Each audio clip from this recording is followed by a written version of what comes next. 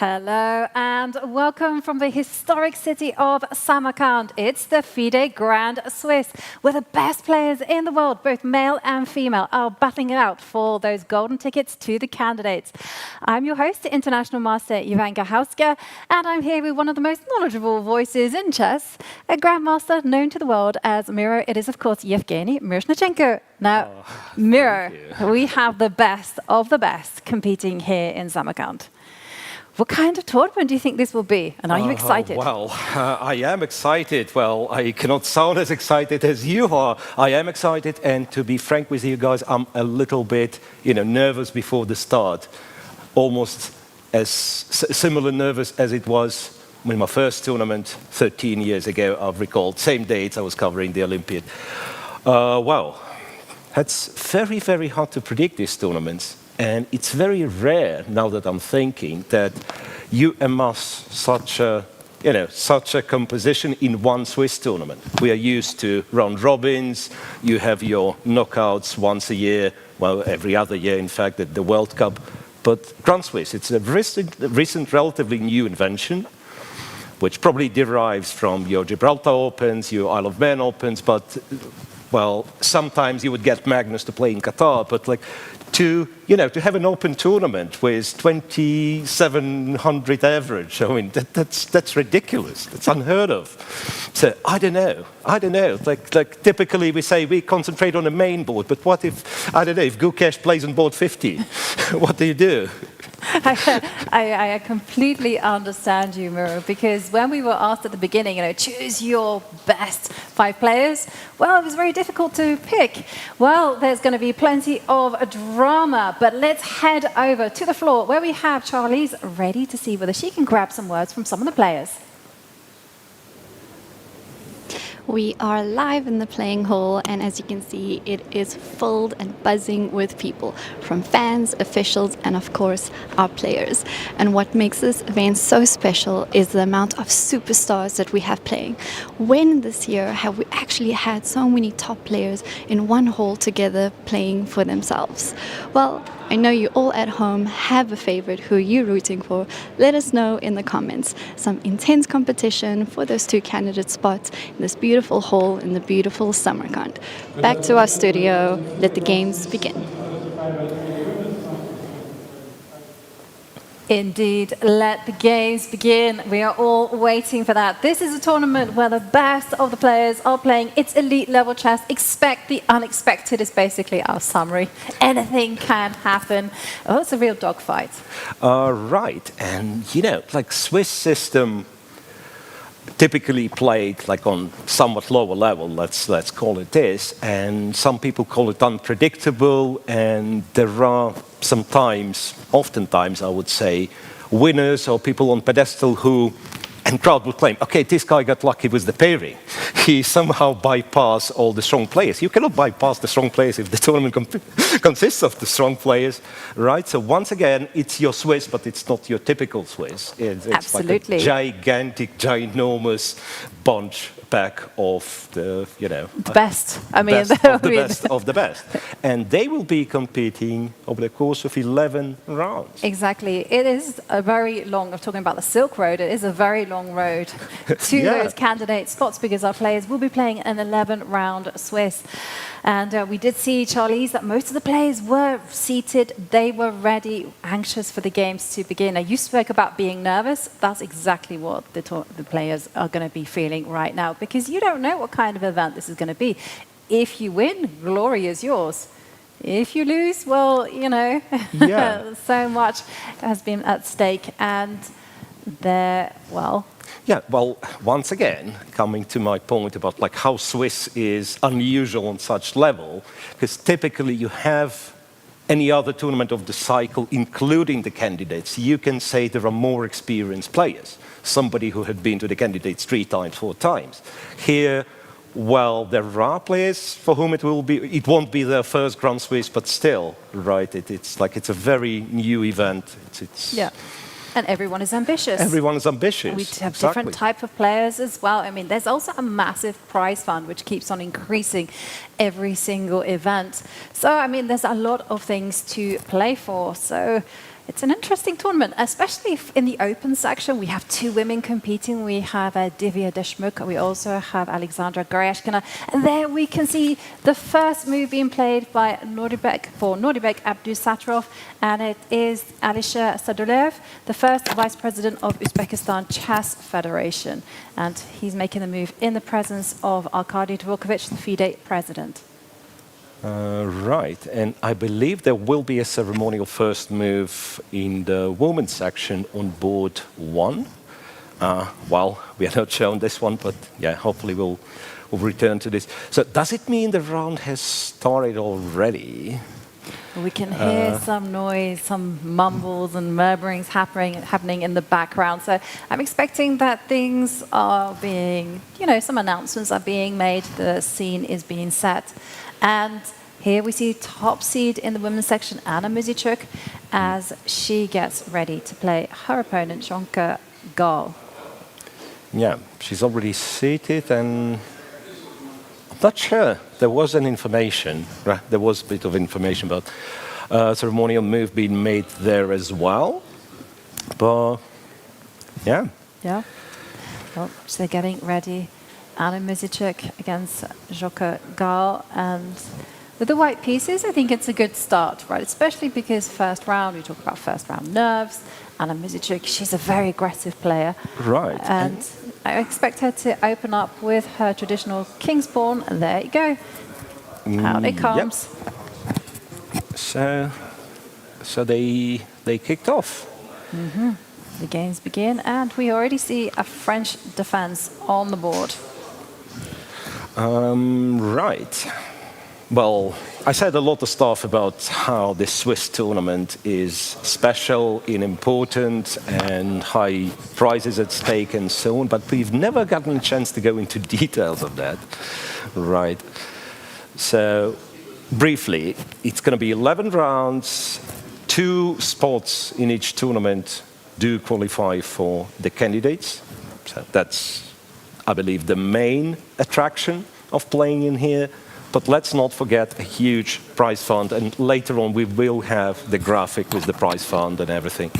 Yeah, so we will inform you more in detail. Yeah, we have plenty of time because these games are long, and on our screens there we see it is a knight c3 there from Anna Muzychuk, and bishop to b4 coming out is the response. So Anna looking up, and she knows her theory. That's one thing about Anna.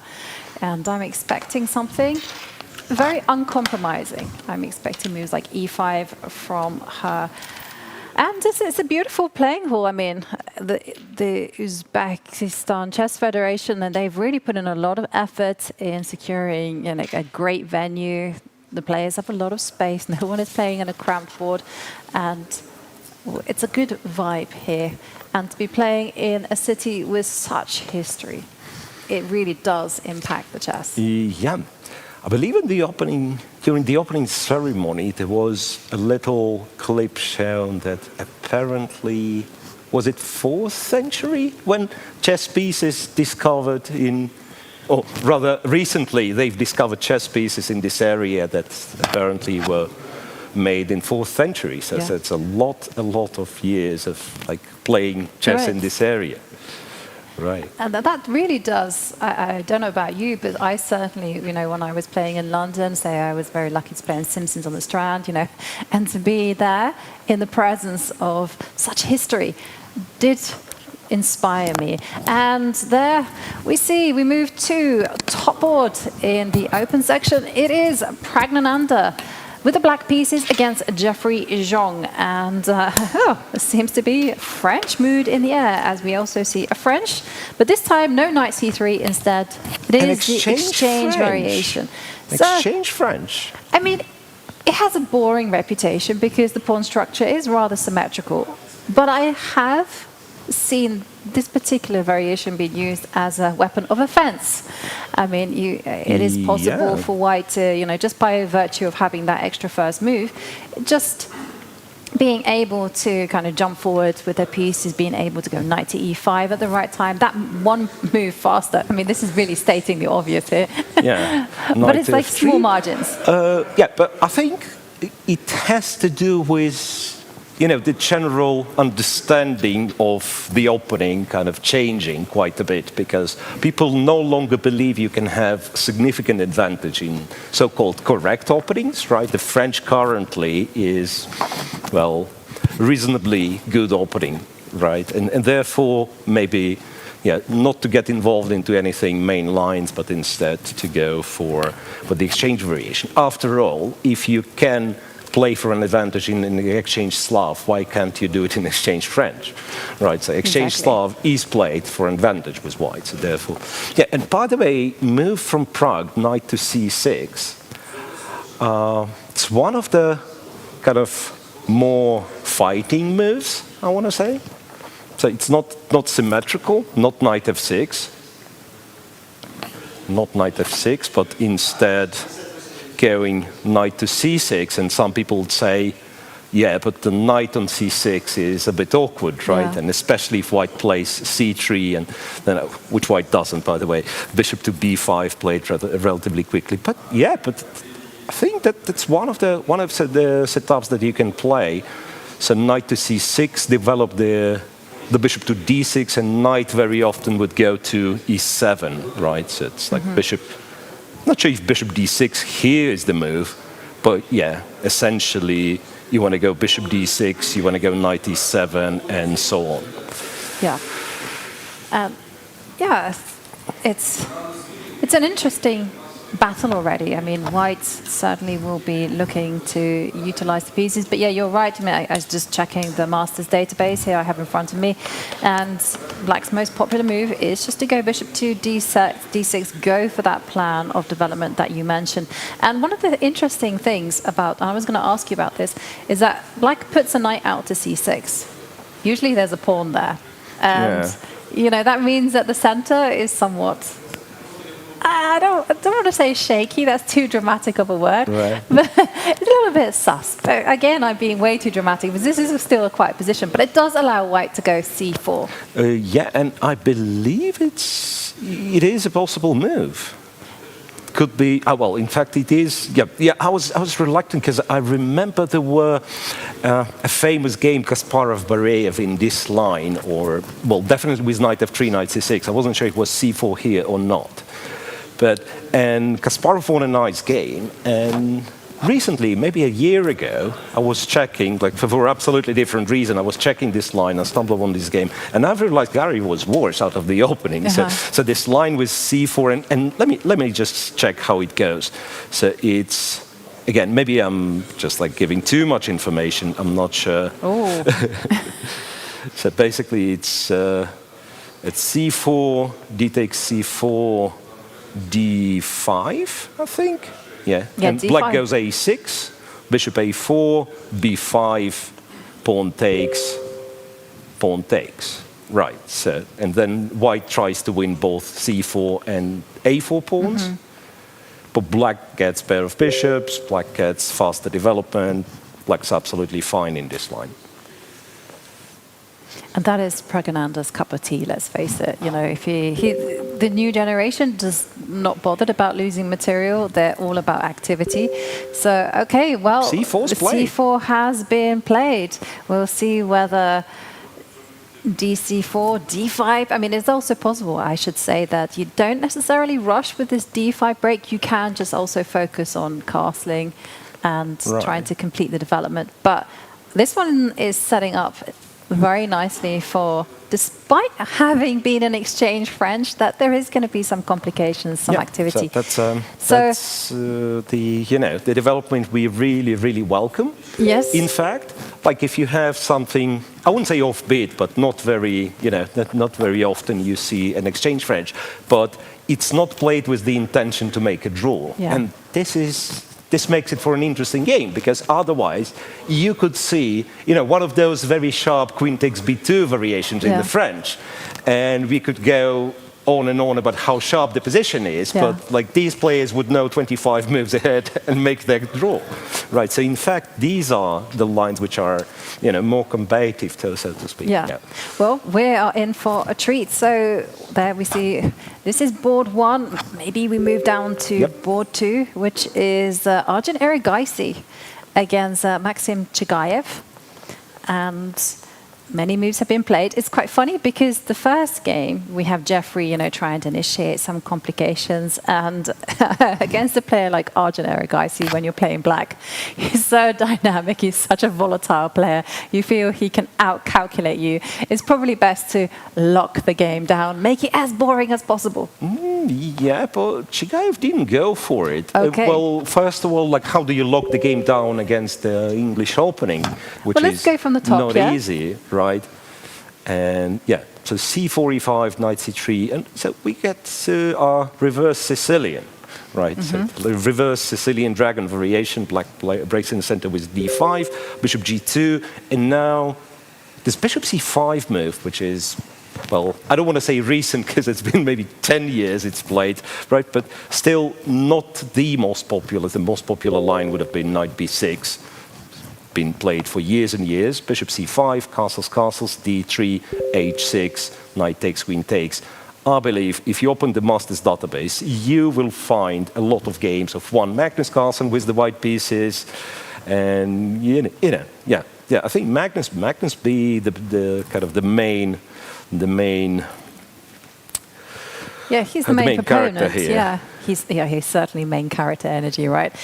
Bishop D2, and I believe there were other tries. Yeah, so Carlsen. Dean Liren played it with white on few occasions. Wesley saw Richard Drapeau and so on and so on. Yeah. So it might seem like some innocent position, but it's quite popular. So Bishop to D2 to go Bishop C3, threaten the E5 pawn, and the other very standard, very common plan is to go B2, B4. Yeah, and I guess for black in reverse, so this is all like white's plans. And black, on the other hand, it feels to me like it's just a well-timed jump in with the center. Knight to D4. You mean knight to D4? Yeah, you're just very well-timed. As in, might not happen in the next 15 moves. Being cautious, right? Yes. I mean, first of all, obviously, you have to complete development. And, also the big question is I've seen that the main move is A5. And that's just to prevent... And there is no explanation why A5, to be honest, because I remember commentating this position. I won't remember who the players were, and I went with your line. The main move in this position is A5, only to see that Rook D8 was played, and I was trying to understand what's the difference, and there was no difference. Later on, they went A5. So I was thinking, is it possible that after Rook D8, there is some tactic with B4, and no, they just take. Okay, they just take on B4. Okay. Yeah. I'm glad that because I saw that the main line was A5, and I was like, I don't understand, because to me, Rook to D8 do I really have to? Yeah, do I have to go A5? But, okay, well, we still are in very much main lines here. So, and Arjun, by the fact that he's gotten off the board, he feels very, very comfortable. So this one is still brewing up to be something that could just explode into life in the next 10 moves. So we'll definitely keep an eye on this one. But we're going to continue with our walk in our park, I think, and head down to Etienne Bacrot against Gukesh. And wow, look at this. Wow. This one comes from So Kartikan. And I'll be asking you questions about this opening as somebody who probably done a course in Kartikan. I have done some courses and written some books. And I have dabbled in this particular line as black. But let's have a look from the beginning. Yeah. So E4, C6, D4, D5, E5, Bishop F5, Knight F3. Yeah. And Bishop E2. And I believe this is the main line of the main line, so to speak. Knight to E7.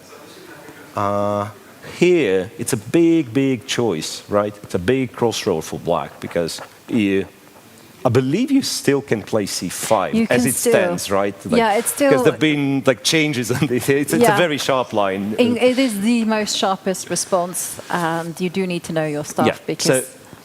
my understanding is it's c5 or anything else, and from anything else you have like knight to d7, knight to e7, Yeah. I believe h7, h6, and then Yeah, you can go h6, bishop h7. You can also go knight e7, knight g6 at the right time. I mean, everything is a little bit dependent on what white does, but knight e7 was the move chosen. And now castles. h7, h6. h6. You could also go throw in c5. I mean, this position is still very flexible. But h6. Knight d2, knight to d7, Yeah. knight b3, fighting against the c5 break, and black goes g5. Right. Which is like very modern approach. a4, bishop to g7. And it's interesting because a4. a4, yeah. I feel like I should stop at a4. No, I was just going to say, interesting with a4. It's like white just plans to expand on the queen side the whole way. A5 and just see how far that pawn can go. And there's been a big debate as to whether black should be stopping it, going a5, in the full realization that ultimately you will be losing that pawn on a5. Oh, you will be losing. Yeah, I mean, white tends to go bishop d2, and you don't really want to be going b6 and and holding what I knew about this, that a5 is kind of, for some players would be almost like an automatic reply. So you want a4, you want to grab some space, so I should stop you. And in my understanding it was just not a good move, because after bishop d2, I thought you will have to play b6, and then b6, having played b6 makes it almost impossible for you to play c5, because some bishop b5 is going to happen, c4, like having the pawn on b6 is not great in this position. I completely agree. I was not aware of the idea that you can just sacrifice this pawn. Yeah, you just say, well, white is going to spend a lot of energy trying to get it, and in the meantime, I'm going to complete development. You could also stop the white pawn on a5. You could let it get there. You go so bishop to g7, and then you go our game, a5, and then after a5 you may choose to go... You can choose to go a6. Yep. And this isn't... Okay, so the players may still go into this one. So you can choose to do it this way. And then and it's an interesting kind of position, because I remember one game that had a deep impression on me was the way that David Howell, he beat, and this was in 2019 in the Grand Swiss, and he's never going to forgive me, but I can't remember who was playing white, but someone very strong. But he just did some kind of queen c7 and castle queenside. After a5? Yeah, well, Kazimirjanov, I think that's what his opponent was. But okay, it wasn't... You just go queen c7, you keep it flexible, you threaten to go queenside, you threaten to go kingside, and white, the decision is on white, if they're going to go knight e1 and try to break open with f4. Right. So I believe I've kind of outlined two possible ways for black to interact with the center. You may go for f6, you may go for c5. Totally. White has to be kind of anticipating any of those. You have to be vigilant, for all of these pawn breaks. I can remember the very first coach I had, I was actually in my 20s. But he said to me, his one big advice in the advanced Caro, he said, just remember, if they stop you from going c5, don't worry, you have f6 up your sleeve. And it's a good rule of thumb. So what do we know about this line other than some moves? I believe it's one of those, there are not that many, but it's one of those where a lot of pieces kept on the board for a prolonged time. But because nowadays, once again, you play principle that typically elevates the sharpness, but both players know, and some hovering happens around move 25, and then something really like people play like some marginally better end games for long hours. Here you still have all the pieces on the board, and not very likely to simplify. The structure is such that you can't really exchange all the pieces quickly. And I like Gukesh's choice, to be honest.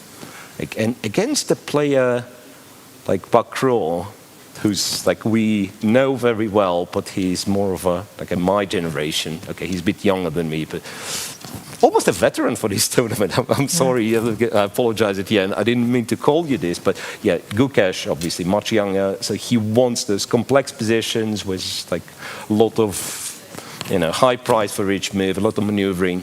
Right, and a lot of tension as well. Exactly. if there's one thing my years as a commentator has taught me is that the human mind can't actually deal with too much tension, too many possibilities for that long. And I've kind of come to the conclusion, this is just Yovi stats. There is no scientific analysis being done.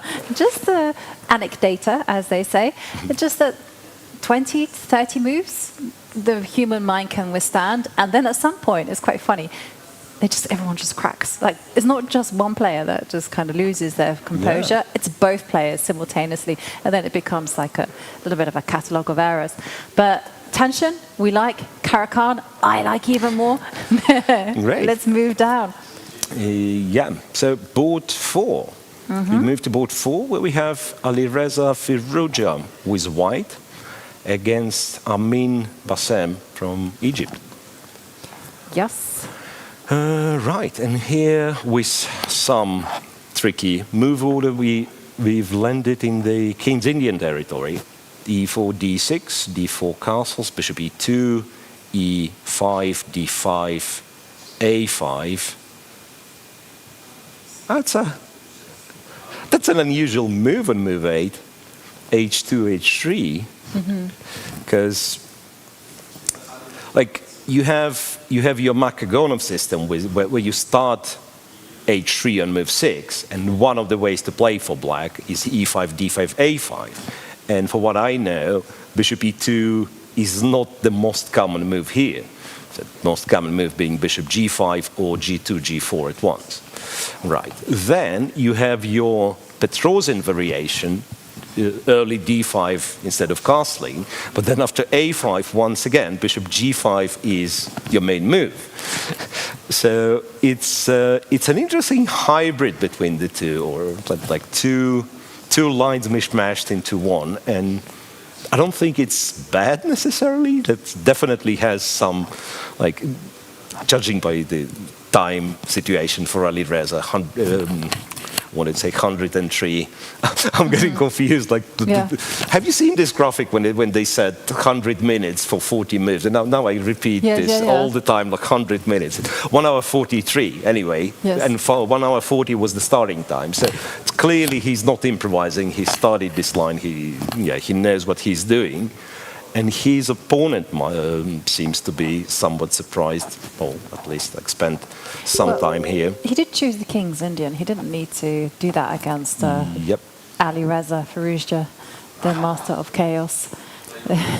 and sometimes a King's Indian player himself, right? Yeah. So, okay, well, it's a fight. I mean, already, when you play the King's Indian with the black pieces, it is a fight. And what can we expect? So I'm expecting black. And I'm not a King's Indian player myself. But one thing I have seen them do is they've gone queen to E8. Yeah, or queen H6. to E8 to unpin the knight. Well, the thing with H6, from what I understand, like you only do H6 if it kind of immediately leads to something good, like I don't know, you jump and go F5 quickly, because otherwise it's always a target, like this queen D2 thing, or G4, and then in the right moment white goes G5. Okay. So H6, if you can kind of continue without, if you can avoid playing H6, you absolutely have to. But queen E8, and you're right, you're spot on. Queen E8 was just played, unpinning the knight. So now, if black's allowed, he'd jump to H5, and therefore I expect white's move to be either G4 or knight to D2. And just as you say G4 on cue, Alireza, no, he doesn't G4. slam, but I mean, G4. We've got to have some fun here, don't we? Right. Yeah, he just puts it on the board. G4. I mean, it's such a beautiful move. And it's such a shame sometimes that we're living in an age where a lot of opening theory has been worked out, because G4, like I imagine in the really olden days. Like people would,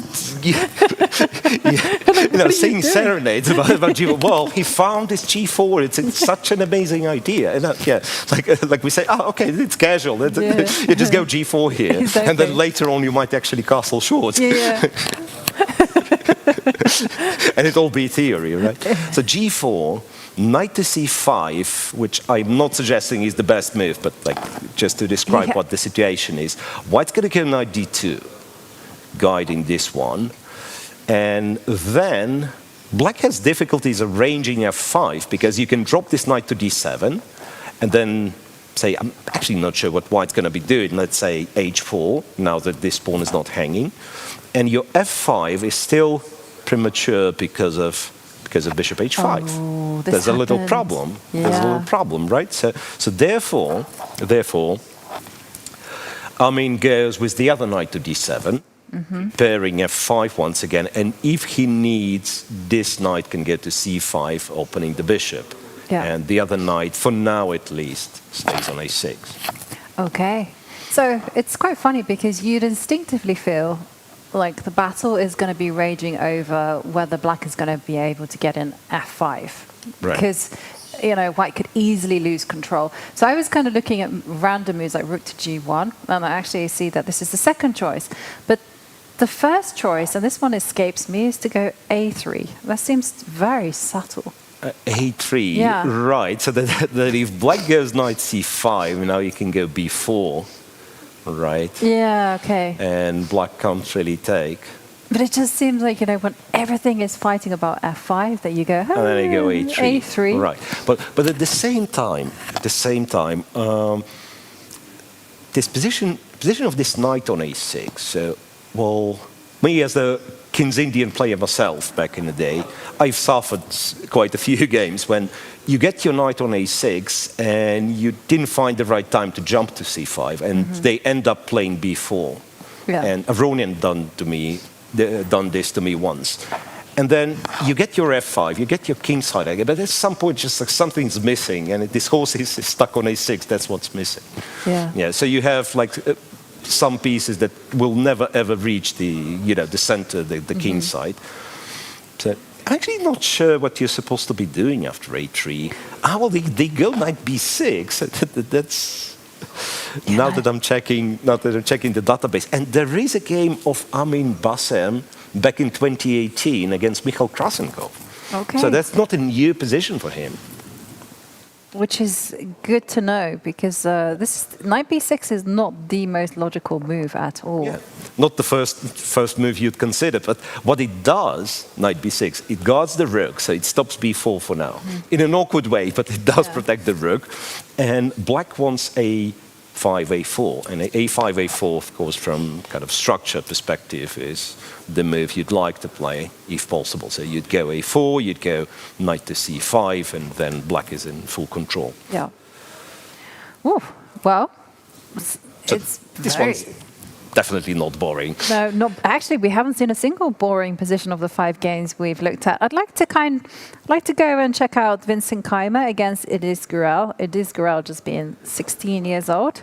Vincent Keymer, it always feels to me like he's in his teens, but I don't think he is anymore. But anyway, really seems to be upping his game. And we have very interesting position where we have opposite side castling. I approve. And maybe we rewind and... That's an exchange Spanish. a6, and now no tricks. No bishop a4 and then takes. Yeah. Not bishop c6 after Berlin. Just a plain and simple bishop b5, a6, bishop takes, pawn takes. Like good old Laska Capablanca vibes. Castle short, which is, I believe, a main move by now. There have been experiments with like knight c3, but yeah, castle short is the main move. Black can play f6 here, but again, kind of the main moves now are queen to d6 or queen to f6, and queen f6 was played. d4, ed4, bishop g5, queen d6, and for some it might seem confusing, but I believe it's theory, and it used to be theory some 15 years ago when I first heard about this line, like queen f6, queen d6. It seems like you're doing something strange. Knight to d4, but the next move, bishop to e7, is something very modern, I believe. Because that would be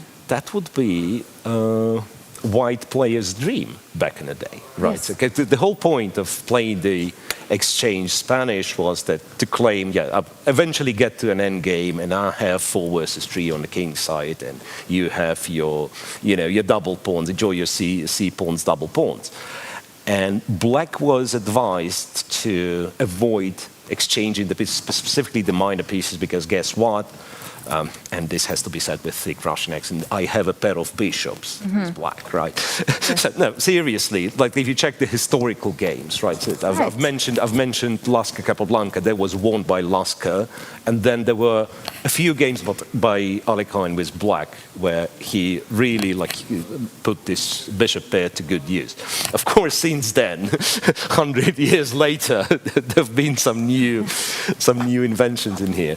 Knight to b3, castles long. Yeah, queen to h5, so now f7 is targeted.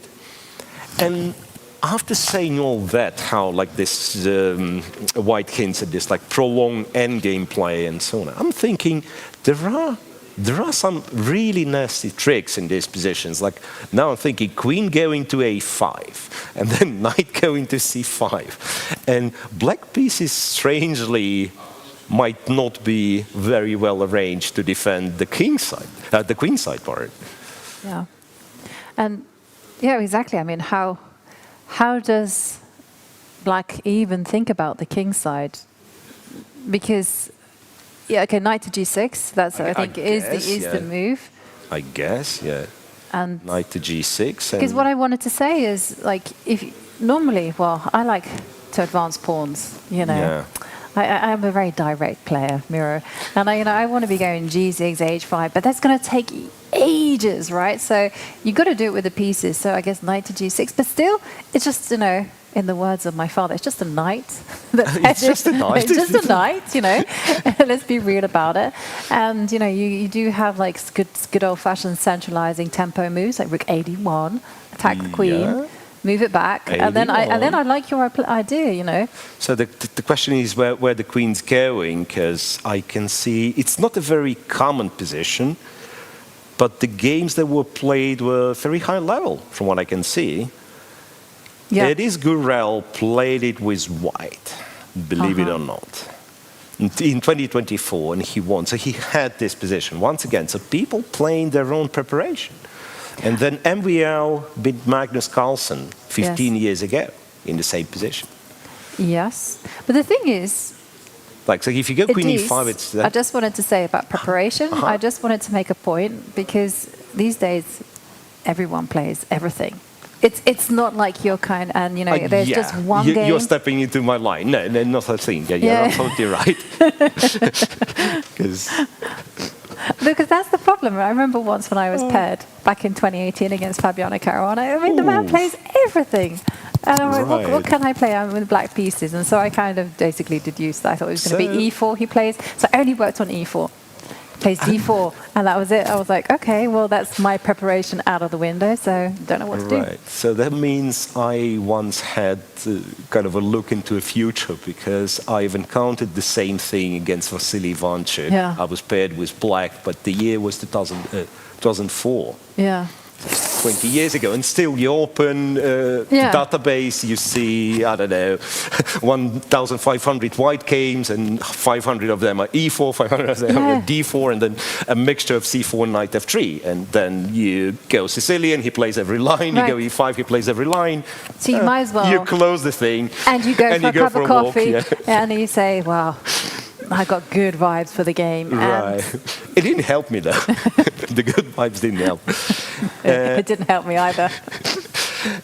Anyway, from what I can tell, and you told me this, Keymer is known to be kind of a big thinker, time spender, right? So Gurel's preparation kind of pays off, at least to an extent, because extra half an hour. He's got more time than he started with, and it's not going to be easy for black to even initiate actually the makings of a kingside attack. And again, looking at the database, I mean, actually, okay, not that many games, but it does have a good score for white. So we'll see. It's interesting. And also, get this, knight to g6 is the top move. Queen to g6. is a second move recommended by the engine. And I would never in a million years play queen to g6. Yeah, like queen g6. Like you're literally playing into white's hands. I mean, just in the whole tradition. I believe like queen takes h takes, and maybe that's why. And then you want to go like f6, g5, something. Yeah. But I would never, ever think about I'm with you on queens. this one. Like, the thing is, the engine nowadays, it can prove you being a fool in every position with any color. You flip the board and once again, you understand nothing. So that's a bit of a problem when we express our human opinions. But by the way, we never mentioned this explicitly, but I think we kind of our first layer of discussion, we do not look at the engine, and later on, of course, like when we feel, well, that's too confusing. Yeah, exactly. Exactly. Like this, it's way more fun to analyze without an engine, because the engine just tells you everything. Even your phone these days, the engine on that device is actually much better than a human. So, well, at the minute it is advantage Gurel, even though black is objectively fine. Let's work down to the game between Nodirbek Abdusattorov against Velimir Ivic. And then I'd like to kind of just cast our eyes on the women's section, because we saw from the camera early on that Anna Muzychuk was playing white. She was facing a French defense. I would like to kind of revisit some of those games. Absolutely. Okay, but we have to, of course, check in on some of the local heroes. And Nodirbek is certainly one of those. He's playing with the white pieces. Right, and it's the Neither variation, which sounds like a perfect choice for the Swiss tournament, but for this Swiss tournament, I'm with those who are choosing e5 and to be solid. Thinking round one might be too much risk to go for the Neither. Anyway, e5, knight b3, bishop e7, castles. This is, once again, there's nothing wrong with playing the Neither, of course. It's just like you have to know a lot of stuff. A lot of stuff. And then if your opponent kind of not predict it, but you have to, as black, as the Neither player, you have to predict which particular line your opponent's going to play, because if you didn't repeat this one, good luck. Kind of, remember recalling all of your preparation. This one is a bit quieter though, right? So it's not as sharp, it's much more of a positional, strategic battle. And this move, queen d3, might seem a bit confusing, right? So basically just like defended the e4 pawn so you can go for an early knight d5. Bishop to e6, bishop d2. And here, to be frank, I do not know why would you start with bishop d2 and not knight d5, because look, bishop d2, knight d7, knight d5 was played. I guess if you go knight d5 immediately, maybe there is an option. Again, I might be saying something silly here, but maybe there is an option to trade like this and drop the bishop back, which I don't like, kind of spending tempo in the opening, but at least I preserve the bishop, and then knight goes to d7 and so on. So here, after knight d7, knight d5, you do not have knight takes knight, because the bishop will be trapped, and therefore bishop takes, pawn takes, and the next move, b7, b6, I guess prepares knight c5 and also stops white from playing knight to a5, which sometimes is the case. Like, I don't know what black has to do to allow knight a5, to let me illustrate my point. Say rook e8 something, and let's pretend I go knight a5 and I do not lose the d5 pawns in her. Yes. Queen to c7, let's say, and c4 happen. C4 happen. Right. Expansion. And then you can never ever evict this knight, because you play b6, knight always lands on c6, right? So therefore b6, a4 was played.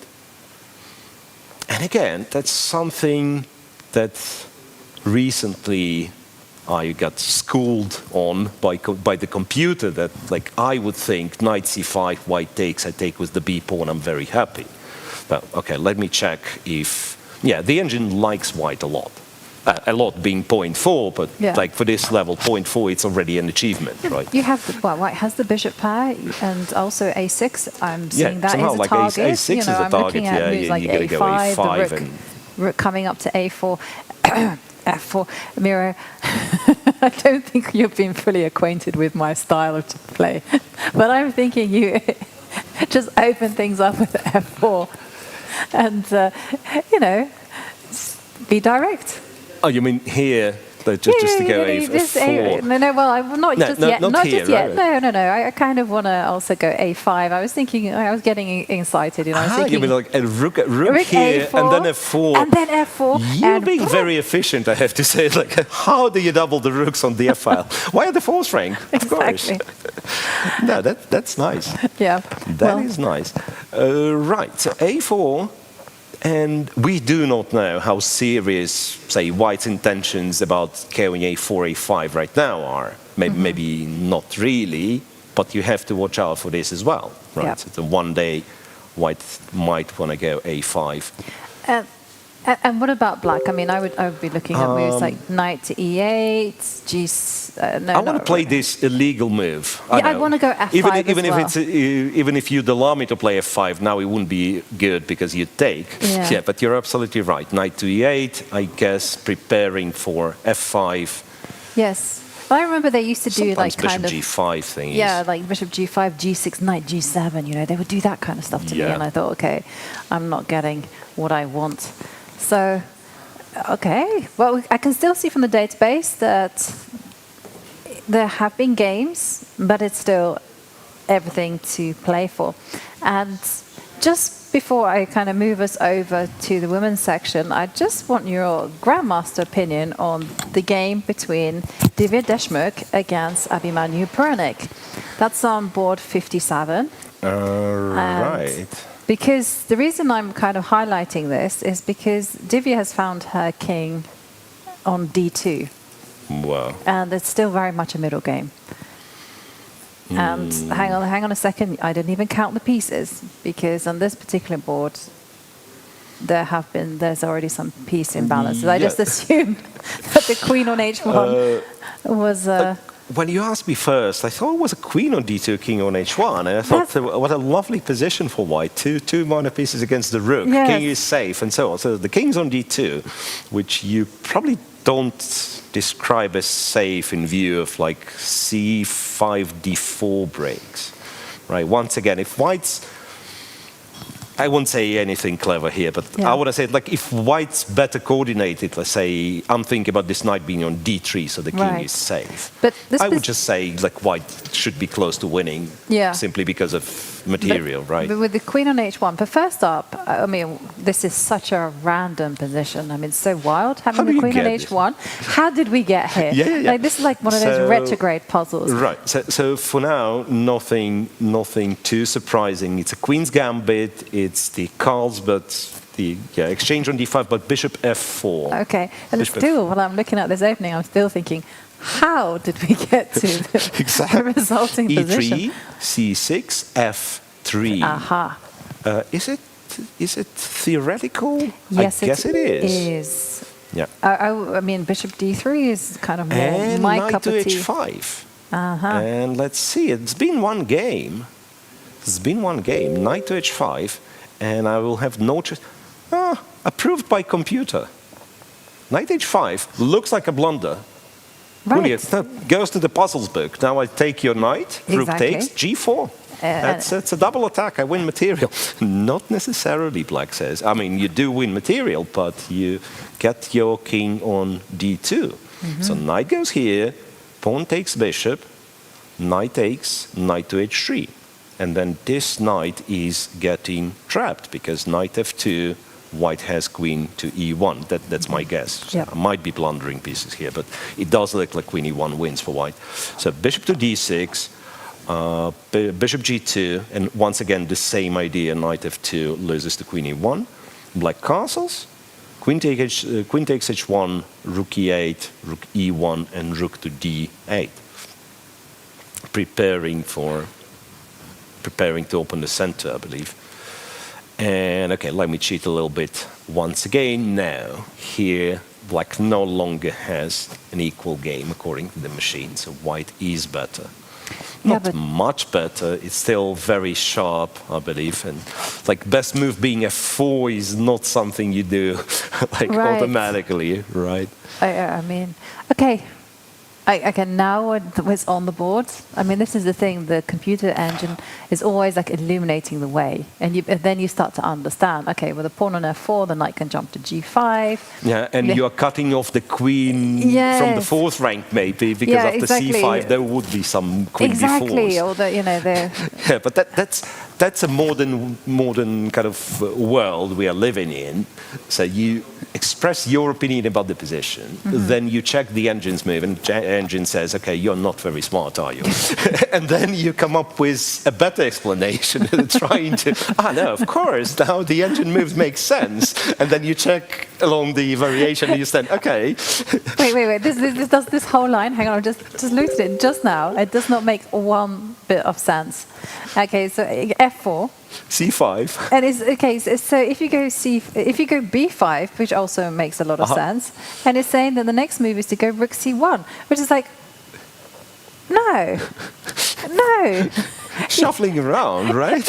Exactly, and then queen to g1 is the next move. I mean, no. This is like before you go to d1, yeah. Right. I mean, if you go f4, the first move that would you can't go c5. Well, no, maybe you can. Maybe you're just like, you know what?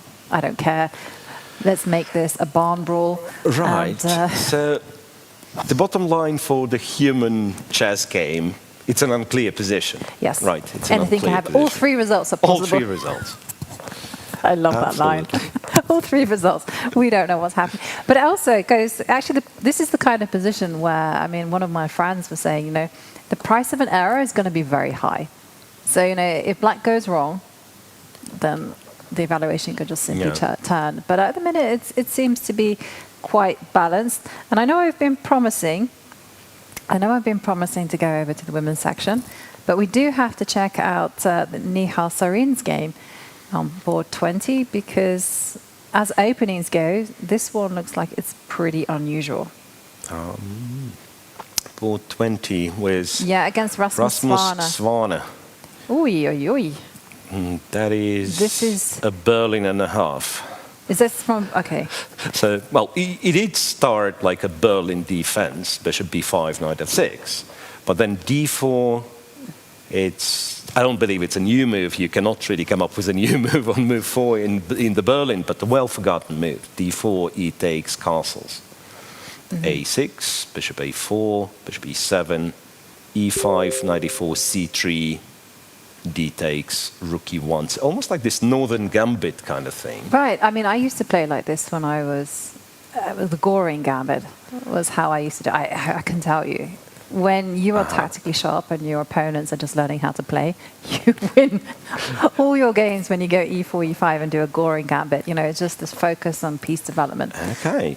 So apparently this is well-studied and often, many times played position where white was supposed to capture on d4. Right. And then c3 is a very rare move with only 3 games played.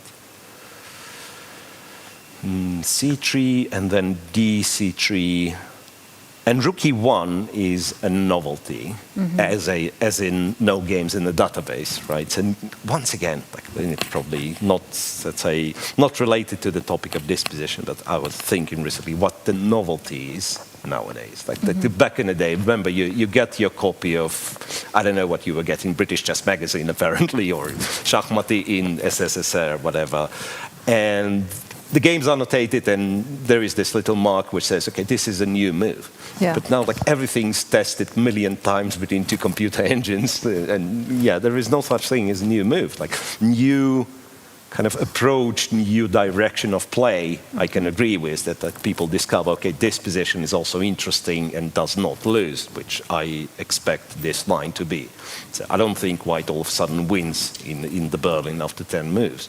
But probably there is kind of enough venom in this pawn sacrifice that black can Yes. go wrong? Right. I mean, I just wanted to. Whilst you were talking, I was glancing at the board. Sorry, Mira, I was multitasking, but I was thinking Right. knight takes bishop is the first move that I would be playing Yeah. because I just want to get rid And of I that bishop. believe they And you take with the queen, and they're Right. ready to slide it across to the king's side. Exactly. And also this pawn on e5. Oh, it's such a thorn in black's position. You know, in an ideal world, you'd go d6, get that bishop out. And unfortunately, the rules of chess are such that you're not allowed to jump over pawns with your bishop. Oh, bishop e6 Yeah, would be a lovely move, very solid. Exactly. Bishop to e6, yeah, but we'll have to move the pawn, and then you're getting like into a lot of pins. Yeah. Yeah. It's a difficult position to untangle. So Rasmus Spanner being asked some opening questions there from Nihal Sarin. So, okay, we have so many juicy games. It's impossible to keep an eye on everything, but of course we should be looking at the women's section as well. And we started off the day by getting some nice camera footage of Anna Muzychuk against Shoka Gaal. And that one started off as a French defense, and then we saw knight c3. And I was thinking that after bishop to b4, this is where I was like, okay, Anna's going to play e5, you know, mainline stuff. But no e5 from Anna. Instead, she takes on d5. Bishop d3. And now, had black played knight f6, we would have the open tournament, first board, colors reversed. Yeah. Knight, there we have Yes, knight on yes. c6, bishop on b5. Here we have knight on c3. Anyway, knight e7, right? Was it? Yeah, knight Yeah. e7. Knight e7, knight f3, bishop g4, castles, knight b to c6. So apparently people love developing the knights on c3 and c6, which is new to me, to be honest. It is, isn't it? h3, I bishop. The pawn was an offer, but I guess it wasn't a sincere, honest offer here, because after knight takes, I Yeah. presume queen g4 and how you like them apples, as this, and Yasser then likes to even say. yeah. I guess you gotta keep the pawn. Yeah, Bishop but- c3, queen g7, queen g7 into mezzo is not recommended because knight f3. But pawn takes, knight e6, and You know what why I would be should suggesting? F4. This one? Come on. yeah, well, which might be, unironically, the best move, because I was looking at subtle things, obviously, like some rook e1, rook b1, wanted to mumble something, but like, white apparently has good compensation, but what did they do after f4? f5, check, mate. Lovely. We're commentators, Miro. This is a pleasure that we have been gifted, you know, that when we analyze, we can go for the most scary looking move, and we have the power of take back. Right, a3, and this knight was taken. So a3, bishop takes, pawn takes, queen to d7, and castling long. So after all, we did get our opposite castles. Bishop a3 and rook d to e8.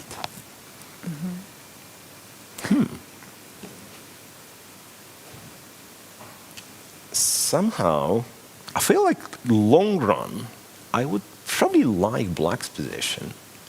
So, if I think of, once again, like nowadays when I check stuff that I have understanding about with the computer makes fun of me, and they say probably my kind of perception is outdated and so on. But I would think, let's call it back in the day, I would look at this position, I would think, okay, f6 restrict this knight, I will somehow offer the trade of a light square bishops, and maybe I'm dreaming of this knight getting to a4, to a5, c4 eventually. But once again, maybe it's just too slow. Interesting. Maybe it's just too slow. Interesting, because when you said f6, I was convinced you were going to back it up with g5. Ah. It's already. By the way, I don't know why. I'm just not looking at this stuff. I'm not looking at this stuff, but yeah. Why not g5, g4? I could try to argue and say, no, but you're ruining your structure. But how about the king? Yeah. Well, but okay. I mean, f6, g5, bishop g6. I also really like that. You know, again. No, expanding with g5, I do agree with. Yeah, like maybe not necessarily with the idea of immediate g4. And I guess if we are... But I also really like your plan of going bishop g6, just because, you know, if I kind of calm myself down a little bit, I do see that things are not that solid, I would say, on the queen side. You know, there's some bishop takes like rook a6, b1 and some bishop a6 is at some point. So I would be much happier with these bishops being off the board. Right, just a reality check, pressing the button. White is better after bishop f1. Bishop f1. They probably know you're gonna go bishop g6. I have no idea why bishop f1 specifically, but that's what computer likes. Wow. Wow, rook to b1 would be for me a given. No, rook b1 is once again a human move.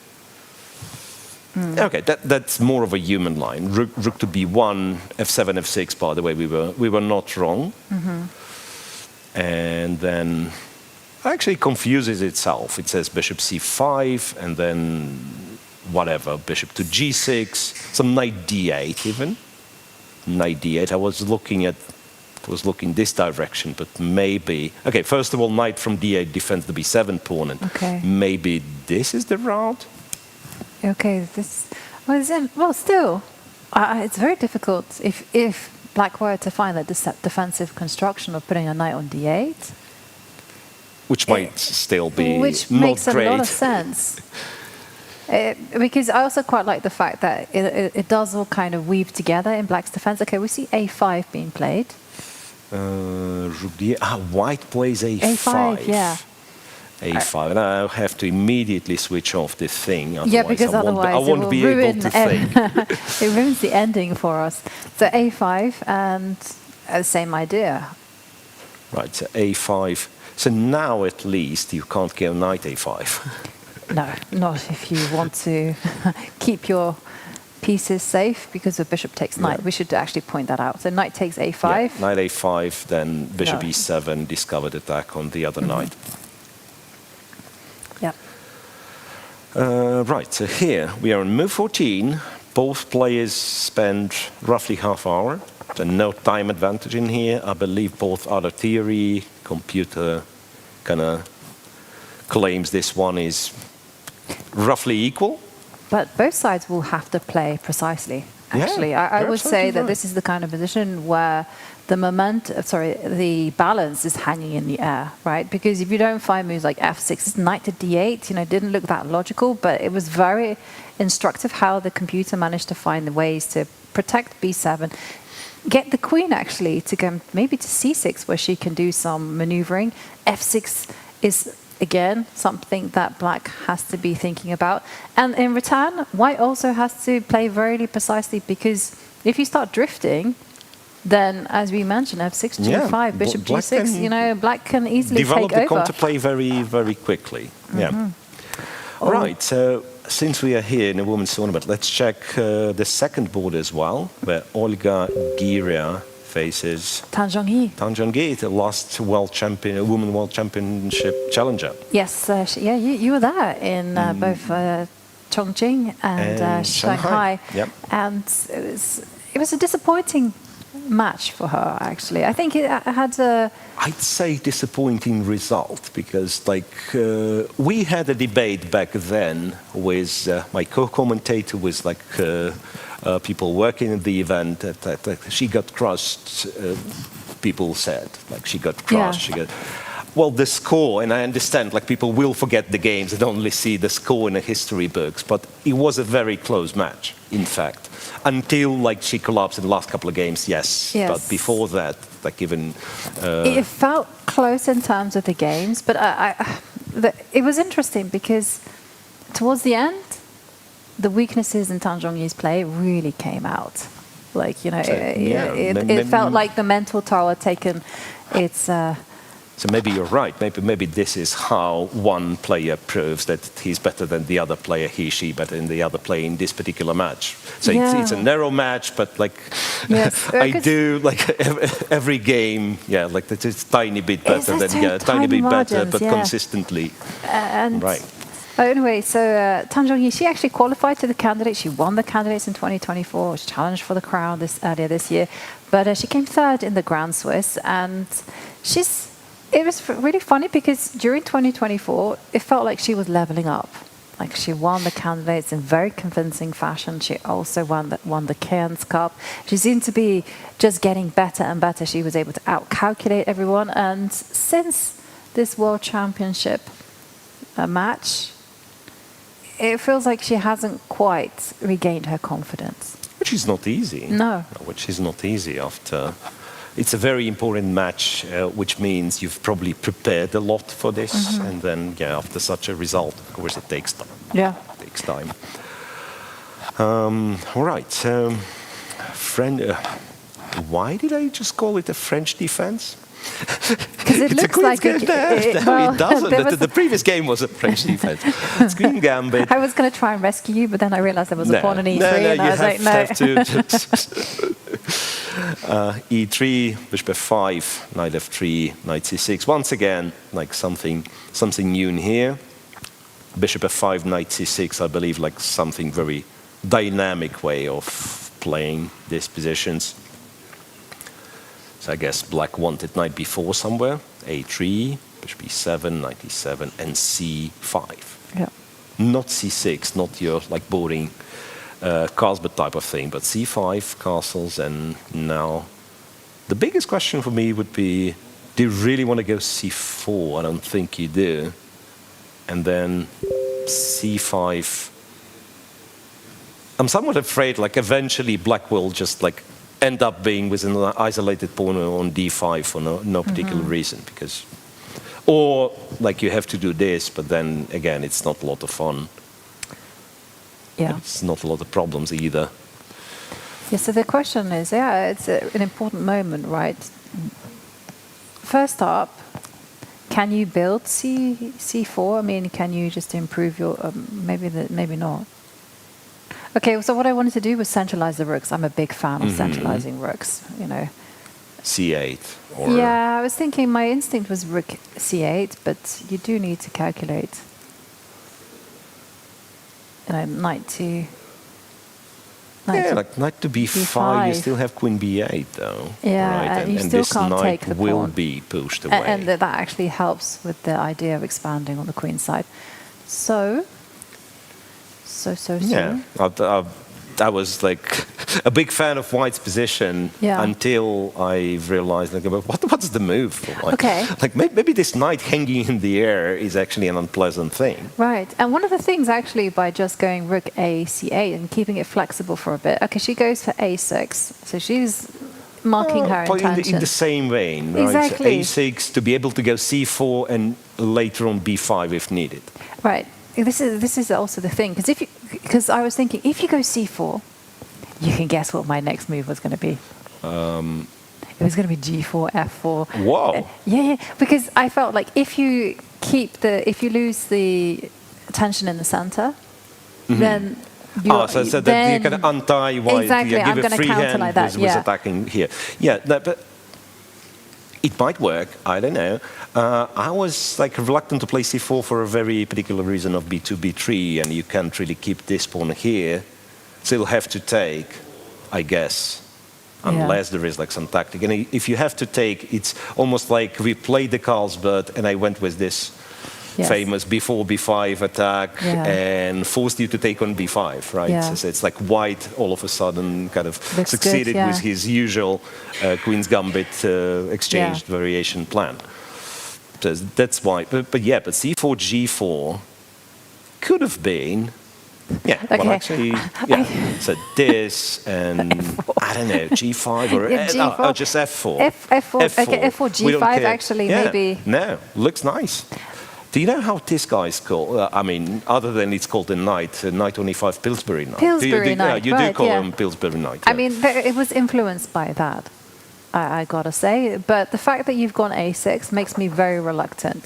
And Olga, incidentally, maybe I'm just projecting here, but I feel like she has a similar style to me because we both play the Kartikan, we both play d4, and actually if you play the Kartikan, I do recommend checking out her games with the black pieces. She's fantastic. And she also likes it when things are very clarified and likes to go forward. So a6 is the kind of move where, okay, do you really want to be going f4, g4? I mean, and then if you're not going to be doing that, well, what is the plan for white? Yeah, that's a good question. However, now you might have convinced me. Oh no. If I go g4, Okay. Yovi, what do you do if I go g4 on you? So g4, bishop. I'm not sure where the bishop goes. That's my problem, because I was thinking like one of the once again like very traphoric ways of going about it. That would be like to start with f4. Right. But then I thought, yeah, like I'm leaving e4 square Yes. like way too too attractive to the black pieces. Yeah. But if I start with g4, then And if you go bishop g6, go really yeah, provocative. if you go bishop g6, I'm just right? kind of waiting for you to go f4, but you don't need to go f4. You can go h. You can consider going h4. H4. You can maybe go f3 for now. And then some queen d2. Again, it's a slowish. You see, I'm very slow. Like you like clear, like fast path. I want a bit of maneuvering and then. No, kind but of I like go, it because because f3 once again restricting it, keeping it like we keep the attacking prospects, but also we are not yet burning the bridges. Right? Exactly. And you know the knight on e5. Just let it sit there. You don't need to. Kind of stable for now, at least. Yeah. Yeah. Ooh, well. Okay, we will find out because she could play g4. Yep. If she doesn't play g4, well, then it's actually very difficult to think of a plan. I mean, maybe I was thinking a4 as well, just to stop b5. Right. But it's like it feels a bit weird, you know. You've gone a3, and then you have to kind of swallow your pride and go, "I'll go a4." So tense position and a big moment for Olga. Now, let's continue down, maybe check out Bibi Sara against Mainava. Right, something that we've never, well, not never, not that we had a lot of chances today, but we did not mention yet. So the movements in the open section have different time controls, right? So here. Yeah, it's interesting actually, because I was asking the question, you know, why is there this difference? And it's just a simple case that it was decided by the players. The women were asked, "Well, do you want this long format?" And they said, "No." They want to play by a standard format, and in the open, it mirrors the time control in the candidates.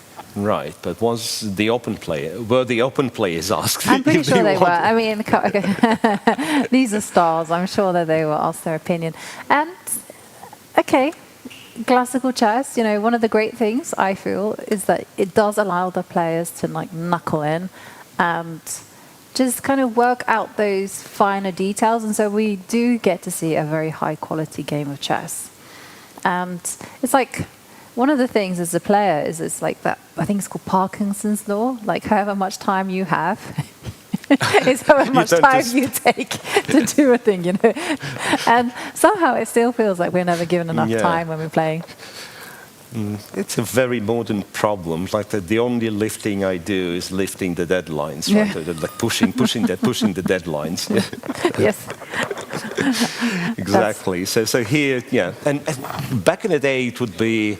I think Muzychuk used to be one of the examples, but you would have these players that, like, after 15 moves or 20 moves, they would be left with 1 minute plus increment, right? And then there were jokes about, like, give Alexander Muzychuk, who, by the way, is present in this tournament, right? Give him 5 hours and be sure after 25 moves he will spend all 5 hours and still be blitzing. So you're right, yeah, the more time you give the players, the more time they turn to spend, but course, unlike in Rapid and especially Blitz, I believe there is something like what separates classical chess for sure, apart from quality of play, is the amount of, well, not the amount, but the level of concentration that you can kind of achieve during the game, right? rapid and especially blitz, it's more about the flow, so to speak. Like kind of move, yeah, okay, take, give, sacrifice. Like you have to be consistent and so on. Sometimes here you can literally like think for half an hour, 40 minutes, and see some like fantastic stuff that would never ever happen to you in blitz. Yeah.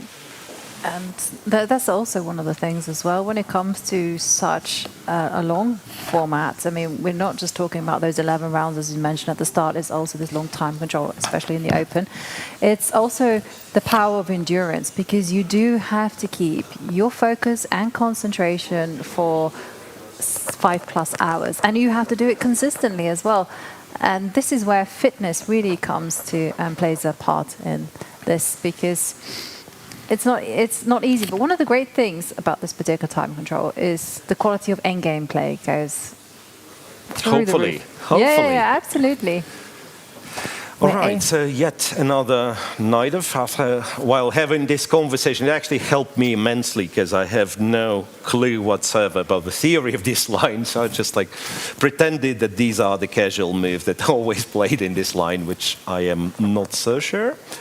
But basically, yeah, this h3, queen f3, I do believe I've seen this system, like how popular it is or how good it is. That probably needs someone more knowledgeable to ask, but definitely seen this being played.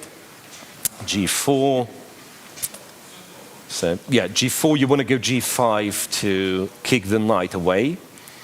Even though black is not yet castled short, the move g5 is not only the kingside attack, but also you fighting for the crucial d5 square. Therefore, knight to b6, so this knight covers d5. If g5 is played, this knight's going to go to d7. This is the moment white castles short and black goes knight f to d7, knight to d5. Once again, the same motif. Knight takes, pawn takes, the bishop's trapped. So white goes knight d5 in precisely the moment that black cannot take with the knight. So bishop takes, pawn takes, rook to c8, king b1, and queen to c7. So this one, again, I might be completely off here, but I do believe white should be much better here. Like in comparison with other knight of lines, and being much better does not mean white's gonna, win without any problem, because it's a knight of, it's the opposite castles, it's once again very sharp position. But like in comparison to how little white kind of tries to get typically in this position, so here white already kind of expanded on the king side, so it's almost like scary to castle short. You can absolutely forget about going f7, f5 in this game, right? Yeah. So white has control on the king side, on the queen side as well. I believe like rook c1 even. Like maybe you don't need to go bishop d3, but rook c1, and you're intending to play c4 here. And let me check. Yeah, not that many, and actually 2 games only. One of them won by Nepo with black, so it might be that my white's much better assessment is completely off. Well, it's +1.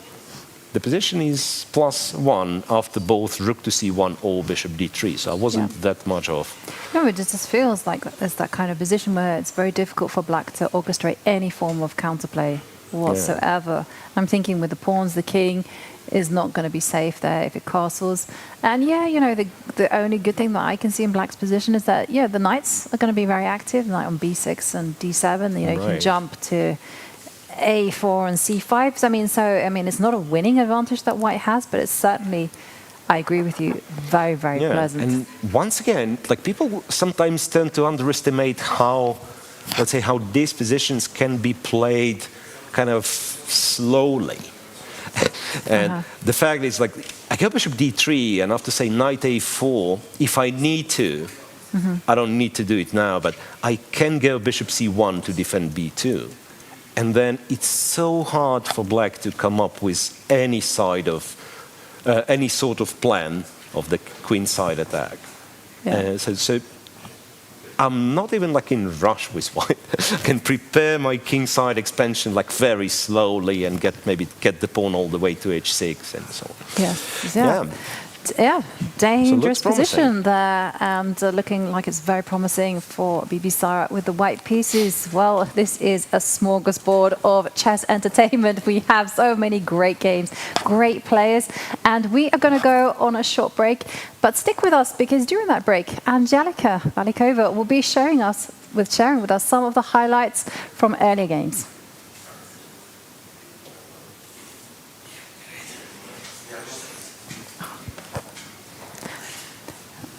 Well, okay, now we.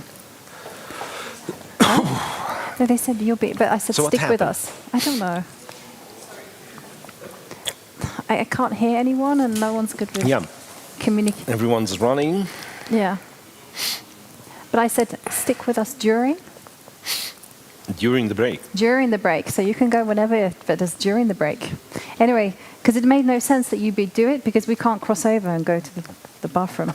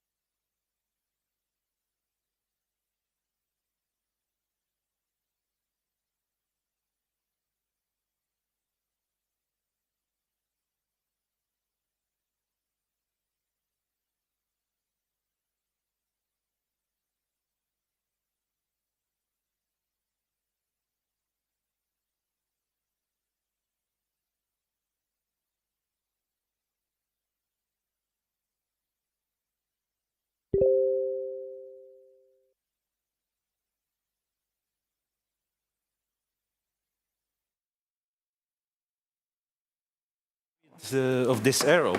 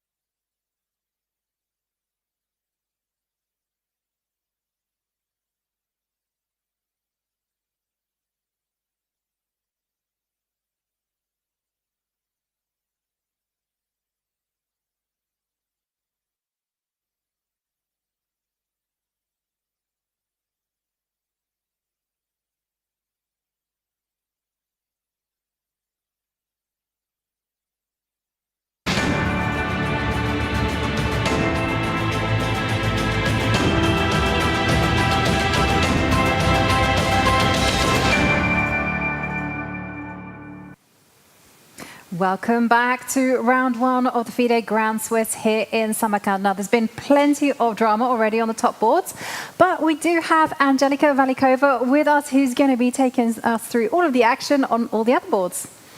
Thank you very much, Joanka. I mean, it's a great time to be in Samarkand here at the Grand Swiss, where we have top boards, not only on the top boards, but also the lower boards show not least of an excitement. And here we have a battle between Aiden Slemani against Murali Kartikan. They have played Sicilian Alapin, but in this position, Black went for b5, targeting the white's knight. And at this moment, Slemani used his preparation. He went for knight b2. First, you might think that he is sacrificing some material because, look, there is a rook pointing out at the queen at this x-ray. But after knight c3, what is Aiden doing? He is sacrificing a queen. Pawn takes c3, rook d1. And after bishop takes d1, e6. So the idea of the queen sacrifice, the white's pieces are very active, and there might be a problem with the bishop on h5. So here Aiden is playing g4. By the way, this is his preparation. As you can see on the clock, he has more time than he started with. And after g4, apparently there was the only move which was holding the position for black. And here he had to play bishop a3, trying to pin the pieces of white. And here white would take the piece on h5, and after rook d8, we have king g2 supporting the knight. And in this position, if black was going to take on c3, trying to pin all the pieces of white, white would continue with rook b1, but still this position is around equal, and this whole was a preparation. If we go back to the position, what happened is that Aiden Slemani played bishop g6, which is absolutely logical move. He stepped away with the bishop, but look at the evaluation bar, it jumps right up, and after a couple of moments, couple of moves passed, you see at the whole piece activity of white. White is just targeting while the pieces of black are standing in the corner of the position. And after knight e5, black had nothing more to do than sacrifice a piece back. And looking at the current position, this is how it looks like. All white's pieces are active, while black's pieces are located in the kingside corner. It's completely winning position. And look at the clock, by the way, 1 hour 30 minutes for Aiden. What a preparation. Dear viewers, follow more actions back to the studio. Wow. That was absolutely incredible. Like, just allow knight c3. I mean, what an amazing game. Thank you very much, Angelica. And it's fireworks all round, because if we return to the top boards, you can just see, you know, I'm going to go to the open section because I just want to highlight one game which just jumps out at me, is the game between Alireza Firouzja against Bassem Amin. And yep, you want me to open that one? Yes, please, because it started off as King's Indian. We revisited, we were like, oh, you know, more fun to come. Yes, more fun indeed is on the board, because the knight, we left it at this position, right? Yeah. We left it absolutely here. 7. Take a look at the game position. You see that it's just complete chaos. I mean, I don't know who's actually better. Probably the evaluation bar is going to go. It was about the same. Rook to g1 and h4, and eventually f5 happens. Believe it or not, but this is, I don't want to say standard, but sometimes it happens like that. So despite, like, you open the files against your own king, black, well, if you think of it realistically, it's not like you're going to play b7, b5 here. It's not very likely. Yeah, so you have to do what you have to do. And black decided so, went f5. Knight to g5. I guess if you're going to go f4, which I would consider, to be honest, then bishop takes, knight. Does it work? Knight takes. And I was thinking bishop g4 to trade the light square bishops and maybe to get to e6 with the knight, but you know again. Do you know what I was thinking? Knight b5. No? No, I wasn't going in that direction, but maybe I should. Bishop comes out to h5. And then I was thinking, you'll be very proud of me or ashamed. Time will tell. King d2. King d2. King d2. King d2 is nice. Yeah. I mean, King d2, King c2, and His Majesty is like kind of walking. Exactly. Into castle by c2. hand. Yep. Yeah, that's playable as well. Like the big question could be like, what do we do after h6? But I guess Bishop g. Oddly enough, the bishop's fine, right? I wanted to go in. Bishop to g6. Ah, bishop g6. So you're yeah. Sorry. It's not so easy to force you to retreat. Yeah. I've been doing some calculation as part of training for the England team. We're playing in the European Team Championship. We're doing some calculation puzzles as a team. And maybe I've been inspired by that, but I'm like, no. So anyway, black went with queen to e7, bishop to h5, fe4, and guess what? Your move, no way. King to d2. King d2. King d2. Yeah, wow. very, how to say, it's a very particular situation, this bishop h5 move. I'm wondering if that's an interesting moment. That's a very important moment, I want to say, because optically I didn't really like bishop h5, and then I see Firouzja has like still 1 hour 20, so it's not necessarily his preparation, but the feeling is like he's happy what he's getting here. So king to d2. King to d2, believe it or not, is a standard way here to kind of solve the king problem, so to speak. It doesn't fully solve the problem, but knight d3 was a very annoying threat. Exactly, and then the other knight could join from b4 to d3. Yeah. Well, I guess knight b4 is going to be the move that's going to be appearing, unless... So... Because black has to get active, otherwise it's just going to be Operation G line. Right. That's a very tricky position indeed. Yeah. Like knight to knight to d3, one might say, but then I imagine white captures e4, sacrifices. It's not even a sacrifice. Knight b2 you can't do because queen c2 traps the knight. Yeah. Yeah. Well, but Alireza is the favorite in this particular game. Yeah. And also in terms of the position as well. And we do have a poll for our viewers, which of the rating favorites will win today? So you can vote for Praggnanandhaa, Arjun, Erigaisi, Gukesh, or say, hey, all of them. I think all of them is going to be ambitious because it's a really funny event because we are talking about the strongest Swiss in the world, right? Where a selected top 100 of players have been chosen. So it's not a clear case of like top half, bottom half. I mean you can vote for all of them and it will show your support to Team India, right? But in terms of likelihood of this outcome, even under the very top favorites are not guaranteed of an easy start in round one. No one is guaranteed an easy start. Speaking of an easy start, Prague, I believe, is somewhat worse in his game against Jeffery Xiong. They exchanged French, remember? This was an exchange French, which we did kind of initially. Well, I'm sorry. I said, it was not a great sign, but then knight c6 appeared, and I got very enthusiastic because c4 was in the air, and you mentioned there was a game between.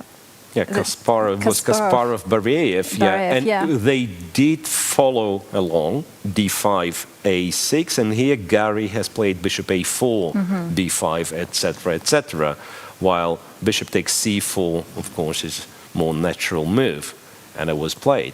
So bishop c4, check on e7, bishop e2, knight e5, castles, knight f6. I would expect black not to have that much trouble here, but somehow we ended up in this position. Knight to d2. Now d5 cannot be taken because knight c4. Rook d8, rook c1. Now d5 cannot be taken because knight c4. Trade everything on d5. That's. I'm not quite sure where the queen's going, but let's say this. I imagine some knight e5s are possible, but bishop d5 basically. Yes. And rook takes. Rook takes, and we can throw in a back rank. We can go rook e8. If queen takes, we exchange first, of course, and then checkmate on the last rank. So bishop d7, knight c4 pushes the queen away, queen to b3, rook a to b8, and well, Peter likes it for white, and moreover, like. Optically, I would think, we have this isolated kind of pawn on d5 as white, right? But it's far advanced. It's not blocked yet, so there might be instances of just like white pushing d6. But also, the c7 is kind of a backward pawn, so put the knight on e5 and just dance around, attack c7, attack b7, make black's life difficult here. So that's the suggestion. It's a good formula, and I mean, you have many directions you can go. I like your knight to e5, it centralizes. And yeah, as you mentioned, the pawn on c7, that is a natural. Yeah. And you don't even need to rush with it, actually. I mean, actually, how much pressing do we like is this? Like, say, for instance, white just goes h3. Well, he can. Maybe that's the biggest problem, is because quite often you get this kind of, say, the kind of position that one side seems to be like more active, pieces are more active, and so on. But then for the other side, you have a clear recipe how to neutralize this initiative. Here, you go h3, and I'm thinking, what's the move I want to play the most? And the answer is I don't know. There's not like very appealing move immediately available for black.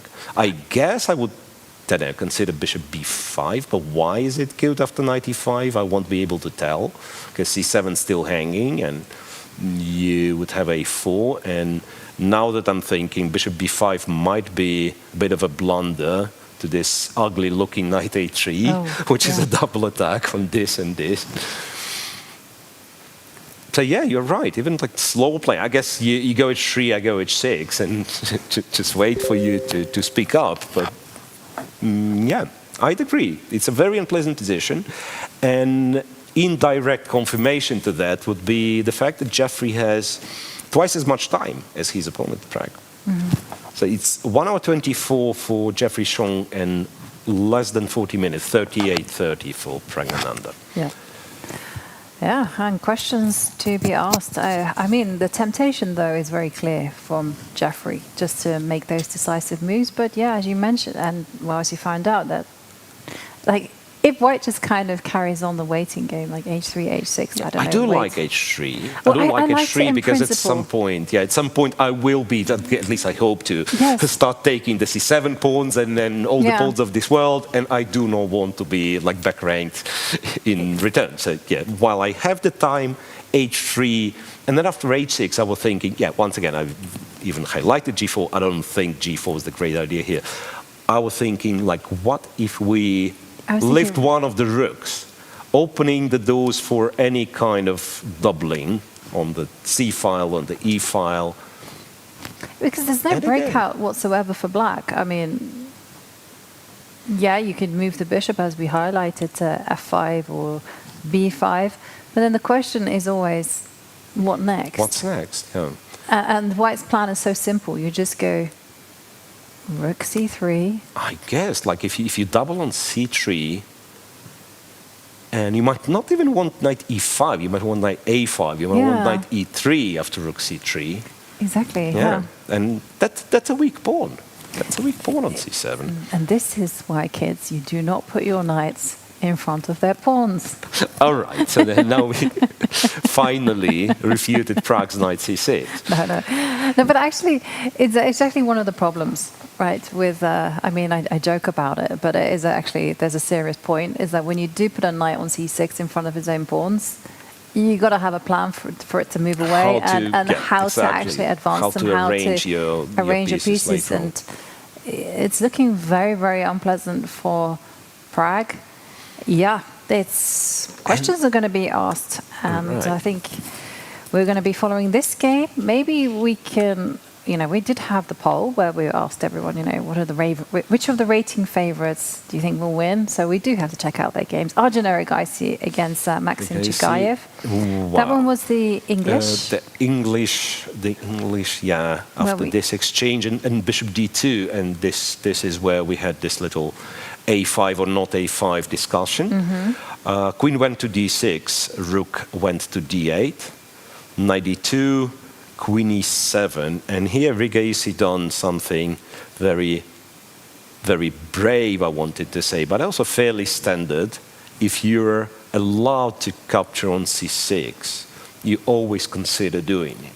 Because yes, it is a very kind of dear bishop which defends the king and so on, but also the damage you kind of achieve, the damage to black structure is permanent. It's actually a lot of damage. So queen to a4, rook f to c1, rook f to c1, which seems like leaves the f2 unprotected, but from what I understand, White's plan is to go king g2 and maybe be able to play f3 sometimes even. So obviously, White is not in rush to take on c6, opening the long diagonal. So that's something you don't want to be doing. Bishop b6 is played. So now I'm guessing king g2. That's my way of playing chess, Yovi, like contrary to your way. Okay, I'm happy like here you won't be suggesting g4. No. But my way is like to try to achieve like the absolute kind of perfect situation and only later on kind of grab the pawn or whatever, come with the attack and so on. So I tend to slow play things, and very often I would miss a big chance because I wanted like my king to be on the right square, or like, you know, an extra cautious type of play, which wasn't always the case, but maybe with, you know, getting older doesn't really help for playing, you know, sharp chess. Anyway, what do we think? It is very, very complex strategic position, I want to say. I do like White, but I'm biased because I did play similar positions with White. Not quite sure how serious it is, though. Black just... It's just not very easy for Black to do, as you mentioned, anything on the light squares. Right. Yeah. I'm like thinking one way of, I say, at least making sure this bishop is good would be strangely to simply play c5 and bishop b7. The other bishop turns into a big, big fat pawn. But could it be that having this bishop on long diagonal is kind of enough for Could you just let that bishop stand on c8 for the time being? Because I feel like as Black you don't need to defend the pawn on c6. If it goes, it goes. Yeah, right. Well, with White being to move, I'm not sure what White's supposed to be doing. Could it be that White goes knight c4 attacking this? Yeah. Okay, that's a separate issue, which I'm not sure. Apparently not, right? e4. Okay. I'm hoping to take, and then queen e4, knight b6. But you won't be taking on e4. You'd be, I don't know, going some bishop g4 or something. These positions, I'm always scared, you know, when I split the board in half in my mind, and I see like all of my pieces on one half of the board and the king is on the other half of the board. I'm always scared of things which are apparently not there, but even like bishop f2 I would be like considering just for a brief moment, because, yeah, so I guess objectively Black has to play f6, defend this one. And I'm still not very happy to take on c6, but maybe I can like do this, and now if you let me take with the knight, I will take with the knight, of course. And bishop a5, say queen a5, and then I'm much happier playing f3 now that you don't have the bishop on b6. But still there's like e4 in the air. Yeah, and that's probably what you have to do, kind of disturb me early, not letting me kind of build the position I want to build. Yeah, so e4 for here. Yeah, I guess. Yes, that's the thing. Still. And once again, I feel like I will come like one tempo short of what I want to build here. Because you do have this bishop h3 annoying idea. So that if I take your pawn, and you'd be kind enough to, say, move the rook and not attack me, then I'm very happy. But I'm just like one tempo short, because yeah, I can defend this one, but then after bishop h3, e3, you do have the... Oh, no, not this one. I wanted to make it flash. This check. You do have this check. If I force you back somewhere, and I can put the queen on c5, controlling the diagonal, I feel this one's like, at least like White is safe and possibly better. Yeah, what White wants basically is an endgame with the queens off, right? There's no way. Yeah. Because then, you know, the bishop on c3 is anchored by the pawn on b2. You know, you have a nice target. There's a silly way of highlighting, like if Black plays this stupid queen f5 move, then White happily trades, and it's almost like you're playing an endgame pawn up. Yep. Right, because this tree will never actually threaten to create a passed pawn, and then you slowly adjust, like kind of expand with g4 and stuff. But unfortunately... Yeah. You know, Black Will not sit and will wait. not sit and wait. And talking about a move, we don't have to wait that much longer because he's moved the knight To to C4. C4. He moved the knight to C4, And and after well, this is F3, where we thought like you should lock F6, right? F6, sorry, yeah. F6, and yeah. Well, once again, like some people would say, but you can just like take B6. Ah, by the way, take B6. Do I win a pawn by taking on B6? It's not my favorite pawn to win. Say AB, Queen C6, but theoretically it's a pawn. And this way, at least, I can Well, look who bring came my to life. queen back, right? But Right. still, bishop d5. I feel like This bishop black on C3. is getting fantastic compensation. The bishop on C3 is one like little lazy bishop that doesn't do much. No, I mean this is the thing. Yeah, white is definitely a pawn up. I mean, there's no doubting that. But black is the one with the momentum. Maybe this is the. Okay, maybe what you just do is you kind of grit your teeth. Yes, and go you to know, go- h4 and just like Exactly. endure for some time this unpleasant pressure. At least like you'll not be falling apart immediately. You have Right. your f3. Exactly, and you also have as a kind of plan of advancement, you have A4, A5. Yeah, so maybe that's the way to go. Yeah. So we don't know if this one's any better for white, like, but yeah, at least you keep the imbalance on the board. 'Cause I have a pawn, you have the initiative, but if initiative vanishes, the pawn stays. You know, Yeah. these kind of thoughts. Right. Right. Well, tense is that game, but let's move down to the game between Etienne Bacrot and Gukesh. So we left it.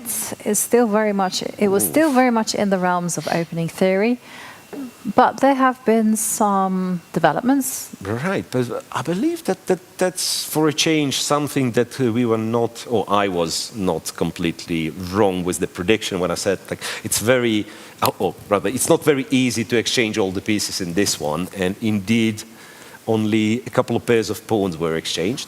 So rook to E1, castles, H3, B6.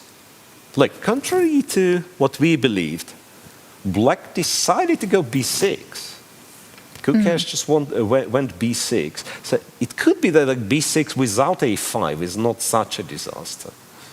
Bishop E3, rook C8, A5, C5. C3, CD4. So we are playing some very, very strange French defense, I wanted to say, but the bishop on f5 thinks otherwise. So if I'm playing white in this position, I very much like to take this with the knight on b3. I just feel, I mean, Well, obviously can I cannot take with the pawn because, Yes. because bishop c2. I want to say I don't like the structure, but it's not only the structure, but bishop c2 just wins my knight. So I absolutely have to take, well, I could take with the bishop to kind of keep everything protected, but knight takes seems much more logical. Okay. Well, This one's not hanging, at least I'm kind of because the pawn. trying to On trying to B6. make myself believe. Yeah, Right. it's not hanging. Knight takes, and then bishop takes b6, where black has a funny move, bishop h2, but it doesn't work because you don't take. Otherwise, yeah, queen d6, queen b6 would be good for black. But yeah, bishop h2, you just go to h1, and yeah, black does lose an exchange. Probably keeps some compensation for that, you know. Some, but yeah, but still. So knight takes, and what does it mean? Like if you have to move the bishop back, I feel like white will have some annoying jumping. Like knight here, attack the rook. Rook c6, I have bishop b7. Hang on, why did the bishop have to move back? Because there's a knight on e7. Ah, yeah, you didn't have to. I didn't so have to. You're not kind of... Yeah, let's pretend I'm not fast. You don't want to... Because knight to b5 looked like the more dangerous move. So let's go knight c5. Right. Yeah, I just have this in my brain, like this preoccupation that whenever I get, you know, whenever I get a pair of bishops, I'm very happy. But it's not the case. You're absolutely right, because both bishops are, like, you're guaranteed to get one of them back. That is true. At the very least. And I'm actually not sure.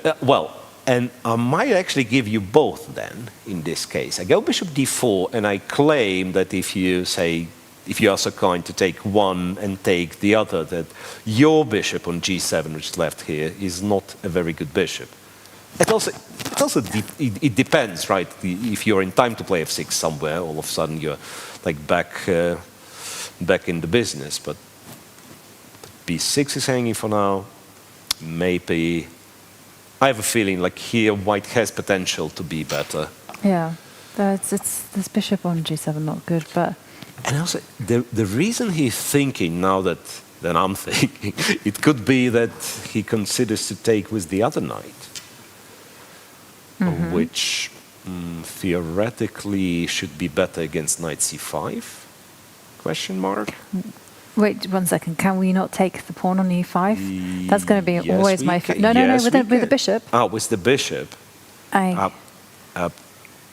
Take with the bishop. Yes. Yes, we can. Or yes, we can. Although, it's still possible because you can go knight takes bishop and then you can still take on. Yeah, I can return, kind of win back the material this way, but I'm not sure if I'm happy with the resulting position, right? So I was thinking if I can still go for this silly knight b5 nonsense. Yeah. But it looks like at some point I should be getting punished on the king side. Like too much stuff. The bishop on a6, rook on... So why don't we go like rook c4 and then play some rook h4 if it's attacked. And you are speaking my language. I cannot really calculate, but like one thing I know for sure, if it's a critical mass of pieces against the king, like at some point there will be something. So, well, I'm afraid the lines we are showing right now are artificial lines, but they're exciting lines. And this explains why Bacrot is thinking in a position where to some would seem like an automatic recapture. What's the problem? Yeah.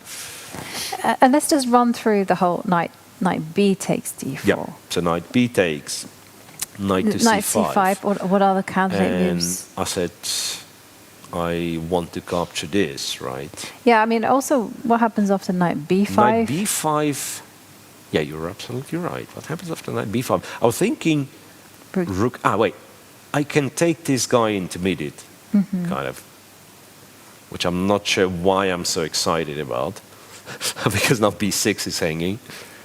Rook b7, you're going to get knight d6, right? Yeah. Rook b8. Rook b8. I'm so passive with black here. It's ugly chess, but it seems to be holding.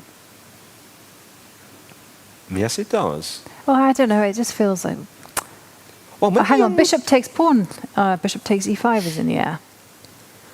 Right. No, not right. Now, I mean, you're going to go bishop g6. Yeah. And if you don't find any sort of like bishop e5 tactics, you'd have knight c8 later. And the moment this knight from d6 is gone, this should be not a bad position. Okay, I'm calling for the help of a silicon monster. Knight b to d4 is a good move. And now apparently rook a7 is one move to play and bishop e4 is the other move to play. Okay. But what's wrong with our knight c5 variation?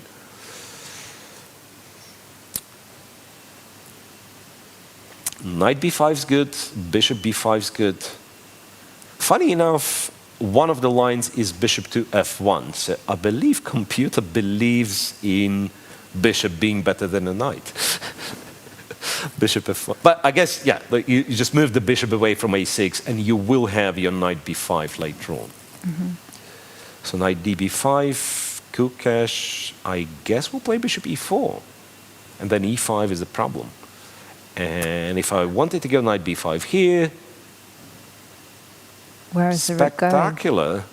You can take on f3, but there is also rook to c5 move. I was thinking about this one, but the Rook c5, and if I'm naive to take, you just take with the pawn. That's Yeah. amazing. Like you just take with the pawn. It's positional exchange sacrifice, and then if I don't do anything smart, do you not take the knight and grab the pawn on e5? yeah, you will.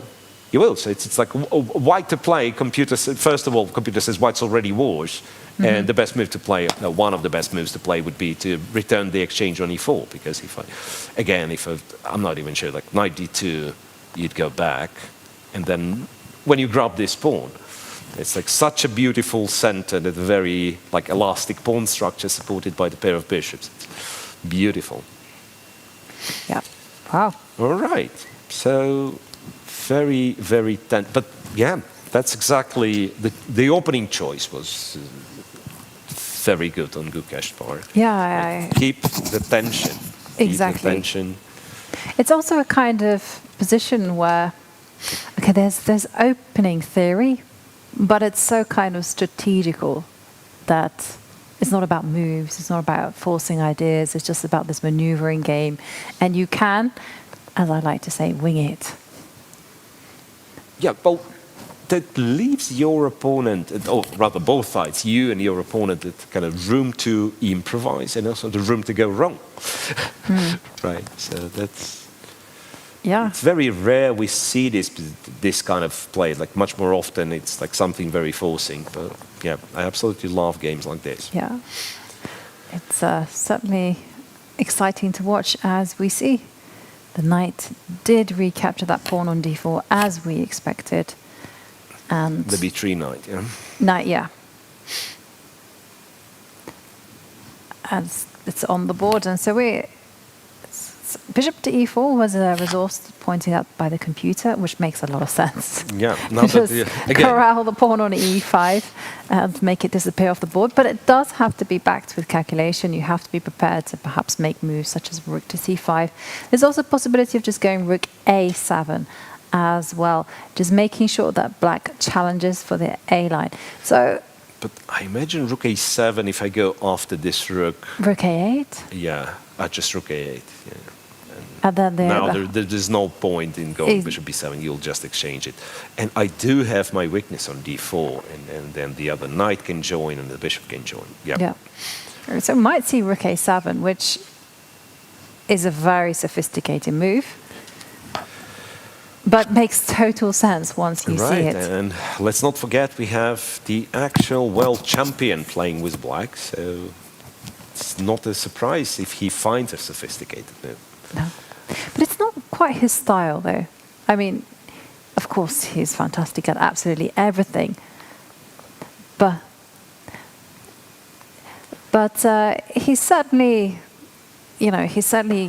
tends to go for like immediate direct solutions. This was something that we saw in the World Championship match. And Etienne, on the other hand, he's been around for a long, long time. In fact, let's take a look at their player profiles and see their head-to-heads. And Gukesh, world champion. It always makes me feel funny when I see that. Born in 2006. And what's unique about Gukesh is that he's the youngest world champion ever. There's some discussion on that because you obviously can't take away from the achievements of Ruslan Ponomarev, but certainly a fantastic player, purely focusing on classical chess. And one of his strengths is just this ability to outcalculate anyone who plays forcing chess. Whereas Etienne Bacrot, he's been around for a long time, was French #1 for years and years until Maksim Vaishali came on the scene. Yeah, birth year 1983, so that's funny you've mentioned Ponomarev. I think they're both... 1983, and it was a fantastic generation of players. Muzychuk is from 1983, Ronin 1 year older, and so it's been a lot of players from 1983, and one of them, Etienne Bacrot, works as the coach sometimes. That much I know. I've seen him seen him possibly with Alireza even. Yes, I think I also have seen him as a coach, either to MVL, Alireza, definitely a stalwart of the French team. I do remember when he burst onto the scene, he was a young prodigy as well. As you mentioned, 1983 being a golden year. It's quite funny with chess because you have a lot of years in chess, like 1983. The good 1990. Year. 1990 crew, very strong. And it's also, I think, the same now. You have this cluster of this Gukesh, Praggnanandhaa. Yeah, 2005, 2006. Yes. Alireza as well. So, very, very strong. A lot of strong players. Yeah. Game full of suspense. And so speaking of, we started the second hour with Firouzja and Bassem. Shall we quickly check at this Gurel against Keymer? Yes. Board 5, the exchange Rui Lopez, which looks closer and closer to not to the Laska Capablanca game that I keep mentioning, but one of the Laska games that's like the very origin story of why people started playing the exchange Rui Lopez. So Keymer went in the position that we've mentioned was theoretical, and Gurel even had a game in it. Keymer went with Queen F4, Queen G4, exchanged the queens by himself. Bishop D7, and if this is not better for white, then the exchange variation absolutely should not exist. But it is, at least somewhat, computers give some slight preference to white in this position, which is once again quite understandable. 3 versus 2, so white potentially wants to expand on the king side, welcomes pretty much any trade that's available. Right, so ideal case scenario, all the pieces are gone, only kings and pawns, and then white's winning. So that was the theory of exchange Spanish in my childhood. Yeah, you take on c6, you exchange everything, and you win. But this theory was also adapted to the Scotch. Because I was doing this in certain lines with the Scotch. I was going queen to f3 earlier on in the opening, trading queens, going for this particular endgame, 4 versus 3, or in this particular case, 3 versus 2. You're just a pawn up. And I do remember that if you set up the A3, C3 formation, and they just can't do anything. They can't do anything. You cannot create a pass pawn on the queen side. And that was the goal. Swap pieces.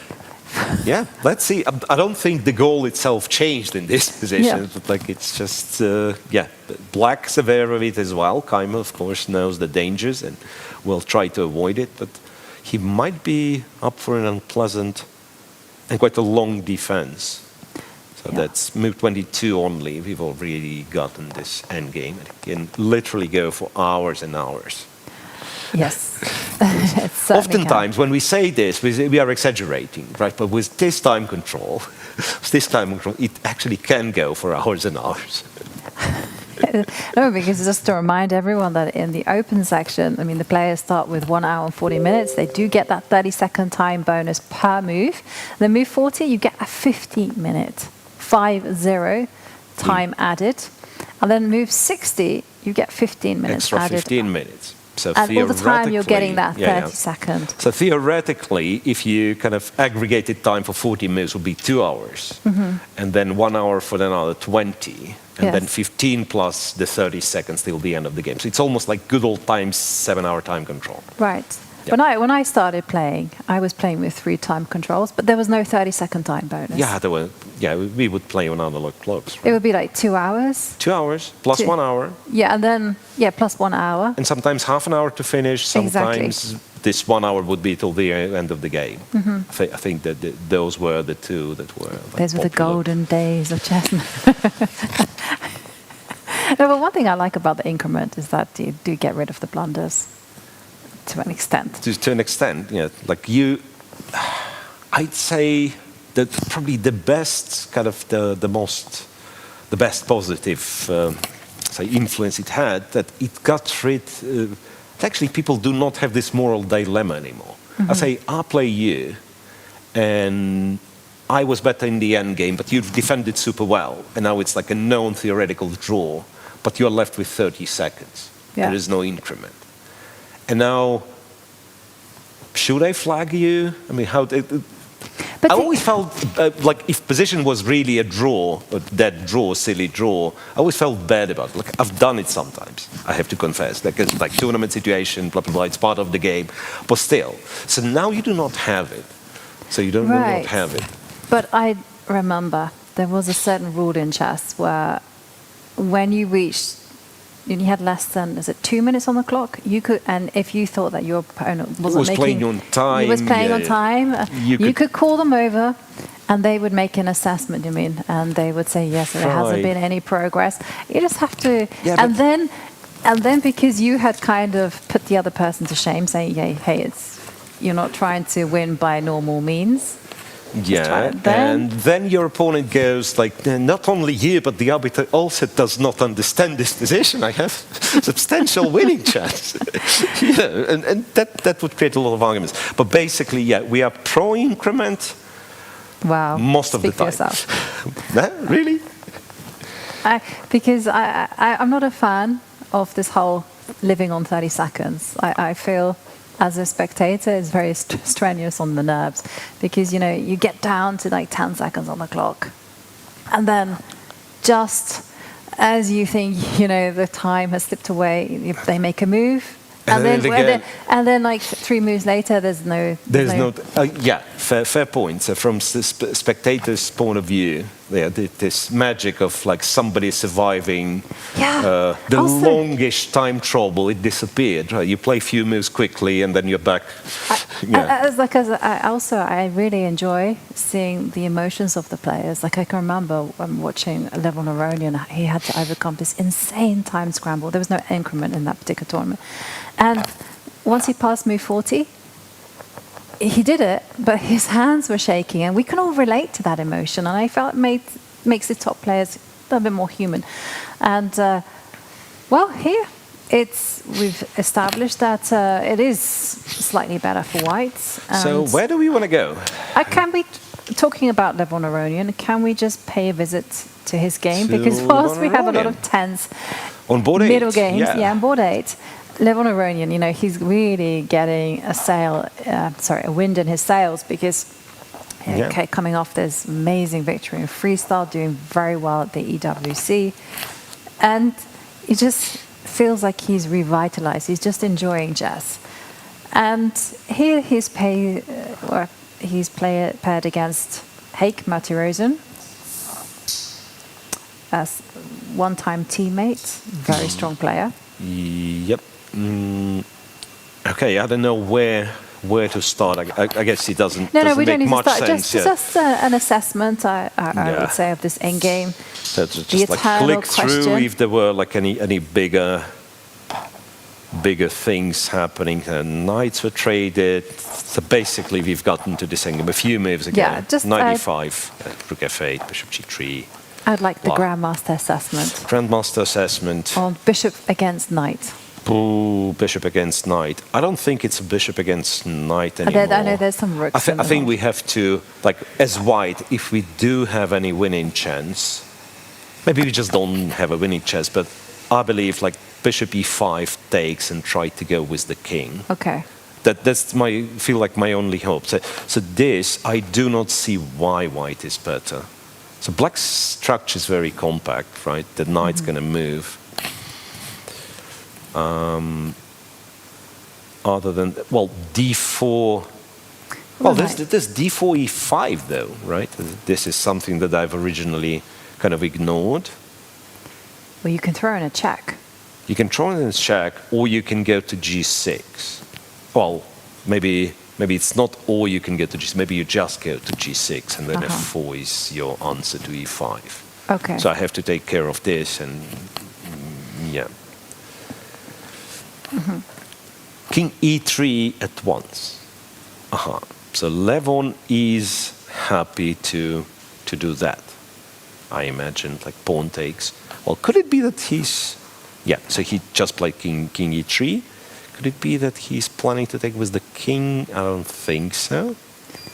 But who knows? Pawn takes feels strange, right? So Yeah. you keep this knight and outpost on e5. But maybe the rook is weird on h5. Yes. Maybe the rook's not doing much. There is that. Roughly equal. How about that? But I feel like it's slightly better for white. I mean, we're Still, looking at yeah. white pressing, so Yeah, the king's nice. Like you can. Okay, so potential plan. Thinking some really, it's a long-term thing, but say go rook f1, go king d4, a4, and they'll play a5 very likely, and then c4, and like look for a right moment to go c5. And after saying all that, I realized like a4, a5, and like drop the knight back to d7, goes to c5, takes my pawn, I lose. That's okay, so reality check. I'm pressing the magical button. Computer's indecisive. Around zeros, yeah. Maybe you have to be precise because it insists on going king f7 or king f8, which is the same thing. okay, just get the king. 0.1.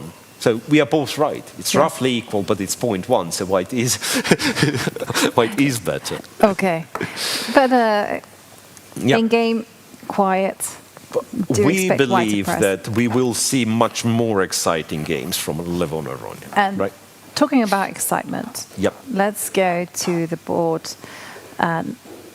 above it.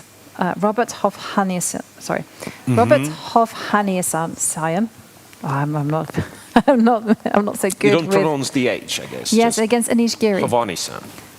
You Yes. should just I- get rid of the H's. Like it's a very British thing anyway. Oh, right. Get rid of the H's. Yeah. Yeah, Hovannisan. of course. And the T's as well. And the T's. Yeah.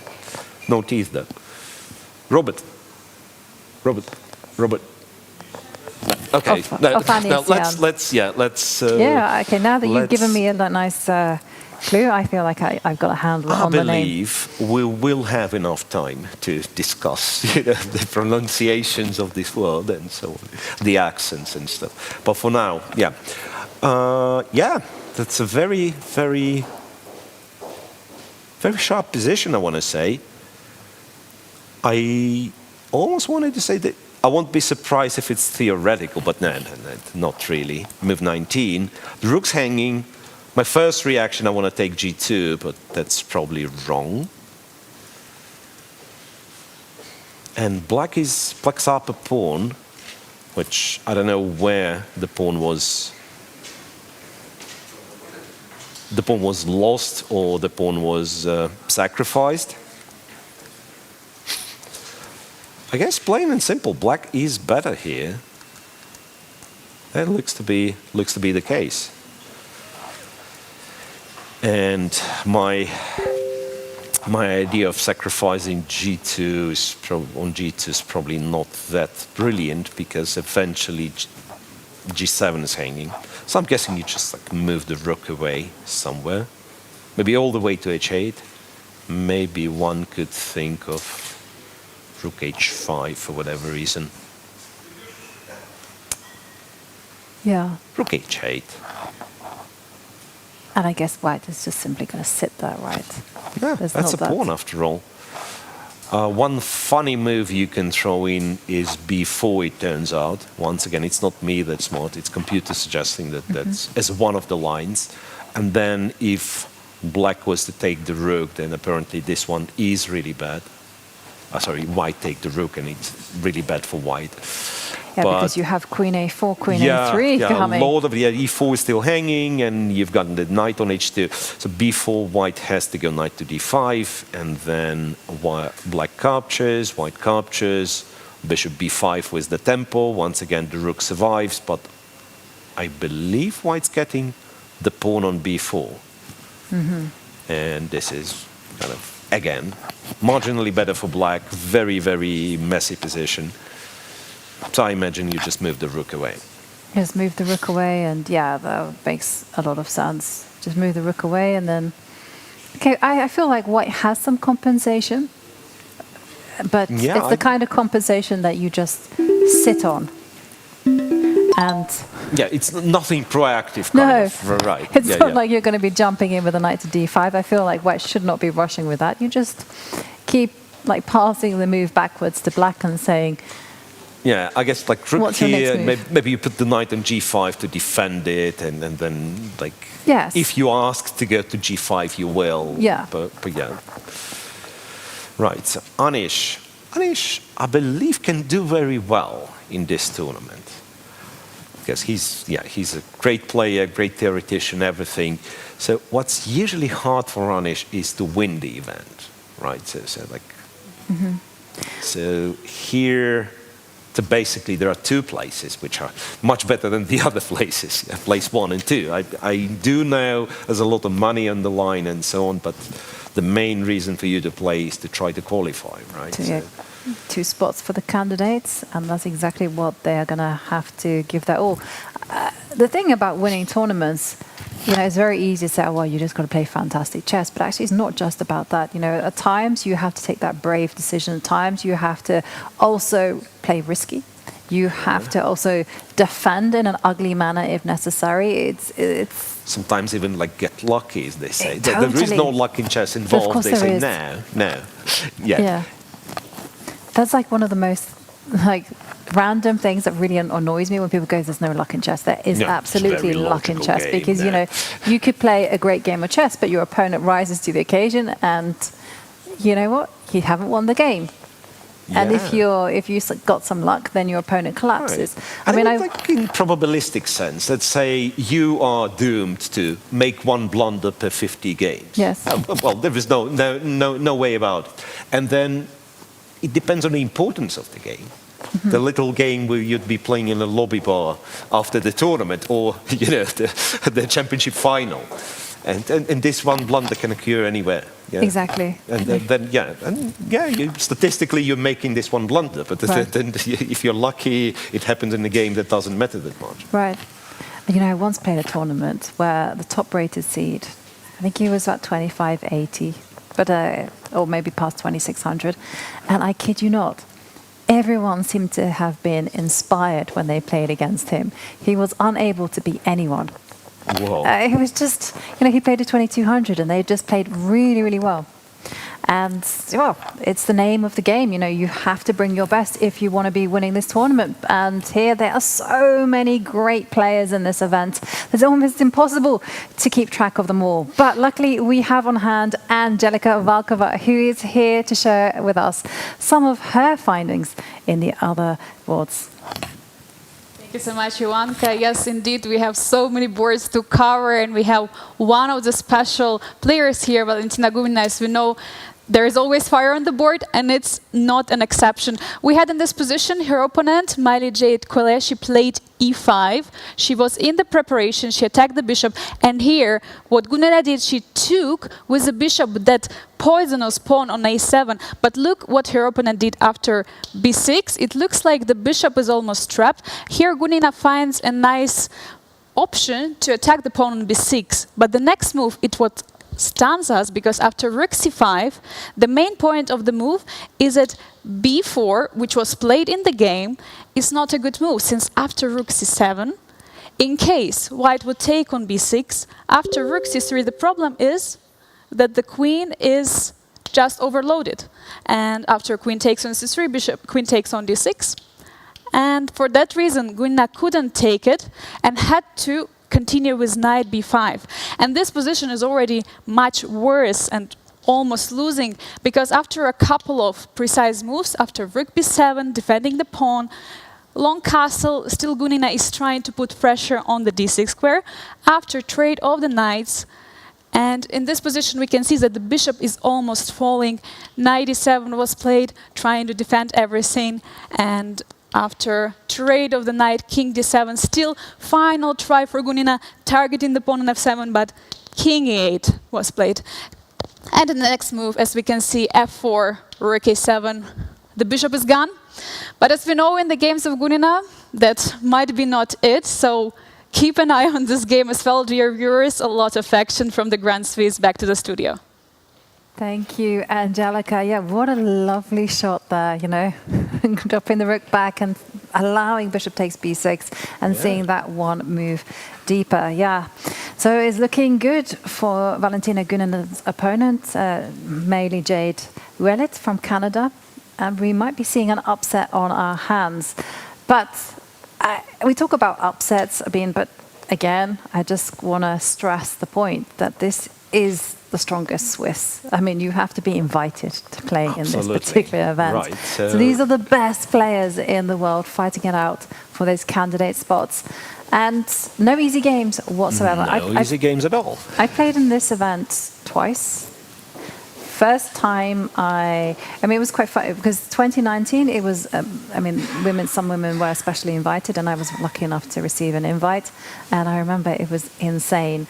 Like, I literally never made it, well, I made it once off the back row. Wow. And I was playing Yesipenko and I was playing, who did I play? Gukesh. Oh, you did? I did, 2019 when he was very young. I was crushed by both these players, by the way. When he was very young, implying that he's so old nowadays. That's incredible. But when you play these world champions, you want to be playing them when they're very young. But as Angelica showed, as we've seen so much excitement on the boards, we are going to go on a quick break. When we return, we're going to break down a lot more of the action. So stick with us.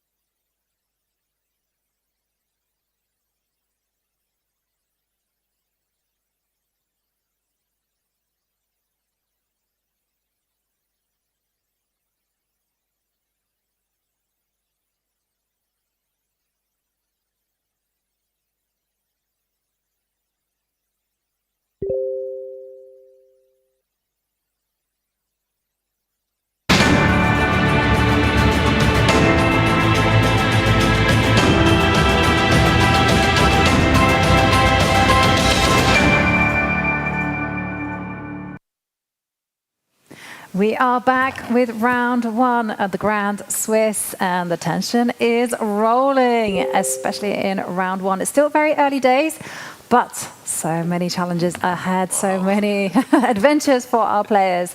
So, you know what's on the line?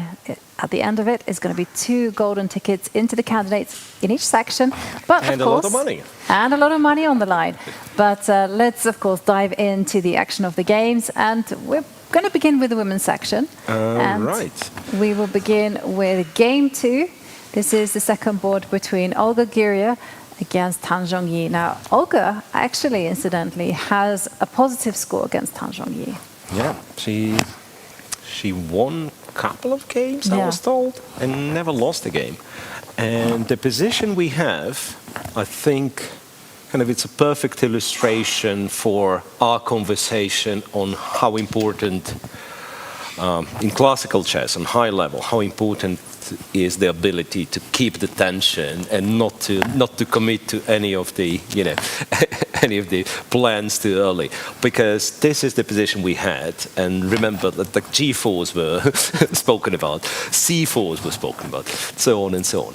And guess what? 1.5 hours later and 7 moves later, no pawn structure is not defined yet. Bishop f1. Not sure if I like bishop f1, but that's what happened. A to d1, b5, bishop d3, knight f5, queen f2, queen e6, bishop b1, maneuvering still. Black doesn't want to go c4 too early this time, I believe because of e4 possibility, or g4, exchange the bishops, then e4. White does not want to commit to g4 with center being unstable. Right, so that's a very, very tough positions to play. I don't know if you had, obviously you had experience playing this, but have you ever had a thought that there could be a particular player that every game you play turns into something like this? Yes. Well, the first person that came to mind was, especially when it comes to these times, it's just from my experience against him, was a grandmaster called Stuart Conquest. A very patient player, did amazingly well just now actually in the British Championships. And I gotta say, whenever I played him, I felt like I've had a real mental workout, because he has this amazing ability just to wait. And someone else who does it and takes it to another level is David Howell. Right. Just waiting, he thrives in this type of position. He'll be going h3, right.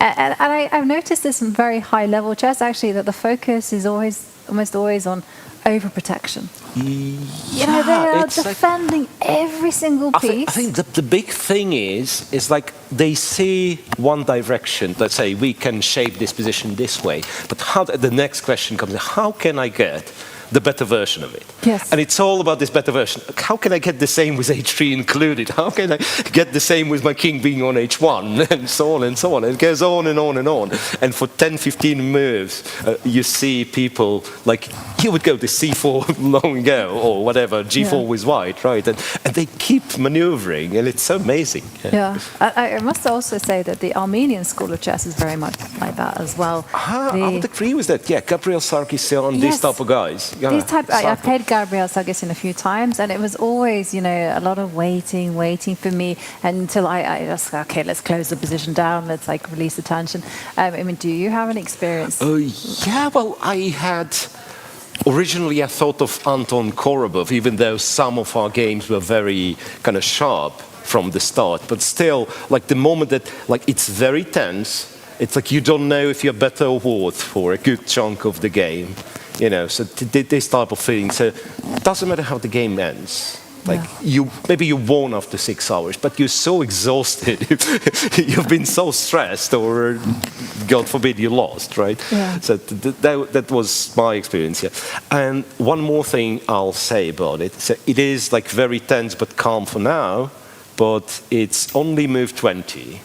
It's 20 minutes each. At some point, they will have to speed up, and they will have to make, committal decisions. Yeah. So this game is about to explode, I feel like. Yes, it certainly is nicely building up to some action. I mean, because someone has to blink at some stage. Someone is going to have to close the position down with c4 or h2. I mean, there's... You're right. It's kind of a stare down. Yeah, exactly, it is. Or Are you the playing players, g4 or not? Yeah, exactly. Or if you're going to wait, I mean, you're going to have to make eye contact with your opponent to say, hey, are we on the same wavelength here? But, yeah. This one is brewing up nicely, shall we say. And there has actually already been a result in Game 8. Yeah, where maybe we... Xiong won against Lea Garifulina in 26 moves, and the final position suggests that Black got absolutely destroyed. Yeah. So, it's a long broadcast. We have a long time control. I suggest that maybe we can quickly show everyone what happened here. Yep. So, Queen's Gambit was a twist in the moves order, transposed into the Rakosin defense. C takes, bishop f4, rook c1. I believe it's, again, some theory. g5, bishop g3, takes the bishop, takes the pawn. And this is known to be dangerous, for what I know. It's probably playable, but quite dangerous. And knight e6, queen f3, and basically, there are squares that white is, intending to occupy. c6, c4. Yeah, this is the type of thing, right? If you're wading in dangerous waters, you need to know the path. d4 and c5, so that and g4. I don't know, if you needed to play g4, or was it played out of desperation? Queen takes, pawn takes pawn, queen a5, bishop e2, quite modest. Bishop to d7, queen h4, stopping the long castle. Queen a3, and I guess queen a3 wasn't really great. It looks like a double attack, but then king f2. And double defense, if you will. Defending the e3 pawn as well as connecting the rooks. Knight to e4, and here I do start getting this feeling that something's completely off. Rook d1. I think you've been watching too many British shows. I do get a feeling that this is the art of understatement. The art of understatement. No, I mean, I want to play a flashy move, rook d4 here, but probably no need, right? Rook d4, knight d4, pawn takes, and just and knock the queen out, yeah. Knight f5. No, knight f5 is a nice move. And yeah, look, I mean, rook d4 was played. Knight f5 and rook d4, king f7. Yeah, that's one lovely game. Yeah. Very nice attacking game played by Xiong. Definitely. And we also have a result on board 4. There was a draw between Nogil Salimova against and Lagno Katerina Lagno. Yeah. But a game, maybe we could just take a peek at the game between Anna Muzychuk against Shoka Gaal, because it's an endgame. Right, a lot of things happened since our last visit. So the queens came off the board. So now we have this eternal 2 bishops versus 2 knights. What's better? Who's better and why, right? And I do not think with these lovely outposts it can be you have serious arguments in favor of the bishops. Not now, at least. Black is so perfectly coordinated, it seems. So I guess g3 somewhere, but you have to be careful doing it. g3, I guess knight drops back, but then f3 might be hanging. So Anna's known, she's a very strong player, period, but also she's known for her endgame and positional chess, endgame technique and so on. So I won't be surprised if she ends up winning this one. But for now, I don't think it's too much. And then I click the button and I see that it says white is better, casually. There's no problem. 2 bishops are always 2 bishops. Yeah. Just don't blunder. Yes, well, I'm sure it's seeing something deep along the horizon, Knowing the engine, it's probably something subtle, like he finds a way to untangle this bishop from f1, and suddenly there's a target on h7. You know, that kind of stuff that he's 20 moves ahead. But, okay, Anna has to find it. Right, so maybe we can take just a quick assessment on the game between Bibisara Asabaeva against Mainava, because after that I'd like to... that's 3, yeah, board 3. That's the game, yeah, board 3, because I would like to head back to the open section. I mean, here, it was promising when we last left it. It was promising for white over here, right? King B1, exactly. Bishop D3, something.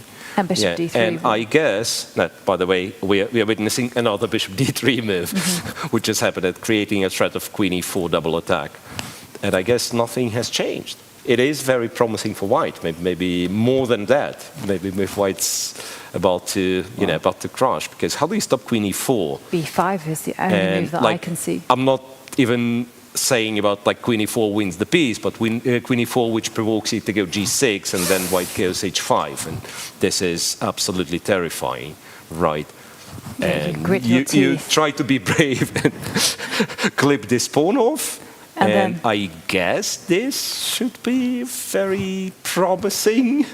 Yeah, then you try to kind of go Bishop F6, and your argument is... And you're praying that none of these sacrifices work, but they might. They very well might do. So... yeah. Yeah, you can just... And once again, it's the reminder that white's not forced to sacrifice this pawn.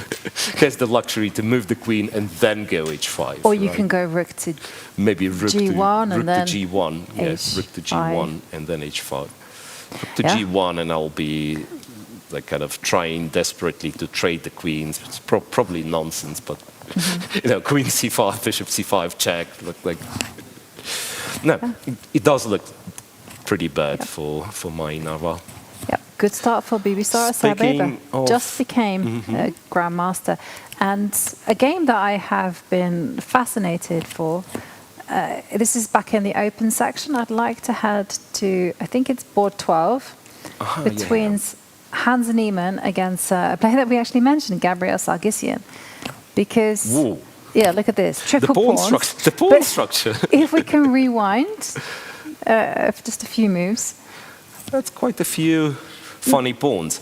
Exactly. Right, so somewhere here, you get this feeling it was either Joko Piana or some Rui Lopez, with exchange on E6, so like nothing too surprising, nothing too dramatic. Rook D8, Knight to D2, H6, Knight H5, offering the bishop straight, D5. And that is quite a committal decision, I imagine, because Hans went with capturing on H4, which, by the way, Knight H4, I guess Queen F7, because after Knight takes H4, both knights would be hanging, but I guess Queen F7 is here, right?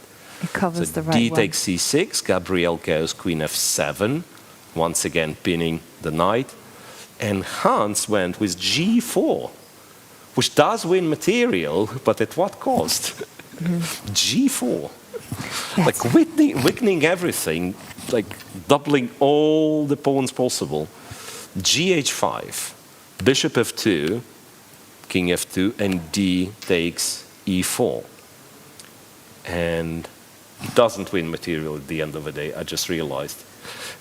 I just realized you cannot really take on e4 because rook d2, and queen f3, and queen e4. The rook falls. Wow. So G4, so let me double check it. No, G4. So the position is already favorable for black. Exactly. I mean, you have knight to F4 in the air and, ready-made attack. And I guess G3 would be the move that kind of you can play, but then there's still the F file plus this, alien pawn on C6 might just be lost at some point. But that would have been better than G4, right? D5. I think G4 was just based on a miscalculation. Gh5, bishop takes, king takes, D takes E4, and this is winning for black. Yeah. I just realized I did not highlight all the doubled, tripled pawns in the position. The H pawns are also doubled. But why is two knights up, though? Yeah, but So maybe only you for a can brief give one. moment. You give one back. Queen c2 was played and ef3 happened. Yeah. And now, Too many things hanging, right? well, okay, the pawn on h5 really is going to fall. I accept Yeah. that one. But a knight is the king's best friend, and I'm going to. Can you go into ultimate grovel? I was F1, thinking knight E4, f1, E4, F1, yeah, but queen h5 and and then rook e4. we have to have a plan. How do we defend g2 when queen h3 happens? Okay, hang on a 'Cause second. that, You're that, right. that was I was afraid of. Yeah, rook The e4 queen G5. feels fine, right? But then queen g5 or queen h3, and this is like super duper awkward. How do we? There is no plan. Probably the answer is we don't. We lose. We said. Well, some moves are coming in fast, so Yeah, ef3 is on the board. Rook to g1. okay. So he starts with rook g1, and now in case of queen h5, he will play knight f1. So the rook, he lets the rook go in first, and then this rook's going to come to e1. This rook's going to be lifted to g3, something of that nature. And then a friend computer might actually say, you know what? Hang on, can I go here, or would it be? Well, then you go rook. Oh, your So plan. attacking both this and this. Okay, so knight f1. And in case of knight f1, I was hoping for the kind of to advance the pawn. Maybe Okay. it doesn't go any far. Then Yeah. a queen. Yeah, this, right?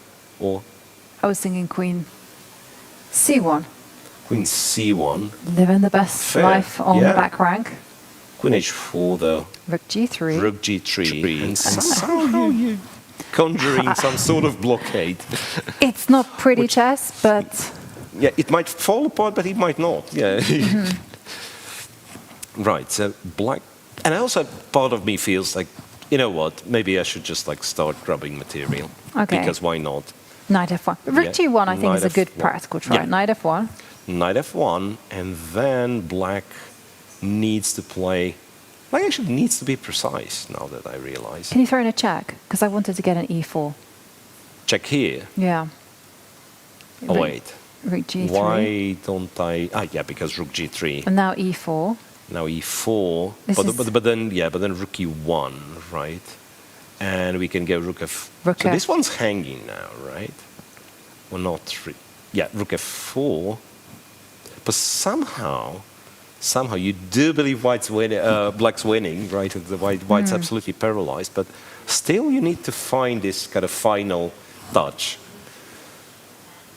Because rook on f4, it does defend the pawn, but does it? Maybe rook g4, rook g3 is what you.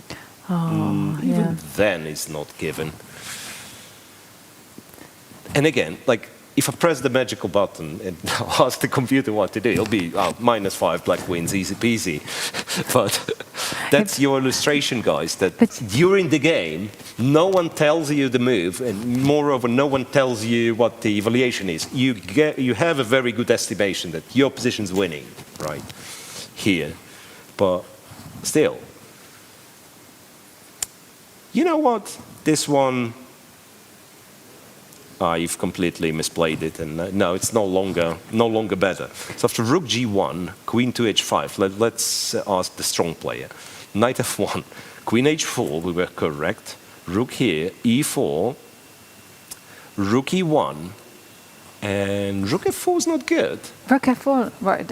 It's literally why I wanted to do this. What did? I would think the same, but rook d3 is what we do.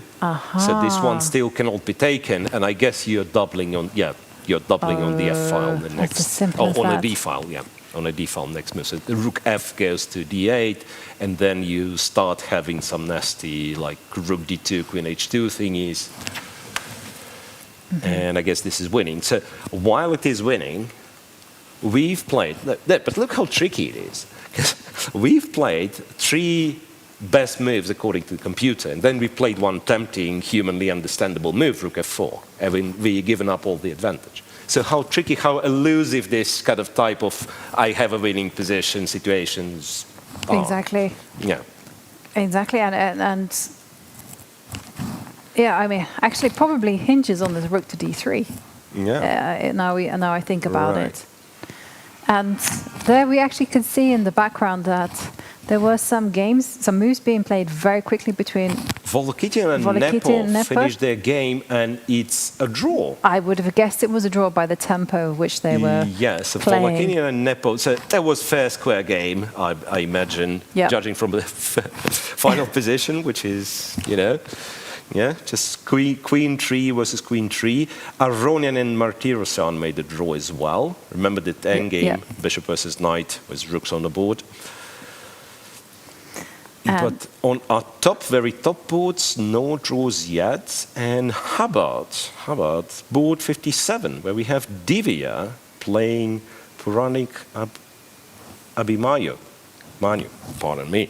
By the way, I don't know if we've mentioned this, but I imagine we have a lot of fans for Indian players, for Divya herself, and so we have in description of our broadcast on YouTube, we have links to individual cameras, individual feeds for a few players. Yes, So you guys can watch your favorite player. absolutely. But And please return once in a while. yeah, no, I mean, it's just great, if you're able to have like a bird's eye view of your favorite player in action. And Divya, this game is one of them where you can just completely focus on just her game and you can see exactly how she plays. And I've got to say, I don't know about you, Miro, but do you play better chess when you feel like you have support behind you, that people are willing you to win? Honestly, it probably works both ways. Like, I'm getting more and more irritated at myself. Like if I've misplayed the position, I know like people be watching, which not very common situation for me. But I've been playing European individuals and stuff like that. So been playing on electronic boards, of course. Yeah, but if you play kind of good chess, you play good tournament, and you play like the game that is broadcast. Of course, of course, it makes you super cautious. Yes. And like let's not spoil this. It's a nice game. It's a nice position. Right. No, I mean, I've had experience, I think, once in my life. Once I started doing a blog, believe it or not, like Wow. a YouTube blog. And I would cover my progress. And I actually got my highest ever rating doing this. All right. I never broke 2450 there, and that was really upsetting. Because after the game, let's say you'd play the game and you have to record the video. Oh yeah, Right. I had to kind of summarize. It was quite interesting because it was for books, and I then had to kind of apply the lessons that I had learned and break it down. These were my mistakes. This is what I was doing, and Nice. I would actually these are the resources available that I could do to fix it, and then I would kind of draw on experiences from that. So it was a lot of fun, and maybe I should actually return to that tried and tested method. I mean, it seems to be working for most of the streamers that I know, especially number 2 in the world, Hikaru Nakamura. And Hikaru's amazing. yeah. okay, well, this position, we left it when it was pretty We left insane. it somewhere here, Yeah. let's say. So there was one surprising decision, to be honest, taken by Puranik when he went bishop f8 here. Because I thought the sole point of going c5 was kind of to open some files, to destabilize the center. So I do not know what the reason was not to take. Bishop f8 allowed white to regroup. So now, in case of cd4, of course, queen would be taking here. Queen c6, king b1. And you can almost pretend that nothing happened. It was a game with a long castle. But we've seen it. There were some fireworks. b5, e4, d takes, and d5. Threatens the queen. So black goes queen a6. That's what we have. And I suspect if you take here, there could be this funny tactic. Because if there is no funny tactic, we would probably declare white slowly but surely winning, coordinating and so on. So b4, and if knight d1, I wanted to take this guy. Yes, me too. And like this moment of like total chaos for white, right? So if you take with the queen e2, and then kind of all of your pieces are badly placed, at least for now. You still can kind of connect everything and not lose material. But it looks very scary, right? I guess c4. Like c4, how do you untangle these things? How do you get the bishop into the game? It's quite rough, yeah. The bishop is strange, right? C3 is C3 incoming. or B3 in some cases as well. Yeah, black's king is very safe. So white needs a good move right here, right now. It could be that it's wiser to take with the knight on e4. So in that case, though, the d-pawn might be a problem. It's a little bit sensitive, I'll grant you that, but it's better than allowing the black queen snipping. Right, because here I do not think we have any alternative. Yeah, the knight has to go to d1 and then rook d5. Yeah.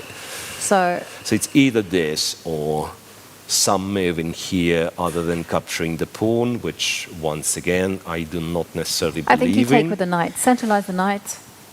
Yeah, take the knight. I was thinking, like, if rook takes anything, like rook takes. So now, of course, if you take with the rook, I'm very happy.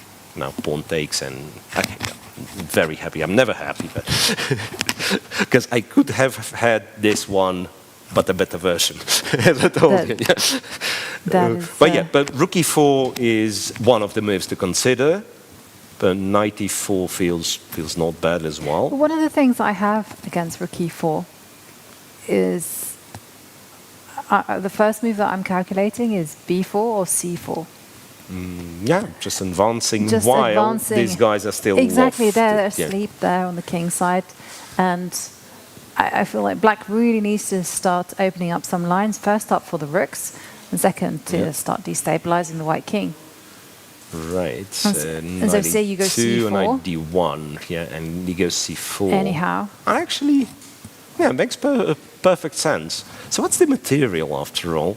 It's 2 knights against the rook, no pawns for either side, yeah? 6 pawns each. But these pieces are not very heavy pieces.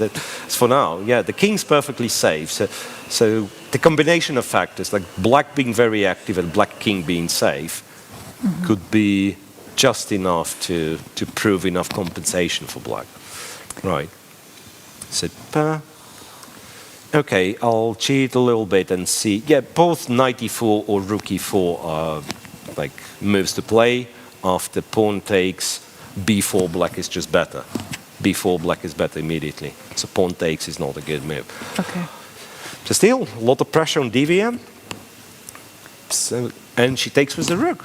Yeah. She takes with the rook. I'm expecting black just to go b4, c4. It's very much in the style of the younger Indian generation as well. You know, they're very direct players, always opening up positions. Yeah. But again, these guys are amazing in kind of uncertain positions. Right, because like if you'd ask me what's the evaluation of the b4 knight goes c4, what's the evaluation of this? We back in the day when the numbers would not evaluate the position, there were no such thing as +1, +2. We had this fantastic evaluation where you could, hide your ignorance behind. You'd say unclear, right? The position is unclear, and till this day, I'm thinking of this as unclear position because I'm not good enough to calculate it through. Yeah. And yeah, I will play, I will make my moves, the moves that make sense, but that would be an unclear position to me. And these guys, they're tremendously good in like calculating and like finding paths in this seemingly unclear positions. Absolutely. I mean, I just witnessed in the Women's Speeches Championship, Divya was facing off against Ho Yifan, and she came. She'd been busy all day. She came in the evening and bam, did a fantastic sacrifice. And, she saw it so quickly. And it was super impressive. I mean, it was a very close match and such fun to watch, and it was so enjoyable. But talking about our superstars, do remember that there is a poll of the day. Who of the rating favorites will win today? So your options are Pragg, Arjun, Gukesh, or we've even thrown in a fourth one, which is all of them. And all of them. click and vote, and we will keep you updated on the progress. And talking about superstars, we should check in on Pragg against Jeffery Xiong. When we left it, Pragg was suffering. I would say he had an uncomfortable position. It was just a question that Jeffery was just simply applying a bind. And Yeah. So what do we think here? Because well, it seems like It's black has still- made some progress. The queens are Yeah. off the board. But I have. Okay, no, ignore me. I had this idea, which is a breakthrough in the strongest point, d6, but it doesn't make any sense. Well, it kind of did make sense at first. Wait a second. Could it possibly be that it does make sense? No, it's nonsense. I was thinking, like pawn takes, I'd be very happy with, because knight c6 and some jumping, and the bishop is in danger. Knight takes, rook c7 once again, like white's kind of getting somewhere. But d6, rook d8 takes d6. I don't see a follow-up to my own idea. Regrettably that, yeah. I mean, it could be that white still not won. Yeah. but one doesn't really play d6 like that. Yeah.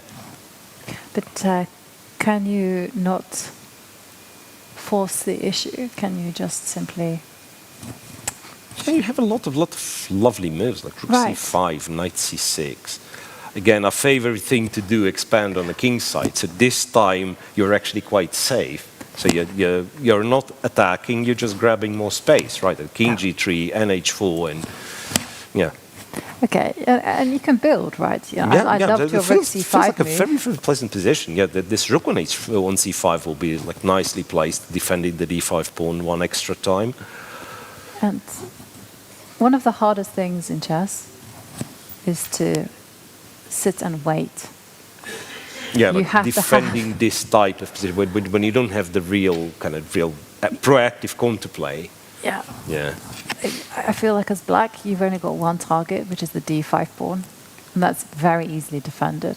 Rook c5. Yeah. A knight can deposit itself on c6. Yeah, I like this wait and see approach. Yeah. So, well, computer actually is not as pessimistic as we were, but it does say white's better, 0.3. That's Point the three. maximum I wanna look at. I don't want to go through the computer lines here. They won't matter that much. So 0.3 plus half an hour against 12 minutes. But hang on a second. If Yeah. we look further down the horizon, I mean, is it basing it on some funny stuff? Is there some kind of A5 business in the air? Basically, it's rook c to e3. Now I've realized, because like its first line is knight to c6, back to e5, rook back to d8, and then knight c to rook c to e3. So it wants rook c to e3. Okay. And now it just shuffles. No, seriously, knight f6, and then it's rook to c1, and then it's knight to e8, and then it's knight to c6. Seriously, it just shuffles around. So there But are what was wrong some. with G4? I don't know. Yeah, maybe Just we should kind of try to G4, bishop B7, and if rook C5, bishop A8, rook B to D6. B to D6, rook D1. Maybe rook D1 is kind of an awkward move to play. And then Compy starts shuffling, bishop A8. Again, and this is the problem. Again, so for the computer type thing, it knows 30 moves in advance, shuffling bishop B7, bishop A8, I'm safe. But during the game, how do you play this? Like, if your best moves are just like to shuffle, to wait, and believe white doesn't have anything, no, it's impossible to play in a real game. Like for instance, in this type of position, say white went king G3, King G3, or H4. King G3. As black, I would be looking at C6. I'd be desperate to Somewhere, yeah. to do something. And C6, what does C6 not? C6 simply drops the pawn. Right, because the bishop bishop takes, is rook takes, protecting. it's not a real pin. Because I wasn't sure, by the way. Wasn't sure, but yeah, right you are. Rook D8. Okay, if we are checking everything, let's check how bad my D6 is. Yeah, it's pretty bad. rook b takes d6, which I thought would be refuted by knight c6, and guess what? Rook d7 would lose, but there is rook d3, which I've obviously missed. Rook d3. Yeah. But you know, Miro, the computer makes fools of us all. Have you ever had the situation where you played a masterpiece and you go and turn on the engine, and the engine was like, what was that exchange sacrifice you did? No, well, to be fair, like I'm no longer kind of a competitive player. Yeah. I'm a kind of recreational player. So whenever I feel like I played a game, decent game, I just don't check. I just don't check. Like, I won. It felt nice. No, I don't want to know. Well, that was my approach when ironically enough, when I was a professional chess player. Now that I'm not, I'm like, okay. Shall we check Yes. like all the top three Yeah, games? let's definitely go there. I mean, between 2 and 3, I think I'd like to steer to Gukesh's because Yep. it sure. feels a lot more Wow. tense. Wow. So yeah, and it's also the Kartikan that you love. That did not Knight factor d4. into my assessment. Not a bit. No. Bishop e4. So believe it or not, but next few moves there'll be a lot of knights jumping. So knight to d2 and bishop to g6 and knight to b5, c6 and knight back to d4, and then this knight to f3. That's been quite a few knight moves in a row. Bishop d4 finally. So the e5 pawn's protected. Queen c7, queen here, rook e1, rook e1, rook a8. Rook runs away while it can. Rook a. Don't you get a feeling like black is making progress? Huge progress. Yeah. So now the a file, this. Yeah, there were some lines when I remember I was going rook a6 with the white rook. So black gotten the time to play rook to a8, exchange, and then somehow we take the line. Right, so knight f1. Looks promising for black, I'd say. It certainly looks promising, but we are going to go straight to Charlie's, who has an interview. So let's hear what she has to say. And I'm live with Ivan Chaparinov, who just finished his first game against Muzychuk. Tell us how the game went. Okay, I had a normal position from the opening, then a little bit, I didn't play very accurate, and in the end I think at some point I was probably better in the end, but I was not sure, so I decided to just make a draw, because I had the option to make 3-foot repetition, so I decided to make a draw. And you've played against each other so many times. Your score is so tight, so you're leading by 1 point. What's it like playing against someone that you've played against so often before? Yeah, with him we are more or less the same age, so we played for many years. From the beginning I think I had a lot of points ahead, but last year he's obviously better player, so he kind of came back. So now I think it's about equal score, and I really enjoy playing these guys because I know them like all my life, and it's nice. It's nice. And we also have a few young stars here who you might have not played against before. Are you looking forward to that? Yeah, there are many kids with almost 27 that I can be their father, so they're like really young and perspective. For example, the Turkish guys, the two of them, many others, and yeah, I just follow their games, and I just enjoy how they play. So. And how is it playing here at the Grand Swiss? Of course, we've seen you here before, but here in Uzbekistan particularly, are you enjoying it so far? Yeah, I played 2 years ago in the World Rapid and Blitz, and the conditions as usual are great. So of course I'm happy, and I'm also happy for Uzbekistan, and because they make a lot of things nowadays. The Olympiad will be here, so they're doing really good job, and their team is just fantastic also with Abdusattorov and the other guys also. And tell us a bit about your career right now and for the future. What are you planning in chess? Are you just enjoying it, playing strong tournaments? How's it going for you? Yeah, I'm more or less retired, mostly coaching, but of course I enjoy this kind of events. For example, World Cup I will play here. I enjoy to play with strong players, but I'm in the end of my career, so I just enjoy, and I'm coaching a lot, very young guys. I was working with Alireza and many others, so I just try to enjoy. Yeah. Well, thank you so much, Ivan, and I hope you enjoy the rest of your event. Thank you. Thank you.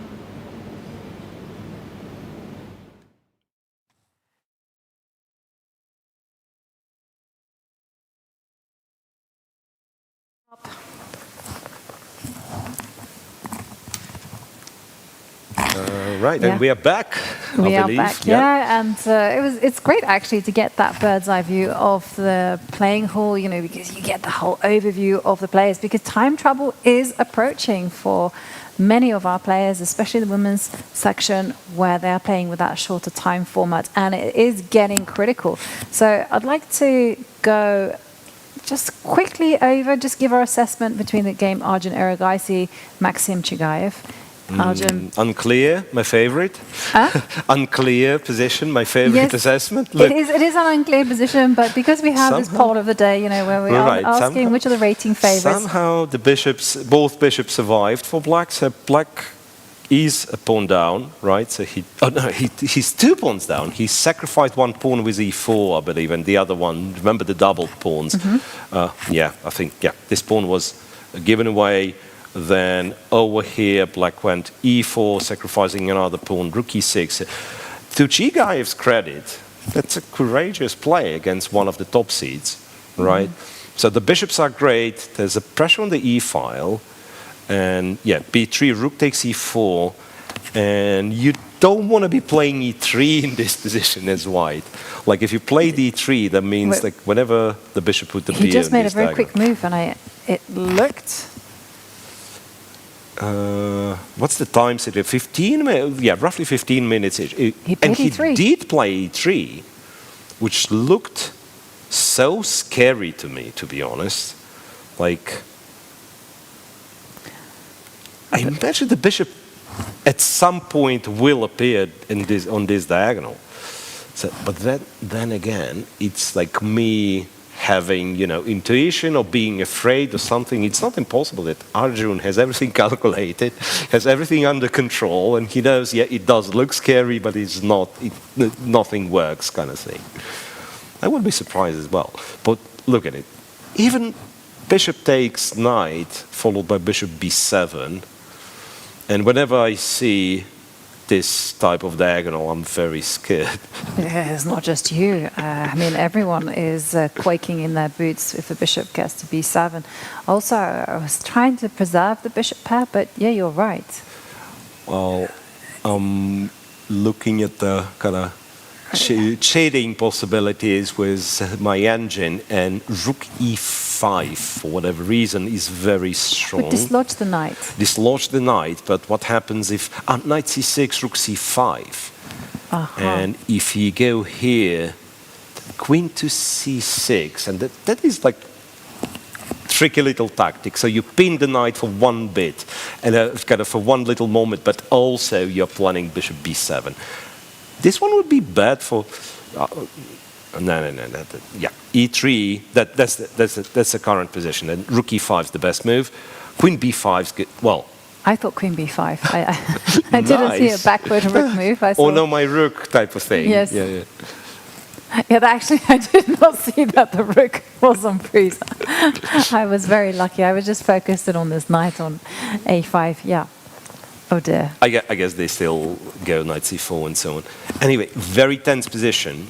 Anything can happen. All 3 results possible. That's a punchline. All 3 results possible. But I would say Arjun, on a practical level, if that knight is dislodged from a5, it's very risky. Serious trouble. It's very risky. And again, despite like having 2 extra pawns, it feels like black's compensation or black's initiative is very long-lasting. It's not like sometimes, if black is not precise, you immediately exchange all the pieces and you just like have a winning position. No, it's actually quite tricky to play. Yeah. I mean, if it were white to play, I think white would be dreaming about going queen c6, trying to get the queens off the board. But queens off the board, would help immensely. Right, so shall we quickly take a look at like all the games on the top boards? Firouzja versus Amin Bassem. Amin actually survived the onslaught on the king side, and let me tell you something. For now, black is a pawn up. He might not be able to convert it. It's a double pawn on e4, and white is preparing a3, b4, kicking the knight away. Maybe I shouldn't shouldn't be talking about black converting because quite possibly a3, b4, then white takes and white's better. Right? But nonetheless, for now it's an extra pawn. For now it's an extra pawn. Yeah. It just has to find the way, if there is a way, right? Well, one thing, that the black knight can jump to d3 whenever it wants. And then from there if go I to take, get f4. the other knight to Yes. go to f4 yeah, I or was just other knight thinking to like c5. Yeah, f4. knight to f4. Or maybe you wait for a3, b4, and then you jump to d3, so this one's hanging. Yeah. That's also possible. Yeah. And So then quickly cheating, positions equal. According to the machine, positions equal, so yeah.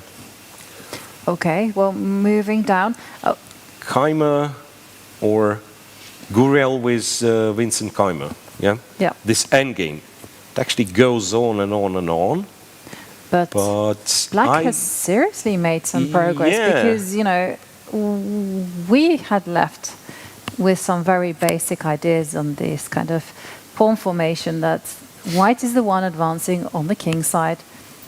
White set us up the pawn formation of a3, c3, and here, black is now the one who is able to get in c4. Right, and last move Active being king. a4, I imagine he didn't like it's either c4, c3 type of ideas, or the fact that the king is kind of infiltrating on a4. But a4 pawn is such a liability, because with a light square bishop, you know, like this pawn is a target till the end of the game.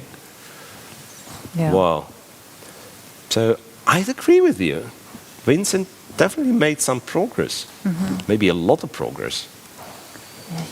Yeah. Also, I was thinking, my first reaction was to go c4. With black, With right? black, yeah. Yep. But maybe you don't allow this. Maybe c4, but then they go rook d4. Yeah, I'm just like cheating now. Yeah. They're looking at what computer's doing. King c5, rook e4. There's like some tactical sequence. Rook e4, attack this, and then when the bishop goes, he go check. I guess, or Yeah. rook f7. So one has to be careful, and computer likes. Can you go Wow. b3? Can you Goes b3. go b3 and c takes b3 and then just... Oh, hang on a rook second, there's knight b8. c4. Rook b8. No, it's good. It's It's okay. good. Knight c4 you take. Knight c4 you just take b2, go rook b4, right? Or what they do. Rook c2 even. Yeah. Wow. Yeah. So our intuition wasn't wrong, but maybe we can't really find all the lines that computer shows in a second. Abdusattorov. Remember, Abdusattorov is Ivic in board 6. The Yes. knight of the knight of is gone by now. The one that we were discussing, the knight c5 Yes. jump, right? And this knight c5 jump happened, and f4 happened, and so on and so forth. Anyway, fast forward to present. That's the position. So seems like white should be close to winning. Up a pawn, bishop on c6. The 8 pawn seems very dangerous, How? unless black somehow gets to the king. I was going to say, however, the queen on c4 is under attack. And where are you going to put her? Well. I was going queen a2, but now I realize there's rook b2. Yeah, exactly. There's rook b2. Wait a That's second. exactly Wait a what I'm second. thinking of. So where do I go with the queen? Do they go queen e2, and then if rook b2, like queen d1? Yeah, queen 2 is not bad, right? I'm hoping to take this guy next. Well, when I take this guy, though, the diagonal opens. Yeah. Maybe I jumped in front of myself, and maybe it's not as as one-sided as I wanted to present. Yeah, it's... So what are the squares available? That's 3, right? Not too many. No, not too many. So And rook c2, rook b2 happens anyway, so It's okay, might so- as well go here, so that after rook b2, can you block with rook c2? yeah, Is the first I question. guess, right? Guess you can. Oh, but then the problem is they might take, and I was thinking queen b4, so that queen b4, because I'm really afraid of like rook b1 and this queen will never get active, right? Yeah. Queen b4, queen here, who knows? Yeah, that makes a lot of sense. Especially, Yeah, here. Yeah, because otherwise I don't know where to run. Yeah. Queen c4, you can repeat the moves. Queen f3, rook b3 at the very least. But there's also, there might be knight e4. Knight e4, a6 though. The a pawn also has something to say, right? yeah, and there doesn't seem to be anything on the king's side. So I think the thing is, yeah, you just keep on harassing the queen. So queen. What does the engine say, by the way? I mean, Yeah, let's. because is white actually forced to? What does it Equal? say? Equal. Queen e2? Look at what is this means. So queen e2. Queen e2, I sort of tricked you into rook b2. Rook b2 wasn't a good move. Rook b2, rook c2, white is better. However, queen e2 does knight b3, attacking the rook, the a pawn. If the a pawn falls, it's a whole different kettle of fish. Yeah. Yeah, and then white can sacrifice an exchange by going a6, knight takes, rook takes, and the a pawn is very dangerous, but you gotta sacrifice the exchange back with rook c7. Right, so again, very tense game till that moment. So it's what, 3.5 hours in play and still like no clarification given whatsoever. So game balanced, unclear. Yeah. Totally. And Nodirbek, though, is a very ambitious player. I've never really seen him just accept a threefold repetition unless he's absolutely forced. So I reckon that he's calculating right now this queen e2, knight b3, sack the exchange. Keep it going. And we are going to be in for a treat there. But let's move down and let's have a look between Robert of Anish and Anish Giri. Yeah, because this one, Anish was a pawn up. And still is, Still right? is a pawn up, but white has a nice bind on the position, so it might not be that significant to be a pawn. Wow. Whoa, we And arrived the at move- rook c3. It's like, do not take that rook. Not with the pawn for sure. Exactly. Not with the pawn for sure. Yeah, like rook c3. I wanted to say it just a bit of kind of showing off, but I realized that your rook is hanging And we have a result on board one. on board one. And just judging it by the is- kings, they're in the middle of the board. That's a draw, That right? is a draw. So that It means that is- maybe some knight c6 repetition Yeah, happened. it was. It was knight to c6, knight to e5, and to c6 and to e5 in a position that we were looking at. Yeah. Right. So if you are to take a poll of the day, do not click option A, because Prague will not win his game already. Yeah. We've gotten the confirmation. Yeah. Or option D. Option D, all of them, yeah, doesn't work either. So they're returning to this game. Giri Board with seven. Afghanistan, right? Yes. Rook c3, in fact, was taken, but with the rook. Yeah, well, just quickly, of course. Yeah, like that would be naive. Discovered check. King c1, queen b2, and queen b1 checkmate. So rook takes, pawn takes, b2, b3. This king, he's quite like stuck here, and I'm thinking, yeah, like first of all, first dangers is something like that. I have to be careful not to allow queen b5, but if the queen ever appears, king e7, if the queen ever appears on a3, should be game over, or like white has to have queen c1. Yeah. So Well, that's one.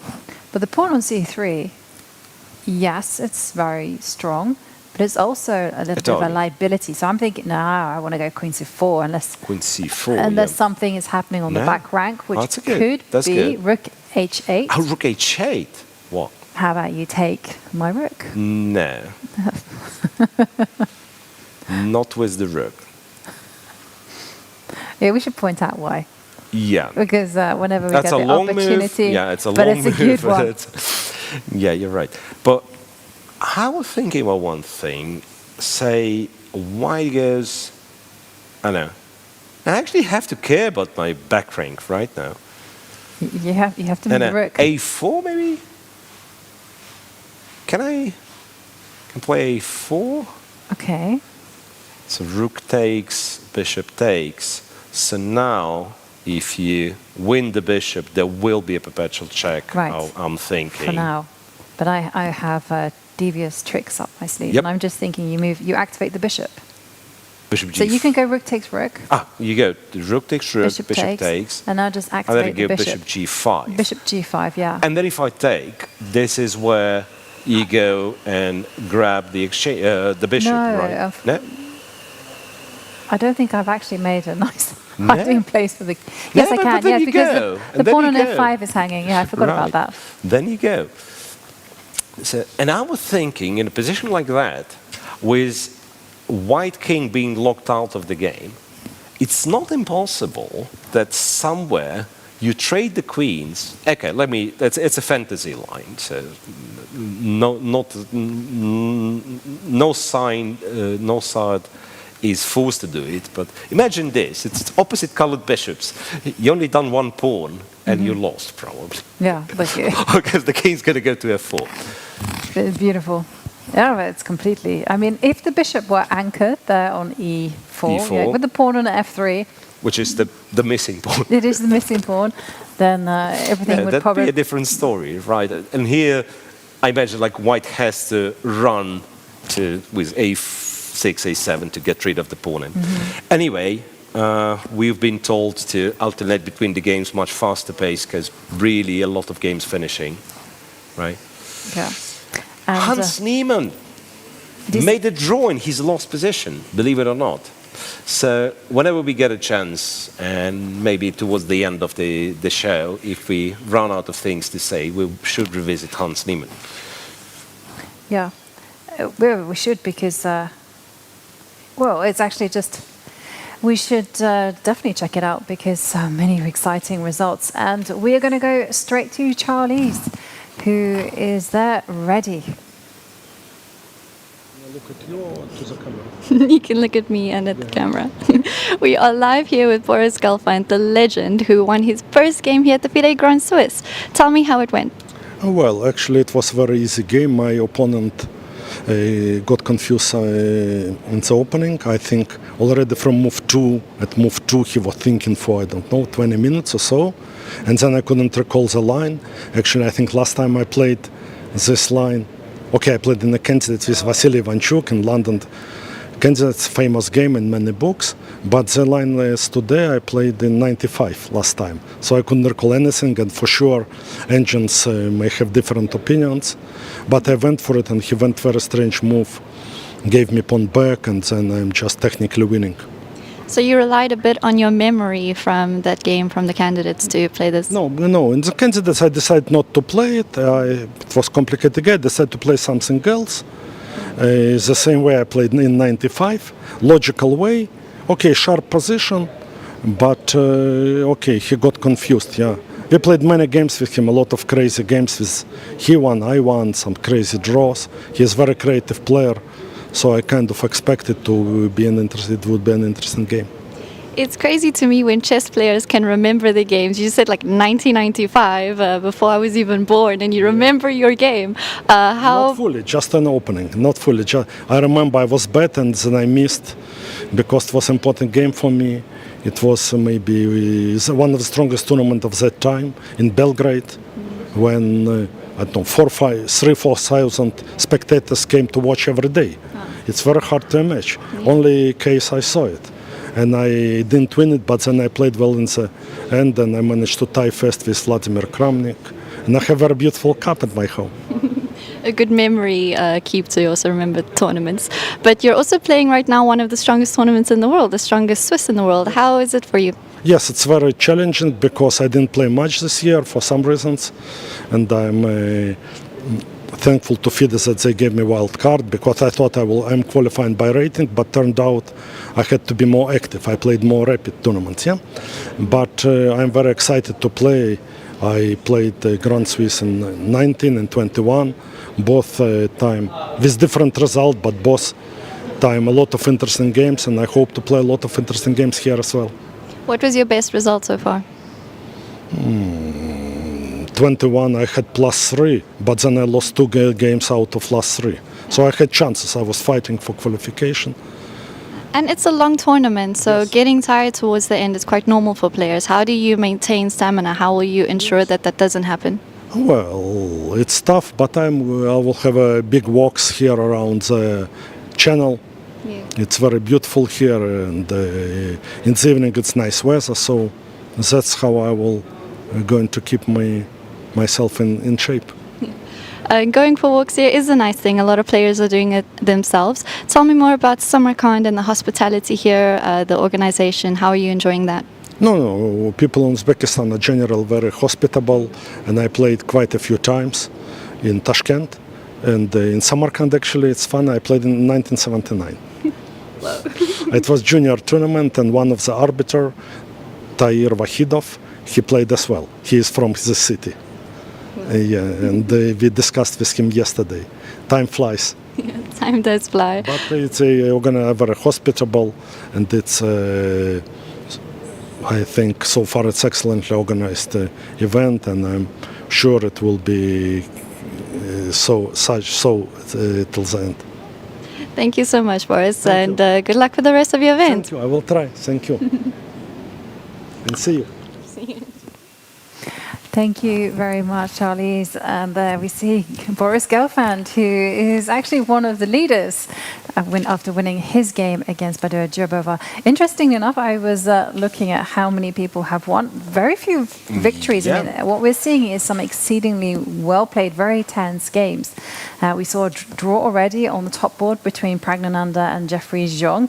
But Chigaev has the upper hand against Arjun Erigaisi, so we might be looking, it's early days yet, but there is a possibility that we might see an upset there. Right, yeah. Erigaisi's position looks quite dangerous, but yeah, we'll see how this ends. Gukesh seems to be in full control. What else? Firouzja and Amin, Bassem, these guys will probably reach the time control relatively soon. Bassem and I think that game has kind of clarified, but there's a lot of action happening in the women's. I see Anna Muzychuk has already won her game against Joker Gaal, and Olga Giria against Tan Zhongyi. That one is looking like a full-blooded fight. What's happening? Exactly. What's happening? The Queens are... we still don't have the board. I didn't realize. Yeah. So can we... But before we dive into all of the action, we're going to go back to Charlize, who is ready there waiting for us with an interview. I'm here with Praggnanandhaa, first seed of this very strong Swiss event. Prag, is there some pressure starting at the top like that? No, I mean, I don't think there's any pressure. This tournament is extremely strong, and on a given day, anyone can beat anyone. And I mean, today already showed that, I mean, games are not difficult. I got bad against Jeffery, who had 27-10 at some point. So, yeah, getting a player like him in the first round is a bit unlucky, but I mean, as I said, like, everyone is strong here, so you don't really have easy games. And I mean, given the position I had, I'm fine with making the draw. And this idea of having a good day, or being the player to have the better day and the good tournament, this is something a lot of players say, especially in an event like this. What do you do to ensure that you will have the best day that you possibly can have? Yeah, you can't really do anything. You just have to give your best and see how it goes. Because, I mean, as I've said in the past, like not everything is in your hands. You just have to play your best and be in good shape mentally and physically. And I mean, that's all. Everything you can do, and see how things go. And you've been in really good shape. This year you've been winning tournaments all over the place. Would you say that you're in the best form of your life right now? Yeah, I've been playing good quality chess overall, and but also I've been playing a lot, so I wouldn't say I mean, physically, I'm in like great shape. When you play so much, you obviously tend to get tired. So much travel and everything. I'm trying to, save my energy wherever I can and trying to rest whenever I can.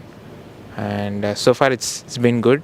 So we'll see. This is a tough and long tournament as well. So I think everyone has to like preserve energy for the last few rounds. And you have to rest, as you said, between all these travels, play, but also work on your chess. How do you find time for that in this busy schedule of yours? Yeah, for sure. I mean, working is also needed. But when you play so many tournaments, you also like prepare before the game, and also playing is in a way a training as well. So I mean, I wouldn't really say that working is the main thing right now. Just coming on the board and giving my best is all what I'm thinking. And when it comes to preparation for an event like the Swiss specifically, how do you go about it? Because of course you've got your repertoire. Do you use that in this tournament? Because you can't really prepare against every player that you're playing against beforehand, right? So how do you choose which line to play in your games? Yeah, that's a good question. Swiss is obviously difficult in that sense, and I haven't played Swiss in a long time. Probably my last Swiss event was Grand Swiss, last like 2 years back. I don't remember playing anything last year or this year. So it is difficult. Like your repertoire is different, but also your mindset and everything is different. Overall, I'm excited to play in this event and see how it will go. I think I'm a more flexible player, so I can adjust to like the events. So hopefully things will go good for me. And finally, you've been leading the FIDE circuit board for the whole year. Right now, you are miles ahead of anyone. This means that you are pretty much sure to play in the candidates. So you have a bit less pressure in an event like this to perform to get that spot. Do you think about that at all? Yeah, for sure. I mean, having that lead certainly helps. It doesn't it's not like must top two for me. I can. But obviously, I would like to confirm the spot here. And anyways, it's a strong tournament, and I want to do well. Even though I know that I have such a good lead, it's still a good tournament, and as I said, I want to do well here as well. Well, thank you so much, Prag, and good luck for the rest of the event. Yeah, thank you.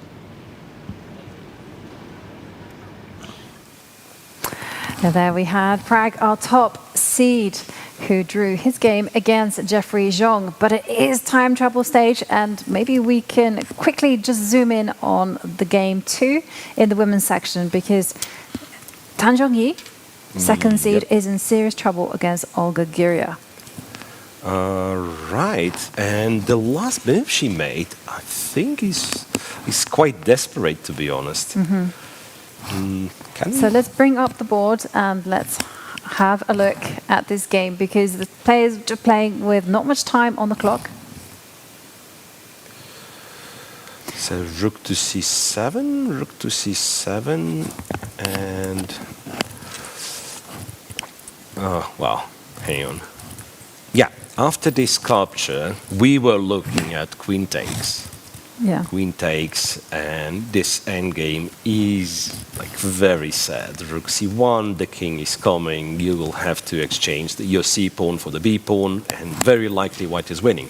But rook takes c7 should not be much better, because you drop yet another pawn with a check, and then the only worry for white is to stop the c pawn. So it's a check, king h8, queen takes d5, computer goes. Yes. I wouldn't be as brave, but computer just takes another pawn, collects another pawn, c2 goes rook c1. Yeah. And says, your pawn is not marching anywhere, and I have four potential, three for sure, 4 potential passed pawns. Yeah. But this looks very, very bad for black. Yeah. And they just made the time control. Right. But it's not good news, and there we see, of course, she takes the pawn on e6, the pawn on d5 will be following. And the problem all the time is that the pawn on c3 can just simply be, as you pointed out, completely stopped And it is black's king that is potentially unsaved.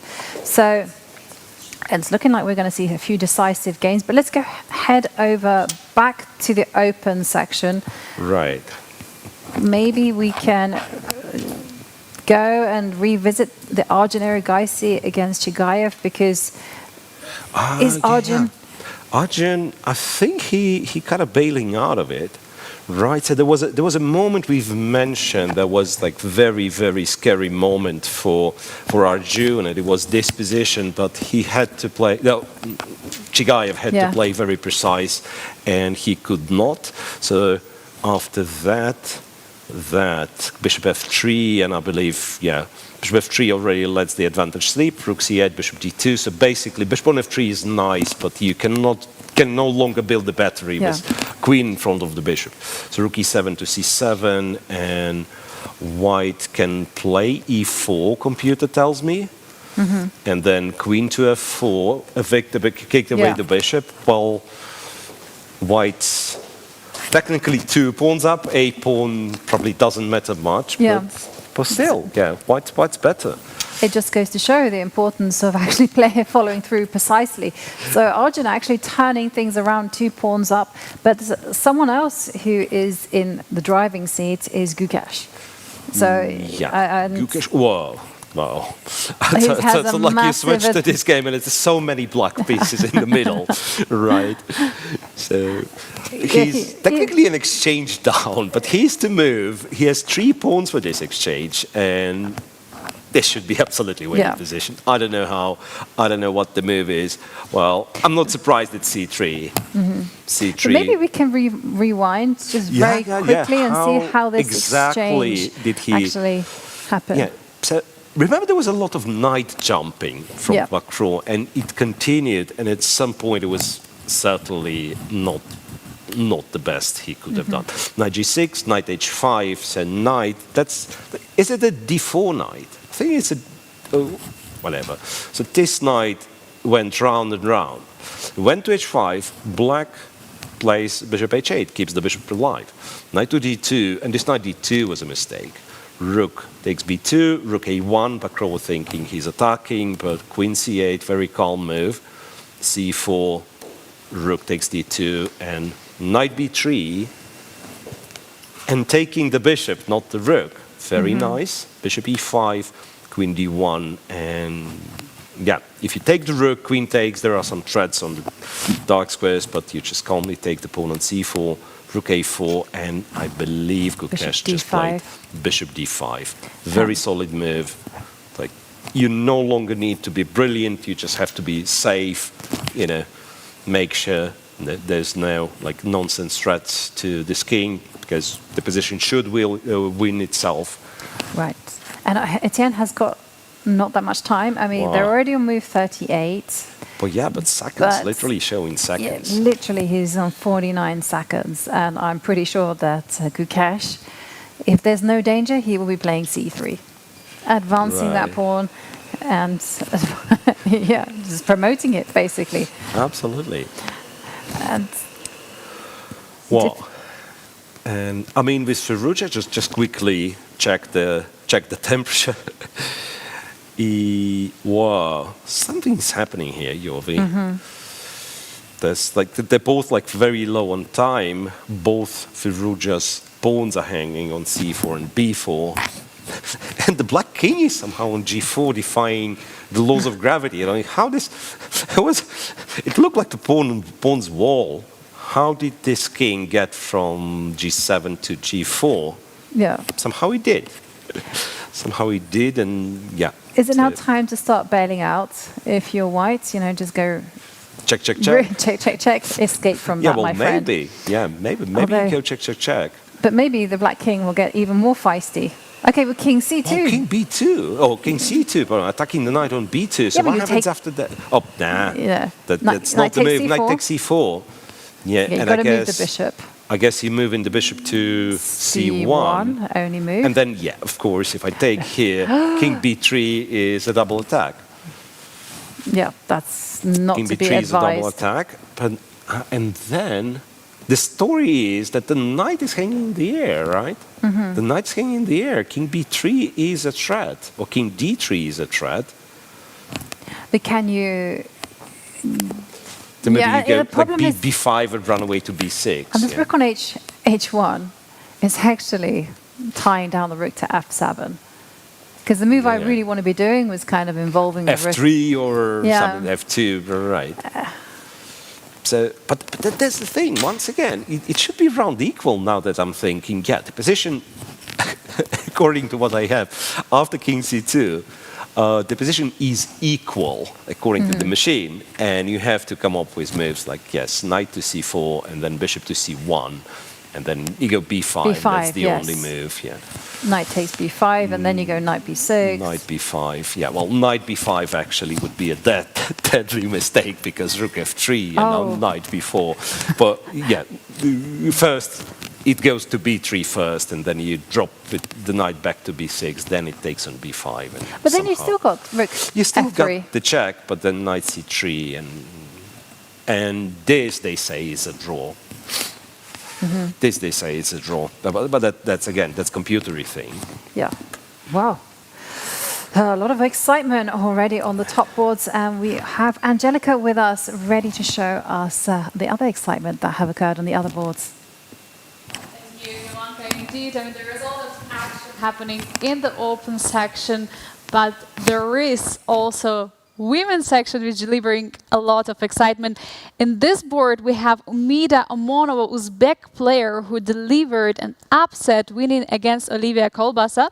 And in this position, she found a stunning sacrifice of the knight. Knight e6, pawn takes f6, and after queen f6, suddenly the position of the king is getting fully opened. After king h8, bishop g7, trading the last piece which was defending the king after king g7, and queen e7, we can see there is a deadly pin also on the queen and on the rook on the d file after king h8. Rook d5 has been played, and the problem now for black cannot get off all the pins, and even after b5, ab was played, and this was this game is still, by the way, ongoing, but the other game the game finished, so the Umida Omonova managed to score a victory, but the other example in the game which is still ongoing happened on the board 18.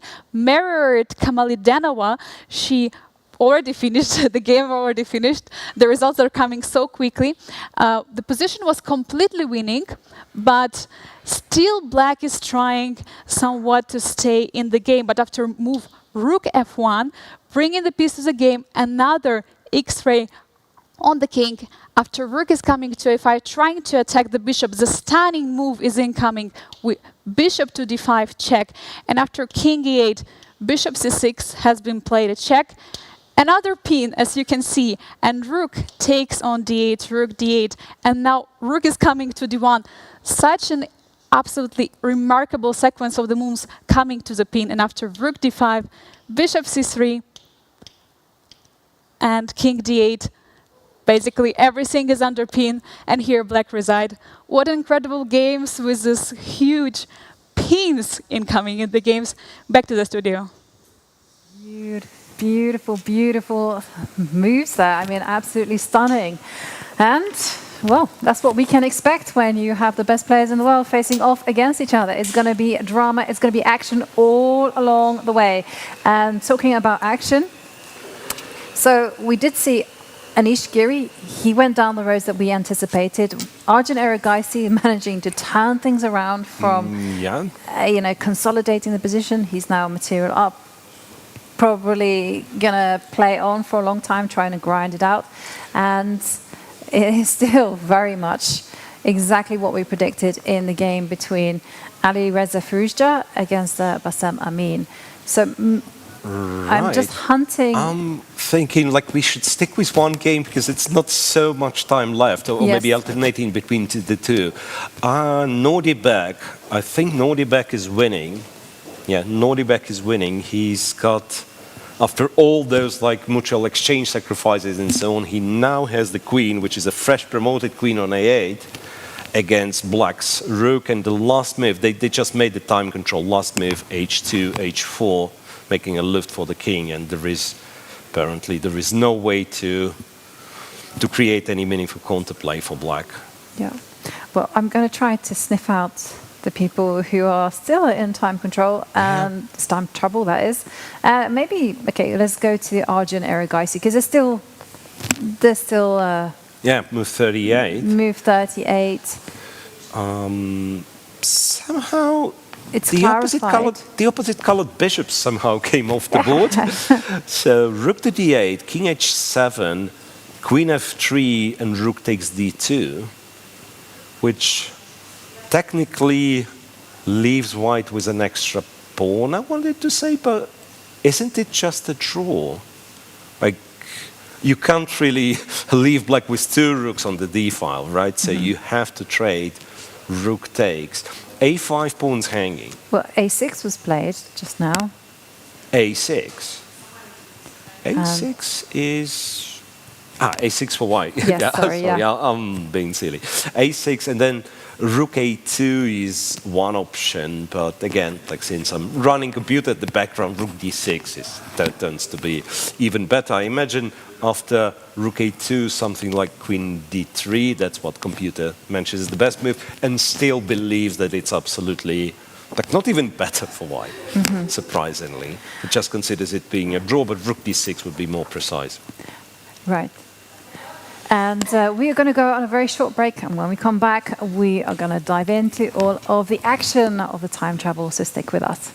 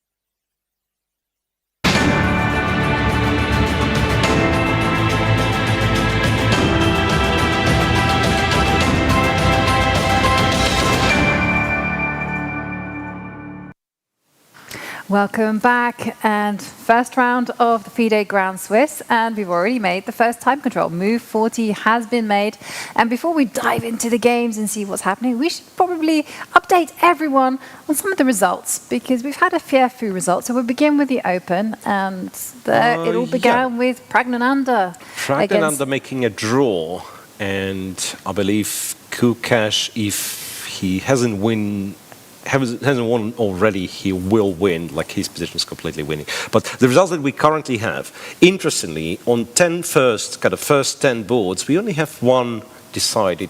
Yeah, the Giri winning against Hovhannisyan is the only, it's like, the game was a result. Draws being Jeffery against Praggnanandhaa, Vincent Keymer defended against Gurel, Aronian Martirosyan, Nepo Volokitin, and Mamedjarov Sheparinov all were draws. Yep. MVL playing on board 11, very likely a draw. Board 12, Sargsyan Niemann also a draw. Niemann survived that lost position, and so on and so forth. A lot of draws, already in round one, which typically in the Swiss tournament you say, okay, round one is just a walkover for the favorites. No, not in this Swiss tournament.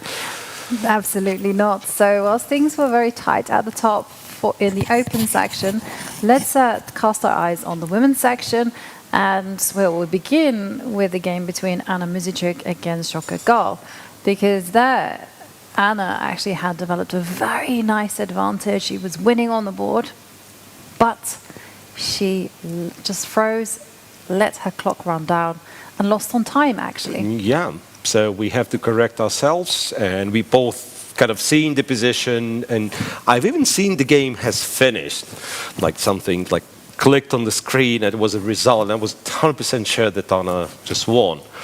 Yeah. So Anna Muzychuk loses, then on board 3, Asabayeva won a nice game against Mai Narva. Board 4, Salimova Lakno was a draw.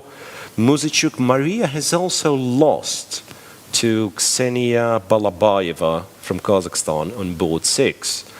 Board 8, Jaimo against Garifulina. Jaimo wins against Garifulina. Board 9, draw for Kostyanyuk and Maltsevskaya, and so far these are the only results on top 10 boards. Yeah. Once again, less draws, but quite a few draws as well. And we are actually expecting Tan Zhongyi to lose her game against Olga Giria there on board 2. Yeah, the position. And in fact, we can, whilst we're discussing it, we can actually have a look. So, out of desperation, Tan Zhongyi sacrificed the pawn on e6 and d5, and she's banking everything she has at this pawn on c2 is going to be enough to confuse the issue for white. Yeah, but well, strangely, in this like major pieces and endgame with queens and rooks on the boards only, it does look very threatening, this c2 pawn, until that moment that you realize that both rook and the queen attack it. So you have to keep it protected for all the time, right? And then white has the b pawn. So why will we go b5 and then b6 and then b7 and annoy you to death until you take the b pawn, and this is the moment white's going to take on c2, and guess what? White still has 3 extra pawns in the center. So this strangely quite an easy win for white, quite an easy conversion. Just push the b pawn and collect the c pawn here. White king being quite safe on g2. Well, it's just a matter of holding the nerve. So we'll see whether Olga will manage to score an upset. So maybe whilst we're looking at the women's. Head-to-head for these two players, Giria and Tan Zhongyi. So do we have the graphic for this? Because I believe Giria has undefeated record against Tan Zhongyi. So +2 is 4 draws, and then 2. So well, talking about like nemesis players, so to speak, right? I believe every one of us has one, and yeah, it turns out that Giria is very kind of unpleasant opponent for Tan Chong-Kim. Yeah, absolutely. And talking about nemesis, who was your nemesis that you could never beat? Andrei Volokitin, the player who is playing in this tournament. He beat me for the first time when I was rated like 250 points higher. And then he at some point was rated like 100 points higher maybe. And I got a few draws. Like only one draw with black. Whenever I play black against Volokitin, you don't have to prepare. You almost don't have to play. Yeah, it was that bad. Yeah, but some players, you just cannot win. I had a situation with Alexandra Kostaniuk. Whenever she plays me, she just wins. And it's just a question of how she wins. Is it logical? Does Jovi blunder something? No, I mean, it's just ridiculous.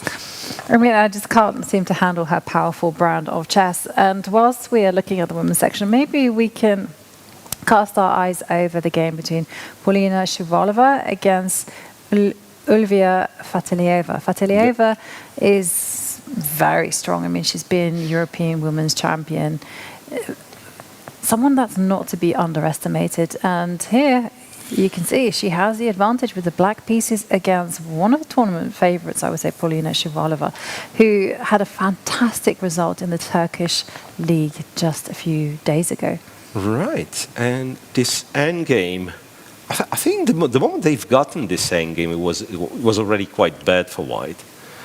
That is position after move 40, black played a5, and this is the position after move 40.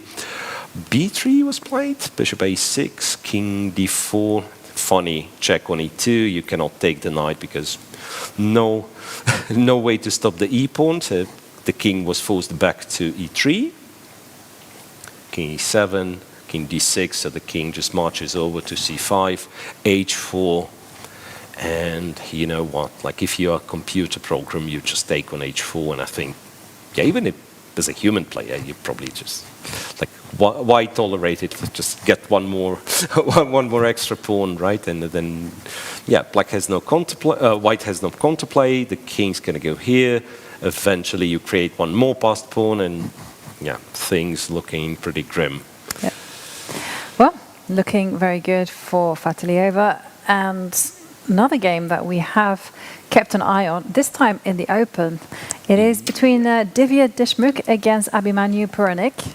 Now that one is it still on? It's still on, and every time I look at it, it gets crazier and crazier. So we have to take a look at this, and we can just rewind from where we left it, because I'd like to know how the pawn was a game worthy of revisiting. Expected. Rook takes e4 is what we've seen, and b4 c4 is something that we've managed to guess. Queen went to e2, targeting the rook, kind of provoking black to take on e4. Right, queen goes to a4, once again defending the rook. Knight f2, c3. Wow, so many pins. Knight c3, pawn takes, and the rook takes queen, rook takes queen. It's not good for white. Queen c2, queen to a6. Like, do not trade the queens is the motto for black. Knight e3. Wow, the poor bishop on g2 is still there. Bishop f1, so this is bishop's time to shine. This knight to e3, rook d8, bishop d3. So finally now, back to f1. I believe that also has to do with the time trouble that they both had. Queen c2, queen e2, queen g2. Wow, a lot of hovering around. And in this moment, it feels like Divya is, I wouldn't say happy, but she allows the repetition. But black decided to play on, king f8, queen e1, c takes b2, queen g3. What is this position? What's happening? Well, first up, there's a pawn on b2. There's a pawn on b2. I was expecting it to be taken, but okay. Queen to g3.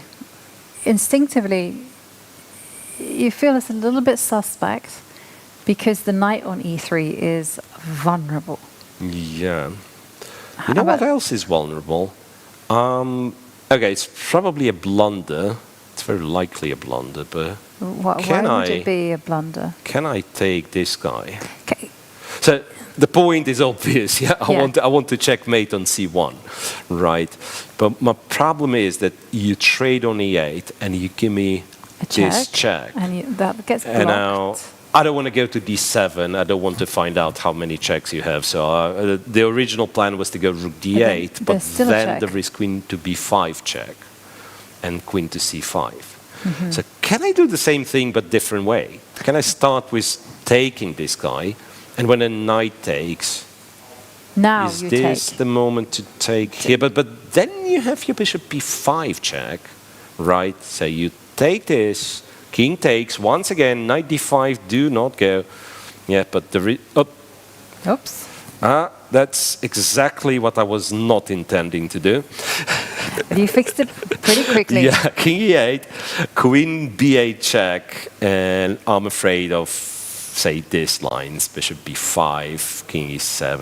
And probably not, yeah, and queen c7, Queen you just c7. confiscate my rook. No, but bishop e3, knight e3, I don't know. Hang on. I don't know, maybe What about you just play it calm? Rook takes rook. rook takes rook, pawn takes, And then we go queen. queen up, okay, Queen. f6 or something. Yeah, I was thinking queen f6, but there is a. Yeah, like rook takes rook. If you don't have like an immediate good follow-up, maybe we shouldn't really take it, because it Yeah. feels like Okay, a fixing now. their structure or something. Queen It's like f6. queen f6 we could play here, Yes. right? It's like we go queen f6. I do not feel like what is better, to be honest. Once again, what's the material? It's a pawn now for rook and a pawn for knight and bishop. But And it hardly matters, right? No, that doesn't matter because the white Like, king it's so is chaotic. so unsafe. It's so chaotic. Okay, I'll press the magical button here to find out that this particular one is equal after Okay. queen f6. And we missed a chance, apparently, because here a4. By the way, a4 to go a3, why not? That's a good protected pass pawn on b2, right? And if king b2, I imagine there is some, and then it's a check. Queen f6. Yes, and then it's a check, and then it's a3. And somehow this is winning. Yeah, king b1, a3, and yeah, I don't see it, but I trust computer that it's completely winning. Well, Yeah, I guess, It looks yeah, good. like queen f2, rook takes e4, pawn takes. And you still, like these pieces, they still fail to untangle properly. That's amazing. And you Like- have now like, rook c8 coming. I don't even know what the threat is, but the computer says it's -5. With material being equal. Yeah, it's simply, you can't really stop rook c8, rook c3, whatever. Yeah, you know, you have a very cool line. So rook c8. And then, do you know what I want to do? I say I go here. Let's take rook c8. Yeah. And then you just And- make okay, a random pass. move. Okay, queen, A1. a1. Oh! Ah, so isn't beautiful. that good? That's a threat. That's a threat. Which, by the way, even seeing this threat, I cannot address it because if I defend the first rank, I'm getting checkmated on the second rank. Wow. Yeah. Well, that's the. Yeah. So after cheating with, like kind of checking with the engine, bishop takes, knight takes, a4 is decisive advantage. -1, which is like a pawn up for black. Or rook c8 is an alternative, and also black is better. Yeah. No, but the key is actually the pawn on b2 is jinxed because of Yep. queen to f6 coming. And then as long as black doesn't get bold with rook takes rook, then black now has the upper hand. And it just goes to show that the queen is offside on g3. Yeah. With the engine cruelly revealing to us that the queen was actually needed on e1. Because then you stop the infiltrations. Yeah. So to check what was the evaluation. Yeah. So evaluation before queen g3. You've spotted it nicely. Yeah. So before queen to g3, it was once again equal. Don't ask me how is equal and why is equal, but it was equal according to the machine, and with a couple of moves even. Like not the 95 would have been fine, and the move that would never occur to me, queen to d2, kind of self-pinning, was also fine. Yeah. Well, that's quite rough, but now, now black has to find a way. Now black has to find a way to the advantage, but that's why we have this long time control. He has the time for that. Well, this is the reason why we like classical chess, and there's, of course, it has a lot of fans. It's just because you're able to savor every single move, work things out. And whilst I have your attention, Mira, I'm very lucky because I'm going to have your attention for the next few days. I want to revisit the game between Robert of Anisian against Anish Giri. Yeah, because that went exactly as we predicted. Wow. It didn't quite follow the artistic way that you had found, where black managed to lock out the white king. But I do feel that the ending is obviously color bishop, and it's well worth. So the bishop to g5 was played, king a2, and he did go queen b4, by the way. He did go queen b4, so theoretically we could have had the position like that when the king is completely locked out. So queen b4, white played bishop e4, king f6, bishop d3, and here Giri decided to force matters with bishop c1, king b1, take on c4, bishop e3. Yeah. And here white just went c5. But what was, I was going to ask, what is wrong with king a2, king d3? I guess black just doesn't do anything. You just go here, go here, you go here, you go e4, and you say 3 connected passed pawns good, 2 doubled pawns which are blocked on c5 bad. I think that's what you say. And it's just funny, actually, that the white king can still not approach. And absolutely. You even gave a pawn. You didn't even need to give up a pawn. Yeah, you probably kind of need to go c5 and try for this, and maybe at the end of the day you get 1 passed pawn. But by the time you get it, these guys will be like f4, g4, everywhere. Yeah. And if anything, black can sacrifice the bishop for this last passed pawn remaining. And unfortunately, the rules of chess are such that the white king has to move 1 square. Sometimes it all hinges on the fact that the king is such a slow piece. And you often want it to teleport, because if it could teleport on e4... Once per game, yeah. If they could just modify the rules a teeny tiny bit. Okay. So nice, very picturesque win there from Anish. So moving on to the Gukesh Bacrot game. That, when we left it, black was on the verge of playing c3. And basically winning. That's what we thought. Looked like one-way traffic. That's what we thought. And so it was a bit of a time trouble here. Bishop d5, I believe that's the last moment we've seen. Yeah, bishop d5 at move 37, and queen e2, c3 happened. Bishop d3, queen to c7, check on h2, and bishop e5 is just to make it to the time control. King g1, king f8, queen to d3, and yeah, it's black to move, and Gukesh just kind of calms down and then tries to, to calculate through. It looks completely winning, but still you need to, this game won't win itself, right? So you still need to make moves, you still need to be precise. Well, that's a silly line, but say you wanted to go queen c5, and your opponent went with a check, and you took it, and then white wins. It's a made-up line, but in fact, queen c5 for a brief period of time crossed my mind, because I thought, maybe we want to move this second. But then rook b8, rook a8, pardon. You cannot take it. You go to e7, and they go rook a7. It gets annoying. How are you going to escape checks? It gets annoying, yeah. Maybe you are better after king d6, but then, rook takes f7, and all of a sudden you've created a mess out of the position that was supposedly winning without much contemplate. Maybe you're not even better. I don't know. Well, there was the move bishop has a4. been played, and it was not queen to c5. That was not queen to c5. Knight h4. Knight h4. Yeah, knight h4. Attacking pawn on g2. Hitting this. So, I mean, if you take that knight, you are more or less thrown in the towel, so you don't quite want to do that. G3, you're allowing knight to f3. Yeah. F3. F3, You're allowing quite the a bit of dark dark squares. square weaknesses. Now queen to c5 check. A queen to c5 now comes with a check, and then when the king Goes to I don't know H1. where it goes, to h1, let's say, this is maybe where you can go here. And then You still allow the check, but like you're threatening a checkmate in one, which is quite a serious threat, right? So it's a check, and we go to e7, check, and you go to d6, and no more checks, and g2 cannot be stopped.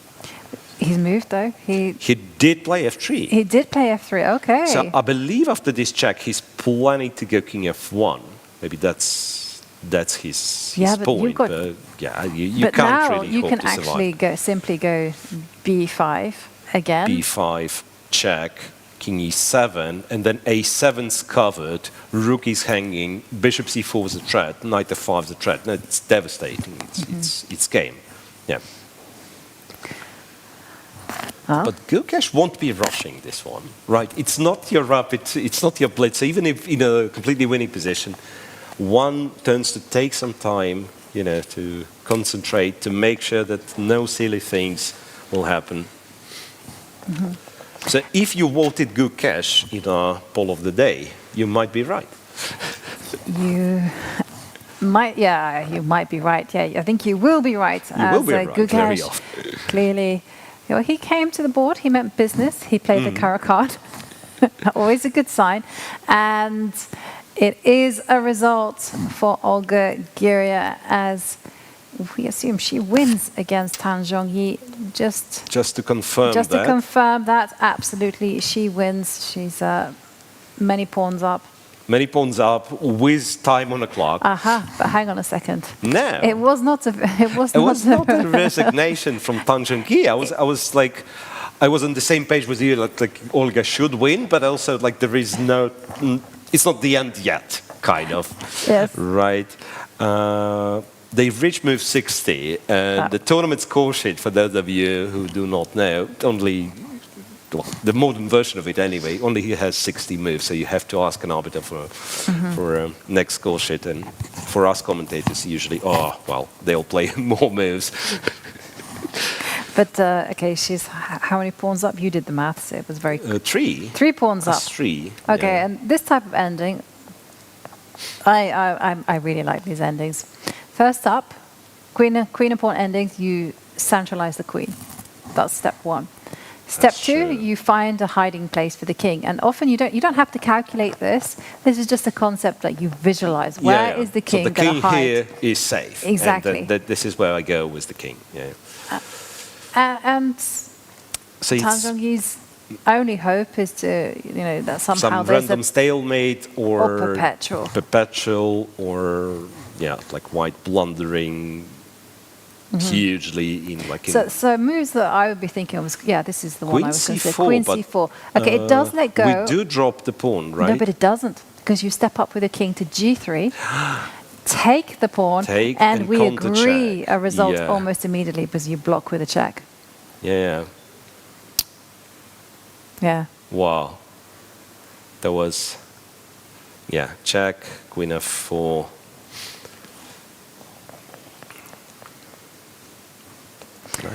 Nice stuff. Nicely stuff. calculated by Olga. Olga very much in the driving seat, about to win against Tan Zhongyi. Yeah, queen c4, and then if black does something, you put the queen on c5 or d5 maybe. D5, so all of your pawns, from d5, all of your pawns will be defended, and then you can start moving the king forward. You just watch out for it's like, just gonna okay, if the leap king forward sits on here, d6, here, it'll be fine. here. It'll Maybe be h7. e6. Maybe h7 is your was safe place. b6 as well, Right. sheltering behind its own pawns. Queen to e1. Okay, you can go queen c5, check. But now, having that many extra pawns, don't you just go b6? Because That's just clinical. this, you go check, and even go one more check. And that's a game over. Yeah, and the king will eventually reach here. So you don't have to. You can kind of protect all of your pawns. I think I would go for the no calculation approach. Queen c5. Queen c5 check, king, okay, moves somewhere. b6. I don't know where it moves. b6, yeah. And maybe this is what is And then start running. Like a little bit irritating because you kind of we declared no calculation approach, but maybe we Actually, still need to calculate a little bit, right? I mean, you get a very good guess that this king will eventually run away somewhere, right? Like a check. You can block king, now. You can block. Block with the queen. Yeah, everything is still And covered. check here. Yeah, now you can run. Although Check. maybe the black king can step up. Here, check. Here, And g5. What are you doing? g5. I'm trying to checkmate this king. No, but even then I cannot. no, but I mean, Even then I I just can. thought, okay, queen e3, and the king can actually like tuck check and, itself back just to get back. g3, Yeah, and then again, you like- begin again. Yeah, it's good to have a lot of extra pawns. It is, absolutely. Because one is very often not enough. I'm getting nervous if I'm only one pawn up. What happens if I Yeah. blunder this pawn? Exactly, like your room for error starts to increase. It starts to decrease, right? So, Yeah. well, Other than that, any... we have, once again, we have live interview with some Charlize. player, with Charlize.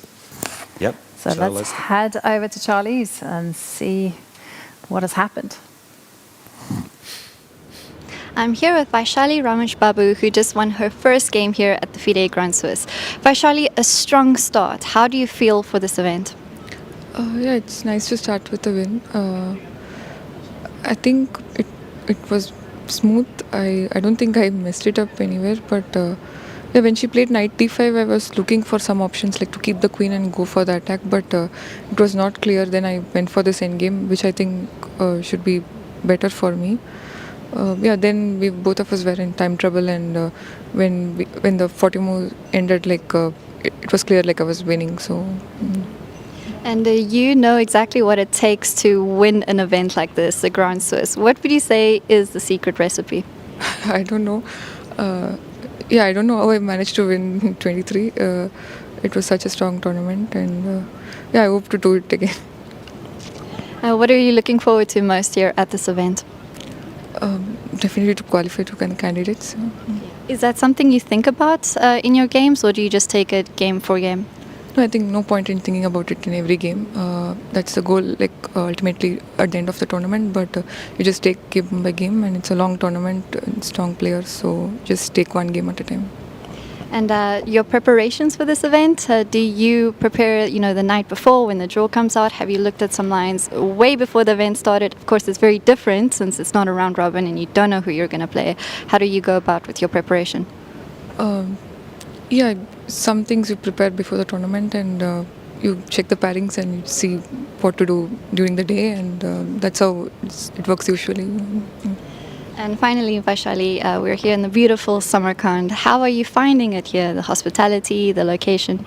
Yeah, it's a beautiful place. This is my second visit. I played in World Rapid and Blitz as well, and it's a nice place and wonderful people too, so nothing to complain about. Thank you very much, and good luck for the rest of your event. Thank you. Vaishali there with a win. That's always what you want to do when you start such an event like this. Begin with a win. And Vaishali, of course, won 2023. She was dominant from start to finish. And it came after she'd had a very, very good year, 2023. She recently became a grandmaster, and then this was the icing on the cake. But she mentioned there that when it came to preparations, some things are done before the tournament. And I know that you yourself have been a second. You played in such strong events. So can you talk a little bit about like the preparations that you've done for an event like this? Yeah, well, to be fair, it's been some years ago, right? And back then, you didn't maybe some people did, but we were not like preparing that deep. I feel like you couldn't possibly exhaust everything with the engine, so you would have some ideas, you would know they are good ideas, or kind of seem to be sound ideas. This is what you would do before the tournament. And then because it's a Swiss, you still don't know your opponents, right? So you can only do that much before the tournament. So during the tournament, you would still check, okay, that's my opponent, he plays this and that, and depending on like his style, his strength, whatever tournament situation, you decide what particular line you'd be playing. So now, I don't think, and sometimes you would even analyze something. Nowadays, it doesn't make any sense to analyze during such a tournament, right? So you literally have to have all your files ready. Yeah. Yeah. And talking about ready, Charlize is ready and waiting with us with another interview. I'm here with world champion Gukesh, who started off the FIDE Grand Swiss with a bang by winning the first game. Gukesh, you said you're here to prove yourself in all formats. Do you think you showed that today? I mean, it's still too early in the tournament. I'm obviously glad with the win with the black pieces in the first round. It's a nice start, but I think not to get ahead of myself. Yeah, there's still a long way to go. And how will you prepare for this long event? Is there anything you do to ensure longevity, to make sure that you'll remain focused throughout? I guess just sleeping well, eating well, saving energy whenever possible, because it's an 11-round tournament. It's a pretty long one. So, yeah, and to prepare well enough, to sleep well, and come to the board every day with 100% focus. Yeah. And Gukesh, I want to ask you questions about the tournament, but we'll get you later on. As you said, it's early. You've also been very active since becoming a world champion. We see you on social media doing all these ads. Tell me a bit about that. Yeah, for sure. There has been a lot of stuff that has changed since the World Championship. Lot of ads and a lot of attention, obviously. And overall, it's a great thing for me and great thing for chess. A lot of through these advertisements also, like chess gets more popular in the public eye. And yeah, one thing that has been a challenge is to balance my extra activities with my chess training and my chess tournaments. So, and in the last few months, I think we've settled into it. Me and my team, we've managed to settle into it. So, yeah. A lot of nice opportunities on and off the board, which I'm very happy about. Do you have anything favorites that you've done specifically in the media realm? I guess that is an obvious question. Yeah, the one with Vishisa. That one was by far the most fun thing I've done. Yeah. So you say your team is helping you out. Has your team grown since you won the title? I mean, not just my chess team, yeah, the people who take care of other things and stuff like that also. Since, obviously Gayu is always there as my head trainer, and I've been working with a few others from time to time. So, yeah, it's nice to always, work with new people to get new ideas and stuff. So, yeah, it's been going well. I see you have your lucky jacket again. I think it's a lucky token. What do you say? I mean, the thing is, whenever I play FIDE events, the first 1 or 2 rounds, I struggle with the, temperature in the room, because I'm not used to very cold temperatures. And in the candidates' first round, I remember I was shivering. Also, maybe not the World Championship, but Olympiad was quite cold, so I just thought I'll bring in for safety, but it was actually quite warm in the playing hall. Yeah. Well, Lucky Charm is also a second thing that it does for you. And tell me, at this event, are you having fun? Are you enjoying Samarkand? Yeah, I've been here before in 23 December. This is my second time, and it's a great place. All the hotel, all the playing hall, everything is, the food, everything is nice. So yeah, I'm enjoying myself. Well, thank you so much, Gukesh. Congratulations once again, and good luck for the rest of the event. Yeah, thank you. Great to hear the world champion's thoughts. And starting off with a bang, with a victory with the black pieces over Etienne Bacrot. Dream start. Yep, absolutely nice. Well, you would prefer to have white in the first round, though, because that means you get more whites, right? Out of 11 rounds, you'd have 6 white games, but then winning with the black, he kind of evened it out. Yeah. Right. No. Well, we have some games remaining in the top 10, and maybe we can take a peek. First up, I'm going to direct us to board 4, because even though it's an endgame between Alireza Firouzja against Bassem Amin, it looks like anything can still happen. The Black King has gone rogue on F3. These guys, like, they know their own ways of making the position look like funny, alien, impossible to navigate. You're absolutely right. Yeah, like the king on F3, and B5 was played, and the knight just went on B8, where because I was looking at this game while we had Charlize on air or something. The computer was mentioning funny move knight b4, and I thought, like, these guys are theoretically capable of finding it. So the idea of knight b4 is like you cover the d3 square, and then if the bishop moves away, then somehow, you might actually take it. Or so bishop d2, knight c2, and that continues dancing here and there. Knight b8. Computer, says king d3, still equal, but now your knights are, I don't want to say paralyzed, but like not that many moves. Knight f8 is bad because of bishop here, bishop here. So it's almost like you have to be able to meet bishop d2 with an immediate knight b6. So that when knight takes, pawn takes, you have another knight to back it up. Okay. And also you have to dissuade bishop to a5 by attacking the pawn. Yeah. So what happens if you go king to g4 and you just go, okay, right, king e2, the chase continues. Exactly. But then I guess, so let's pretend that everything else kind of doesn't exist, and it's a dance of the kings, right?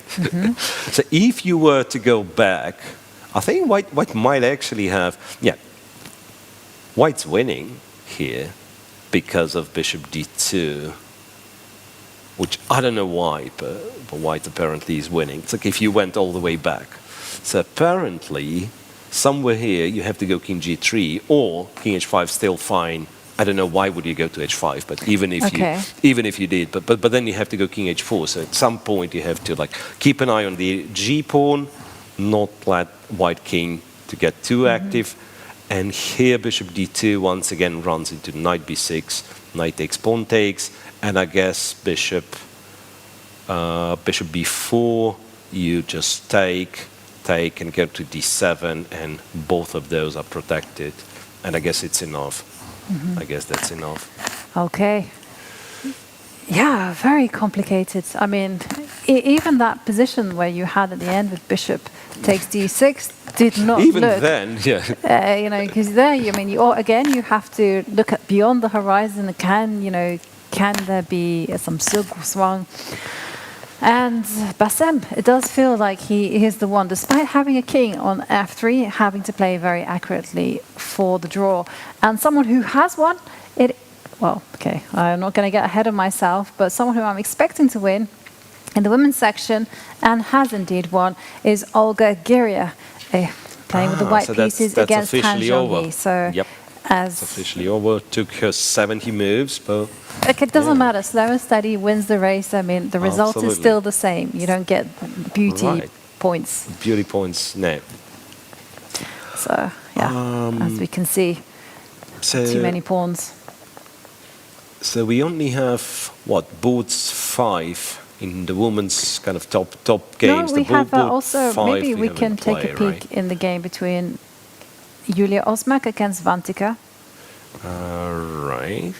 But I'm not expecting this one to continue for too long because pawn on a2. Pawn on a2, rook b1, a1 is coming. I don't really get it. So black's the move, right? I was thinking rook b1. Black's the move, and they just go to b1. Oh wait, could it be that it's knight d2?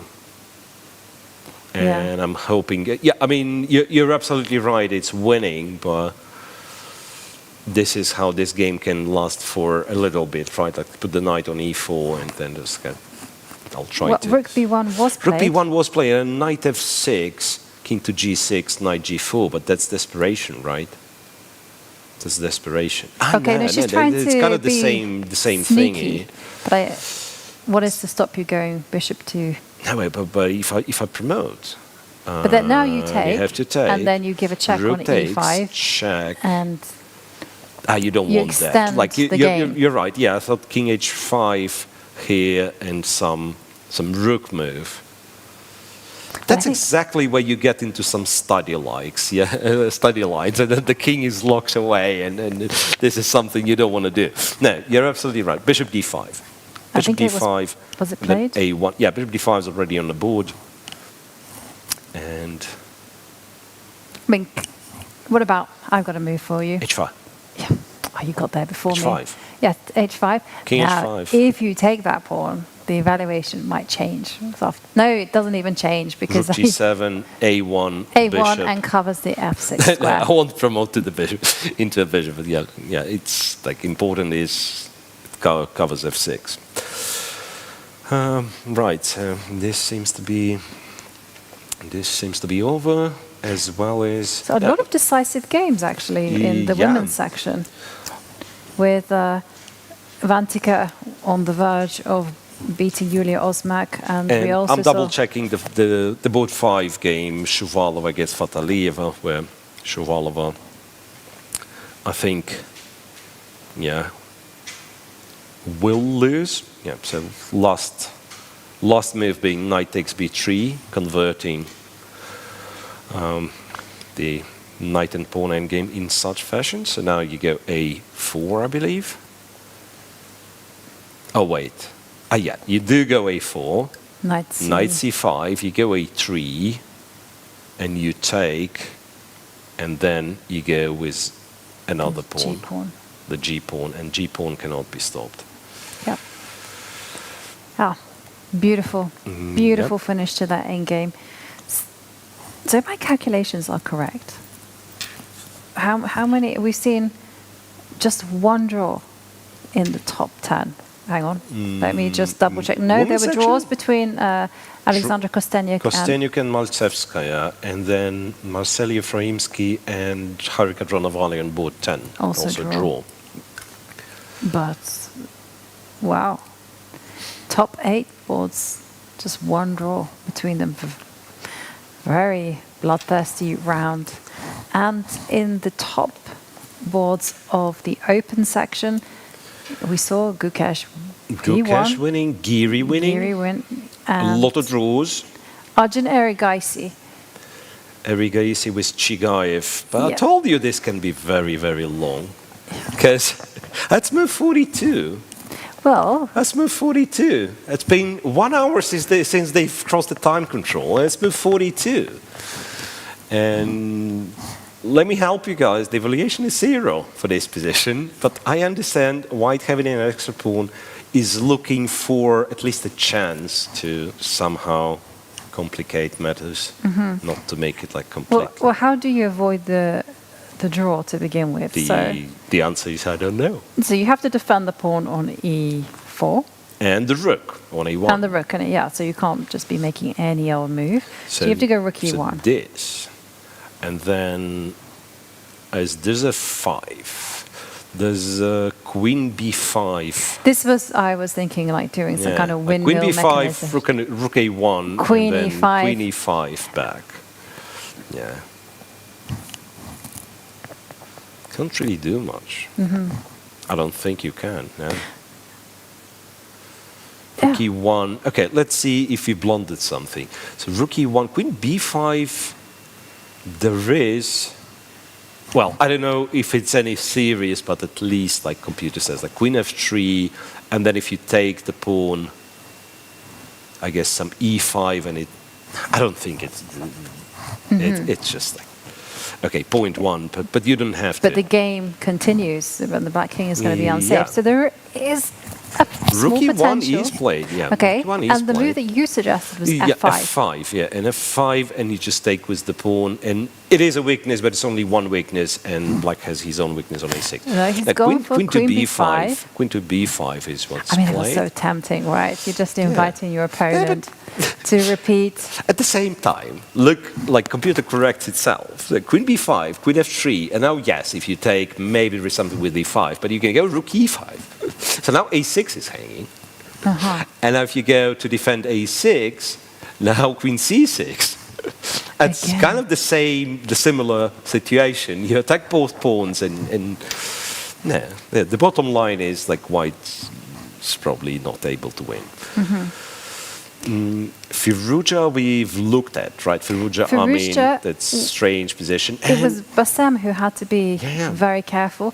And Abdusattorov. I was going to say, I'm a bit surprised that this game is still ongoing, because when we left in, Abdusattorov had just declared, I've declared that it's a queen and it's a game, and it turns out I was probably wrong quite a bit. So bishop to d4, h4, check. King goes, rook a1, pinning the bishop. Queen went to e8, check on e5. You have to go g3, rook a2, king h1, and here, so he went with checks, and eventually went rook a3, right? And then queen. I was still, so basically, computer suggests that king h6, king h6 here, queen f8. I got it. So, after king h1, here, after king h1, computer was saying that the advantage is not that big. Okay, it's plus 3.5. It is a big advantage, but if you go rook a3, and the point, kind of the thing is that you do go to h6, and you get to pick this pawn, from what I understand. But still, there's queen f8. You block somehow it. you kind of claim that this. No? No, wait. You can't go to h5 because bishop d1. What am I saying? What am I saying? So, no, but the bishop is hanging. Don't you just win, right? Takes. The bishop's hanging. Yes, and you don't have queen f4. That's what I was thinking. So you're faster than me calculating these lines. Yeah, queen f4 doesn't work. Anyway, that's a current position in the game where Black can take rook g3. King's going to go to f1, f2, whatever. But the queen on e7 plus the bishop, which is like spent most of this game being a useless bishop, eventually going to get to f7, e6, d7, e6 that is, or e8, helping the queen to go to f7. And this should be good enough. And is there any defensive construct that Black can set up? I'm thinking, put a pawn on h6. Yeah, bishop d7 and then. There's also this thing hanging. So you can't even play bishop g7. No, I can't even do that because the rook is hanging. Yeah. So. It is bad. It says check here, rook a3 immediately, so that if I go here, you start with checks. So, whilst this game is clearly winning for Nodirbek Abdusattorov, we gotta rewind and we've gotta head over to the game between Alireza Firouzja against Bassem Amin, because I just checked and the evaluation bar shot up all the way in White's favor, and this means that Bassem has made some serious inaccuracies. Because what we were discussing is, right, okay, Black has to be precise. We left it here. King g3, king g4. Remember this triangulations with the king on a board full of pieces, but we've agreed that you cannot possibly touch the knight from d7 because of bishop d2. Yes. And you are in no time to go to b6. And I don't know if Bassem just like straight up blundered this, or he went for this counterplay with knight g6, but bishop a5 was played. And it looks like he's in no time with the counterplay. So check, king's going to go to c4, and then you take, right? I mean, I'm not sure if he takes. No, probably he has to take. He has to take. Has to take. But then it's bishop c7, knight to d7, bishop d6, or you can have a check and go bishop d6, or you take bishop d6 immediately. And knight to d5. Yeah. Well, it's so tricky. I understand what happens here. Knight to d5, computer evaluation shoots through the roof because knight here, knight takes, bishop takes, and it's a Zugzwang. And you have to let this pawn go, and nothing else wins. So let's say my first instinct was take with the king, blah, blah, blah, but it's a draw after knight c3. So that's a unique position where the knight is restricted to such an... You don't have a move. You don't have a move. You have to move the knight, say, to f4, and then b6, and the pawn cannot be stopped. Incredible. And I think you calculate, say, with black, because like moving the king, that we know was a draw, right, instead of going knight f8, moving the king, you can't really calculate that, because it's a lot of hovering around, and maybe we had this position where white was getting to d6, the d6 pawn, and so on. So what you tempted to do is to calculate one forced line and make sure, okay, I'm eliminating all of his pawns or something. And it must be a draw. Yeah, it must be a draw. And even with the knight in the middle of the board as well. Right, exactly. And then you think, okay, how bad can it be? It's impossible. It's not a draw, right? Losing. 2 pawns left. 2 pawns left only. And this is the only way for Alireza to win. He has to capture the knight with the bishop. With the bishop. Because after king takes, as you've highlighted, the knight will come to knight c3. goes to c3. And black wants to take the pawn, and when you go here, you take black it. does take the pawn. And we should show why this is a draw, because king the here. king takes Because a I'm step just back. like exchanging the last pawn, right? Yeah. And now after bishop to e7. you can even go h. No, you can't e4. go h. I was going to go king g6.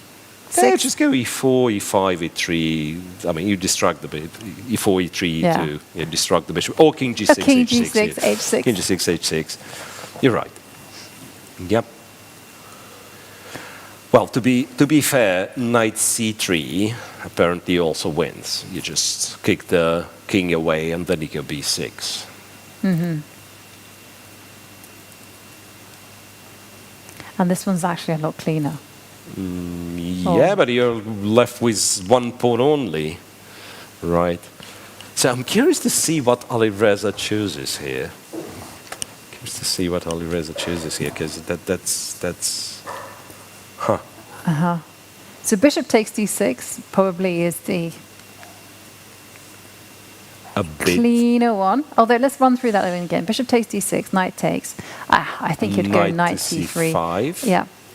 Knight takes, bishop takes, knight. Bishop takes, yeah. And then now what about knight to c7? Knight c7, b6, b6, knight to a6, a6. bishop d6. Oh, beautiful. So you still continue with those like... And now king to b5 is King in the air. f5, King b5? King b5, yeah. King here, here, here, here. Yep. Oof. Very clean. But you kind of have to get over that misconception. Yeah, that there was limited pawns on the board. Exactly. Right? You have to resist the urge. It's so surprising, yeah? It's so surprising that it works, but it does. And knight c3. Okay, so how clean is knight c3? Knight c3. Because it feels like a very human. King goes. Don't know where the king goes. I guess to f5 to eliminate this one. Yeah. b6. b6. And now computer takes. Yes. Bishop takes, and say takes. I mean, it should be pretty clean if you're confident checkmating with the knight and the bishop. So that's the only, like, you can go, I believe you can just go here and here. But h5, knight e4, then you take. But I mean, there should be the way to stop You don't it. have to rush with that. Though you do, actually, because the knight on e4. Oh, with black, you mean? I was trying to find ways, you know, Yeah, like to kind of h4. harass the knight. Up, no, sorry, to knight e4. Ah, like to go king Yes. f3. No, but then again, like it's very hard because I'm only following the computer lines. The computer You can go somehow says d6. like this is a terrible mistake because knight d2. What Okay. knight d2? I have no idea. No, so basically, I believe if you're lucky and you've considered bishop d6, you go for bishop d6 because it's like it stops the game, right? If you're lucky or if you are super, super strong and like very methodical, you know, you're able to stop in this moment and you say, okay, I have two options, bishop d6 or knight c3 first. Let me calculate bishop d6, let me calculate knight c3. Yeah. Well, yeah. The thing with bishop takes d6, though, is that you have to understand that bishop c5 is the way to recapture, and you might not get beyond that, right? You might not stop and evaluate. Yeah. Actually, the knight doesn't have too many squares. Right, exactly. Like very often your calculation will be, well, bishop d6, knight d5. Yeah. End of the line, right? Exactly, and you stop with the evaluation. I only have like 2 pawns left, and he'll sacrifice the knight for the b pawn, and he'll somehow exchange the g pawn. That'd be my logic very often. So, I think Alireza is going to spend some time. Yeah, that's what he does. So let's move away. Let's check out the Arjun Erigaisi game, Chigaev, just to see whether Arjun is able to mix things up. Still playing. So queen b5, he did go queen f3, and Chigaev captured on a6. Queen f5, king here, rook d1, rook e8, and rook to d7. So white activated all of his forces to the maximum, but does it give him anything? I mean, you have queen e6, among other things. How can you possibly lose this one? Unless I've blundered badly as rook d8. I mean, I kind of did, but I don't think it matters, right? Because this one I don't lose either. So rook e7, queen e6. If you go here, I mean, queen f5, queen e6, whatever you like. Can you not take the pawn? And he does go queen e4. Exchanging the queens. It's going to go f3, I guess. But then, yeah, just go there. 4 versus 3 is a draw, right? You have one more pawn here. But it's not so simple. Well, this one... you mean 4 versus 3 is 4 versus 3 in general is not so simple. I agree, well, specifically with this structure. Because now that I'm thinking, I've declared, okay, it's easy peasy. And it might be... But I have to be careful, to be honest. Like, look, h5, and then rook a2 is what like any sane person does, cuts the king away, right? But if you didn't do that, if you like played, say, check, king g2, and you started moving the a pawn, I'm thinking it might get problematic, because if the king infiltrates all the way to g6, this is where we might regret going for like rook endgame is always draw, you know. Rook endgame. But I guess you could stick your king on h7. Oh, yeah, maybe even in this case, like you just keep the king on h7 and you run with the pawn quickly. But yeah. I mean, how quickly do you run with the pawn? Because a7. Okay. Like for instance, could you leave it on a7 just as an insurance policy? Oh, you mean then, like and here? then just and then what I'm thinking is that okay, so white will go king g2, otherwise rook a2 is coming. But it was so that was the position. Maybe white has to start with king g2, in fact. Yeah, start with king g2. But then I'm thinking black's going to go h5, right? Ah, yes, I will. Going to go h5, and if you wanted to play for win, you can go here, targeting this, and then g6, cut the king away back. But again, it's a rook endgame with equal number. Wow. Well, one of the things about this is that black can just cut off the king with rook a3, but okay, this wasn't played. Instead, we see a5, which is a much better move. Now that I'm thinking, it's a much better move. He threatens rook a6, so you automatically have to go here, and then he's going to go I guess you go e5. here, and you start kind of trading off your pawns. Yes. And yeah, Hang on a second. I'm not. I feel like the rook in the middle of the board isn't necessarily the best. You can go G4. But then H5 happens, right? Then... Boo, hiss. Yeah, That's not the move like, I wanted to see. Again, it's like if it's G4 and H5, right, then I'd agree with you, because yeah, at least you have something, probably still a draw kind of objectively, but this is where you all of a sudden getting very interested in playing it on, right? King to D4, F4, and who knows, and A pawn doesn't really matter. But like, how do you achieve that? It's like you probably can start moving the king, but then again, black has F5. Yeah. So I guess it will be a draw after all. Yeah, it will be a kind draw. of a fair result on balance with Chigaev having the initiatives, boldly sacrificing 2 pawns, Arjun Erigaisi managing to hold the balance, and there we see rook to A7. So yeah, the rook is going to centralize itself. F5 rook incoming. Yep. Rook E5. I don't know. Well, theoretically, Erigaisi can still kind of try to play on, but which he does with King F2. But I'm guessing now. Wait a sec. F5. He's gonna go King E3. My F5 is a very stupid move. He's gonna go King E3. He's gonna take with the pawn. And then And go king. I'm playing the endgame with the king on H8 as a proud, descendant of Soviet chess school. Which I'd be kicked out of my local chess club for doing so. So I take it back. So A5 is good, rook E5 is good, but after King F2, I should probably think of activating my own king somehow. Say going to H7, let's say. Yeah, I was thinking, can you just go H5? Yeah, H5 or first. kind of the same. Yeah, H5, King E3, King H7, right? Yeah. But then I imagine, once again, some F4, King D4 type of business, or King D4 first.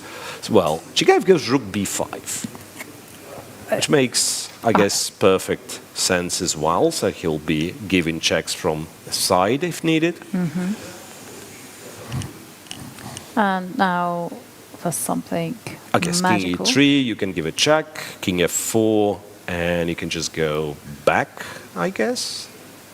G4. Which but gets you closer to one of those like positions where you're very passive, but at the same time, yeah, like now H5, G5, right? Maybe I can go G5 myself. Not sure. Not sure. Rook A8 check, I believe, just to repeat it once. well, he's done that, but then he's also very quickly advanced the pawn. And F4 now. Oh, okay. Well, we see that Arjun Erigaisi is going to try and squeeze out a win against Chigaev, but we are going to go to Charlie's, where she is ready and waiting with an interview. Here with Nodirbek Abdusattorov. Nodirbek, you are having an amazing event and you're here in your hometown. Tell me, how does it feel to be playing in Uzbekistan? Yeah, I'm very proud that we are hosting such a high-profile tournament in our country, and especially in Samarkand, very rich historical city. Yeah, I mean, I'm very happy, and yeah, I mean, I can't express my impressions, but because it's an honor, first of all, and secondly, it's it's a great chance for our local players to compete with the best players in the world. So yeah, I mean, I'm very excited, and I will try my best, and we'll try to qualify 2 candidates. That was going to be my next question. You're not just playing with the best in the world, you're playing for something huge. Is this your main goal at the end of the rainbow for this event? Yeah, I mean, the ultimate goal is to to qualify 2 candidates, like get into top 2. Yeah, but it's it's a very long tournament. You can't really relax at any point. You have to really focus in every game, give your best, and prepare very hard. Yeah, it's it's one of the one of the difficult and one of the very exciting tournaments that I like to play, because it's not a round robin closed tournament. You can play with many 26 players, or even 27 at some point. Yeah, I mean, it's players doesn't really try to dry up the game and try to make a draw, because you have to score some victories in order to be in top. So it's a very exciting tournament, and yeah, I mean, first round was a very complicated game. I won against Ivic in Najdorf. So yeah, I mean, I'm very happy with the first game. And being one of the top players, you are going to face a lot of players wanting to beat you. Do you approach these games a little bit differently, or do you see everyone as you're going to play your best no matter what their rating is? Yeah, I mean, you have to really give your best. I mean, no matter how weak or how strong your opponent. So this is my goal for this tournament: just give my best and try to especially recover after my very unsuccessful tournament in St. Louis. So yeah, I mean, that's the goal for this tournament, and yeah, I will give my best. And what's your ultimate goal in chess?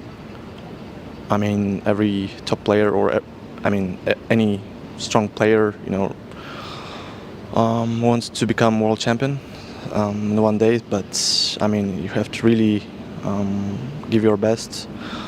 I mean, for now, my goal is to just finish this tournament well, and if I qualify, then I will. I mean, the answer would be different.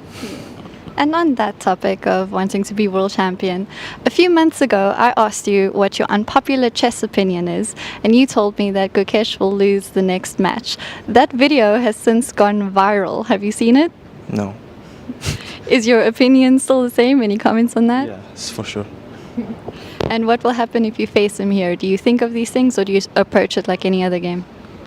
I mean, I will play like as the as the ordinary game, because you have to really focus, no matter, I mean, who is your opponent. So I don't really care about my opponents. I just I just care about my game, and care about my form. And if I'm in good form, I can play really well.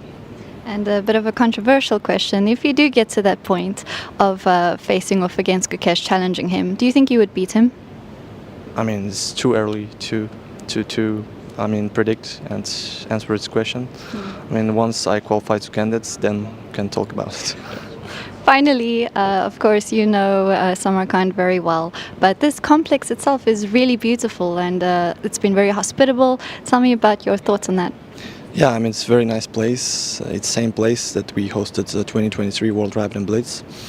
I mean, I think many players are familiar with this place, and they know the city already, and I hope they will enjoy their stay, and I really I really wish them a good stay here.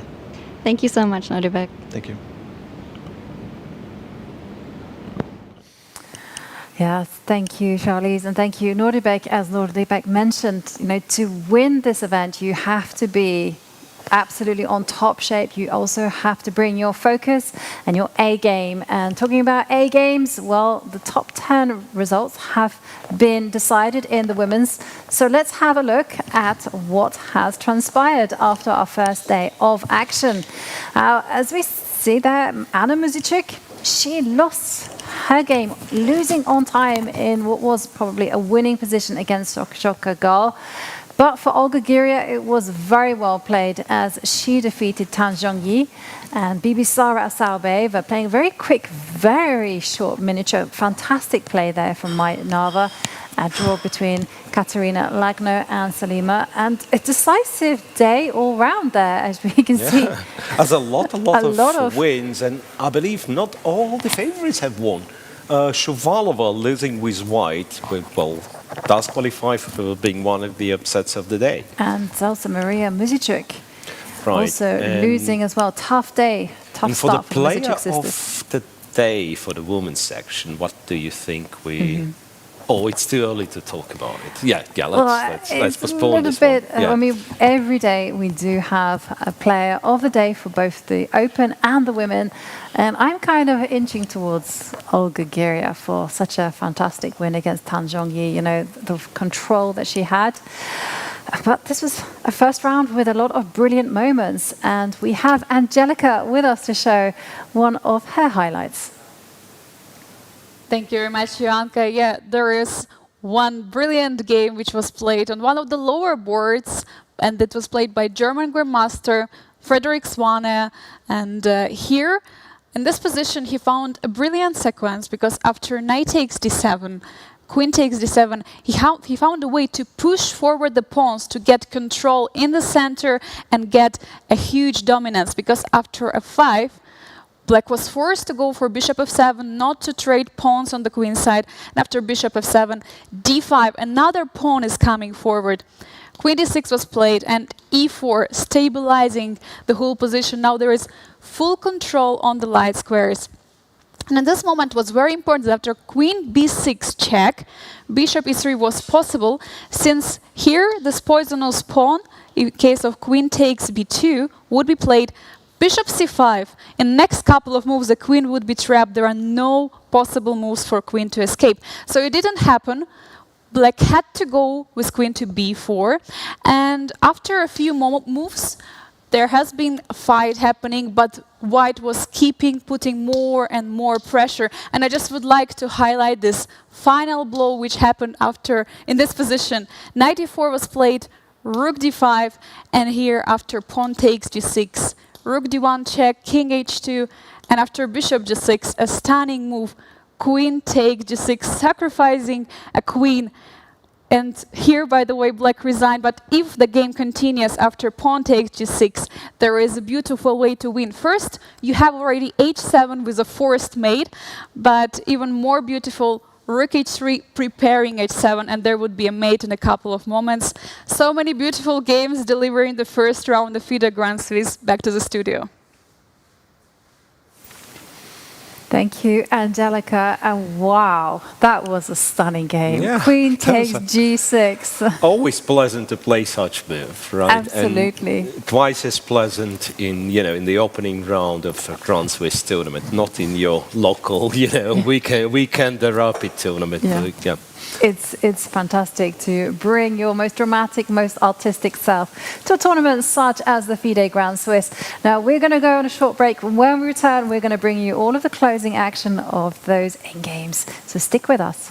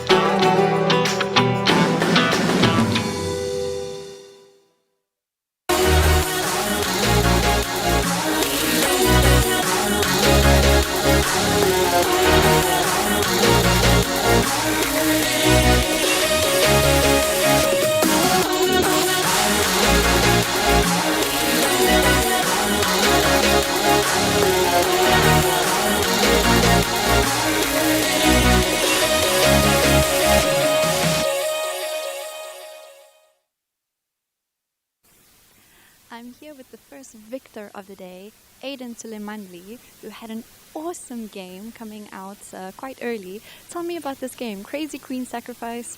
How was it?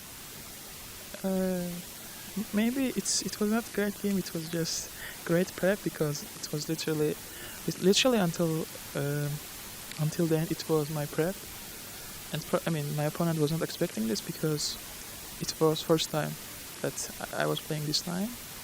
Yeah, I made a queen sacrifice, and I think I made a novelty after b5 move. So yeah, that's all I can say. When you say this was your prep, is this prep specifically for this game, or is this like a line you've looked at before and calculated deeply? Was it especially for this game?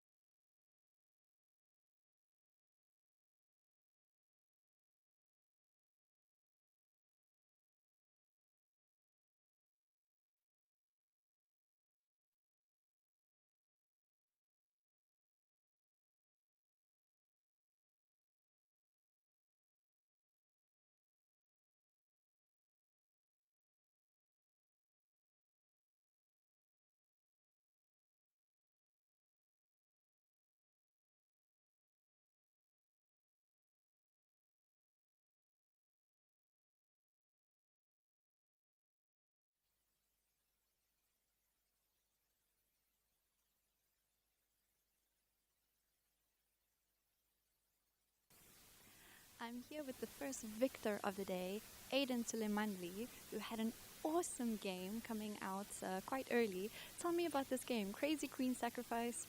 How was it? Maybe it was not great game. It was just great prep because it was literally until then it was my prep. And my opponent was not expecting this because it was first time that I was playing this time. Yeah, I made a queen sacrifice, and I think I made a novelty after b5 move. So yeah, that's all I can say.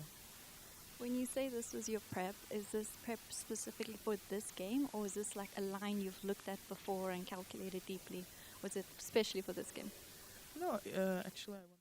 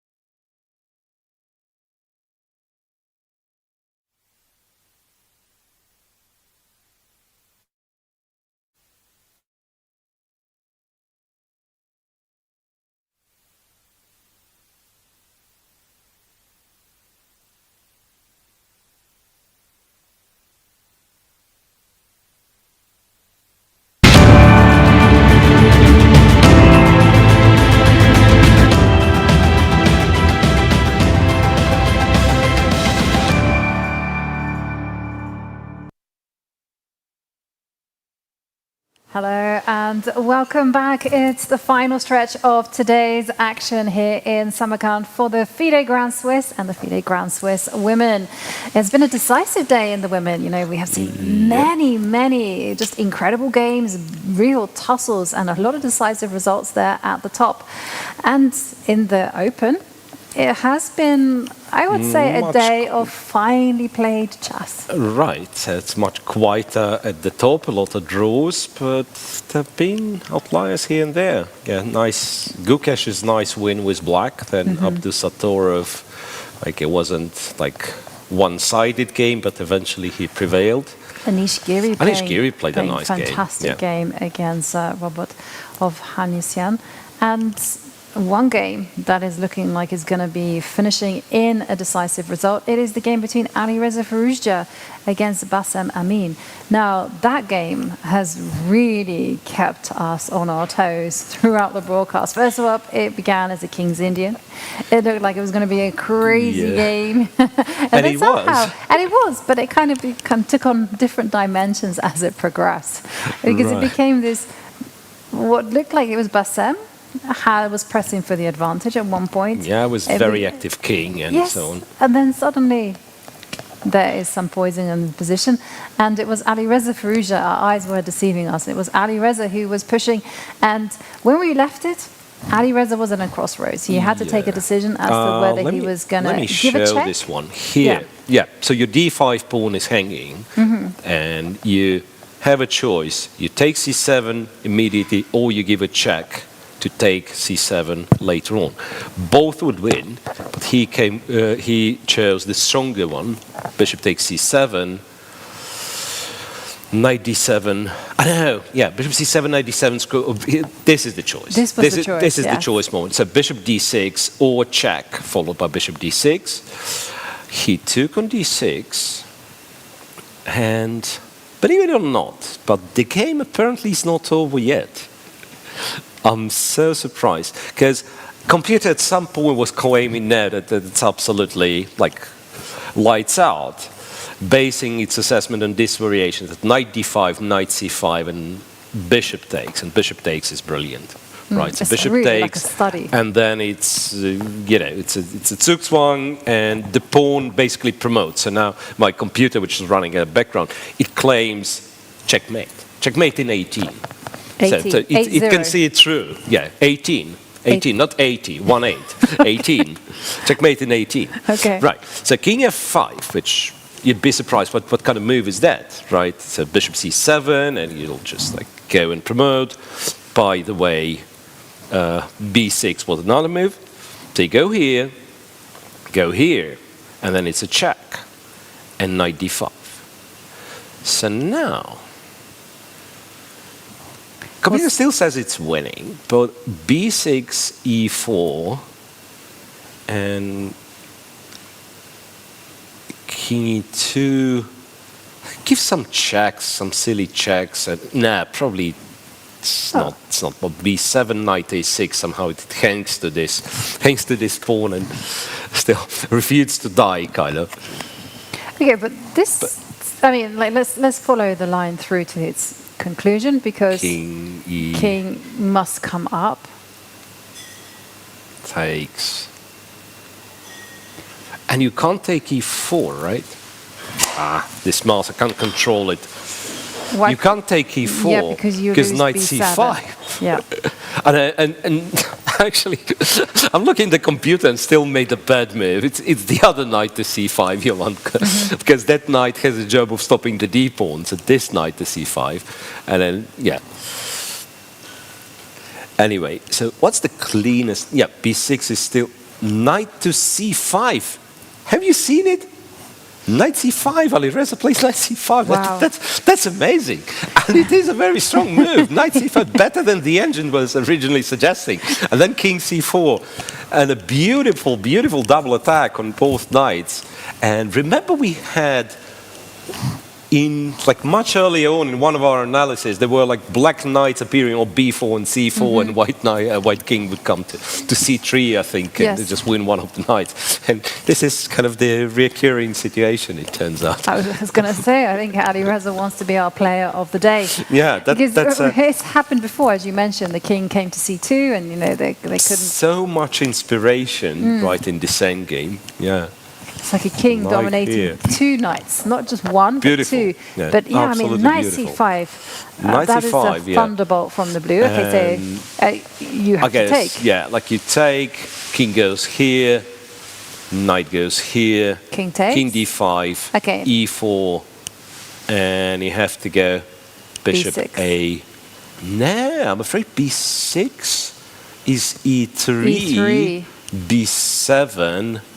And you still win though, but it's really like king g5, e2, and the king can't approach, because if you go king e6, knight c5, knight c5, yeah, that's so tricky. And if you go king c6, knight comes and gives a check, and then you can back it. But bishop a5 wins still, I imagine, like bishop here. King here. But it's still the same issue. It's still tricks. King e6, here e2. And then you might win on some Zug's ones, you might not. Now computer's not sure. Like, it's amazing. It's amazing. Wait a sec. So knight c5, king c4. Here, king d5, e4. Yeah, but much more convincing is bishop to a5 first, I think. But that's such a strange thing to me, because you understand that the pawn can be stopped on e1, so why not delay it? Get the b pawn to b7. e3, but then you don't go b6, you go king c6 here. But what's the... I still don't king get c7, it. maybe? I still don't get it. Maybe you go king c7. King c7, and they put the pawn on. Yeah, like maybe it's just because in the other lines the king just could not approach so easily, and now here you got it right in the middle of action. In the other lines, we were trying to promote this too, but our pawn on g5 was not there. That is what was happening in the other lines. Okay, I think it's like somehow we were giving black a chance to take the pawn. Yeah, because the pawn, we spent time to get the pawn on b7. So we would get this position with white pawn on b7, but white pawn not being on g5, not being present. Yeah. Anyway, knight c5, it's a fantastic resource, and Amin is thinking. Kind of the second best move is e4, but I don't know. Doesn't mean anything. Exactly, I mean, e4. You're just thinking knight takes pawn. Knight takes pawn, I think there could be... Now I think there are some checks, but you're probably running out of them. Yeah, king e3, knight d5, king d4. Yeah. So you probably just take, right? Just not to care. Yeah. Like take this one, king d4, knight c5. Not to care. Not to care about this pawn, right? That's one of the hardest things in chess, not to care about your own pieces. Well, for me, anyhow, I will condition my statement, because I care about my pieces a lot, and I don't want to be giving them up for nothing. But okay, knight, what a fantastic shot! Knight c5. Yeah. You know what? Like caring about one's pieces, I've picked up a very strange pattern recently. Like when I play. Like I'm not trying to be efficient, and I'm just like playing random internet blitz and like preferably unrated even. Yeah, and I'd have a completely winning position, let's say rook up or something, and the quickest way is just like, okay, you have your a pawn and just run up the board and promote it. But meanwhile, my opponent will take a pawn or two, and then I care about my guys. I turn to protect everything, and it's so silly. And sometimes I even don't have enough time at the end to checkmate. But like, I don't feel good losing my stuff. I want to keep it, like all of it. Yeah. And that's like super greed. But this is one of the funny things about chess. They were talking about, it was a few years ago, where someone said, why should stalemate end the game? Like, when you think about it, it doesn't actually make any logical sense.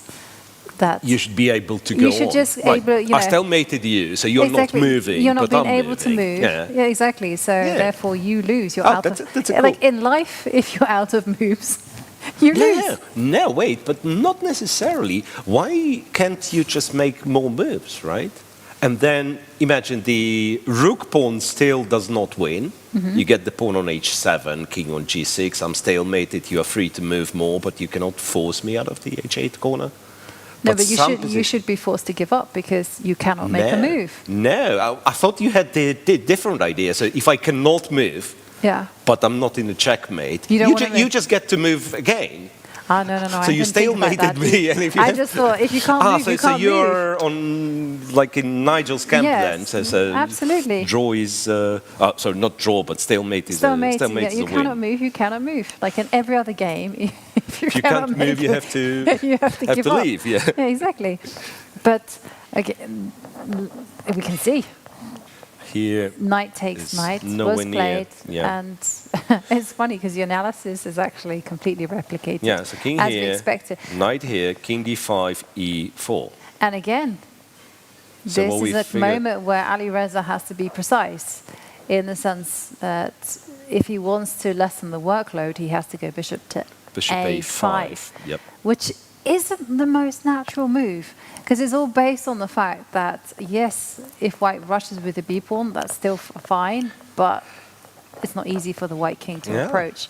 So bishop a5, that's Bishop a5 such a backwards. Yeah. anti kind of. Oh wait. So if I go bishop a5 and they take the g5 pawn, what do I do? Then you come in with your king. Don't I take? Can you not I go with the king. Yeah. Maybe here this time. Then King you have knight e6 c5. and then d7 and e7 and then I win the knight and the b pawn promotes. I think maybe this is the recipe. Yeah. Right, because the bishop is still good enough to stop the e pawn. That's tricky. That makes it different. Like when you play the top players, right? So somebody like would have either like lost it with black long time ago or made the draw with white let the advantage slip with white long time ago. So the resourcefulness, the will to kind of find new tricks is absolutely amazing. Well, a lot of games have already finished. I'm checking what's in store. Well, some like board 20. Yeah. Couple of games still going on, and Divya still playing? But there's an incredible drawing resource in the game on board 43 between board 43. Let me see. Simon Gumelars against Shant Sargsyan. And yep. if we just rewind, We rewind to move 58. 58. Yeah, King 58, E4. where yeah. black has played king e4. The only move to draw in this King king and E4 pawn endgame is A5. a5. And then after king f5, the only move B5. is wow. b5, yeah. That is absolutely amazing. But no, seriously, that is. our camera is well worth checking out that game there. Yeah. But our camera is... I think we have one final chance to show this incredible resource. Yeah. So basically, white wins by, say, bringing the king closer, going a5 himself. And after ba5, just swinging around, getting to a4, and I guess just like... So a5. Yeah, so Had black the goes spot. a5, so king e4, a5, king f5, and b5. b5, breakthrough. yeah. Worthy of b5 any breakthrough. You can't study really book, take, yeah. because the a pawn's going to run, so c takes, king d5. And this one is a draw, question mark? Yes, it is, yeah. c4. And it's not that complicated, you want to tell me? Ah, you just probably just stand here. Yeah, you just king have to d1, make sure king e5. that as black, you have to be able to put your king on c5 once white steps onto the c3 square. So it's the kind of theory of the correspondence squares. And let's head over straight back to the Alireza Firouzja games, because we saw on our camera that the players were playing very, very quickly.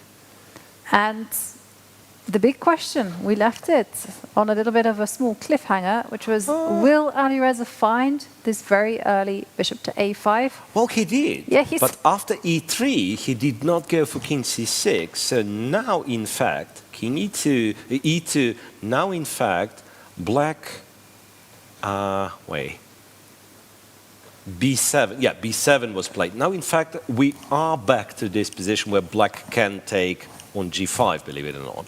Or am I insane?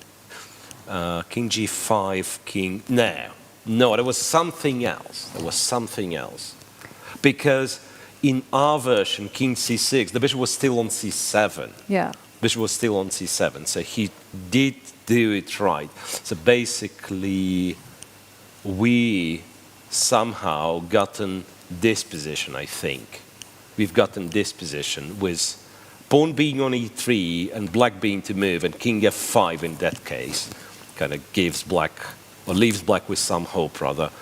Over here, yeah, king g5 is absolutely hopeless, and after knight b8, bishop d2 defends the pawn. And black once again gets into a Zugzwang. You move the knight, you allow king c6. You move the king, you allow king e6. And that's it. Yeah. Bishop d2, very nice. Also, do you have to go bishop d2? I mean, can you do... I mean, obviously, you want to be holding on to the pawn on g5 just for simplicity's sake. You have to make a move.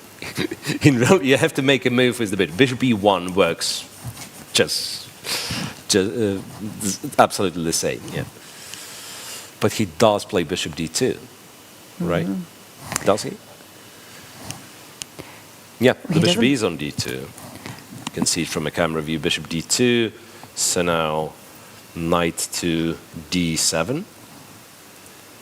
And by the way, Alireza must not let his clock run down.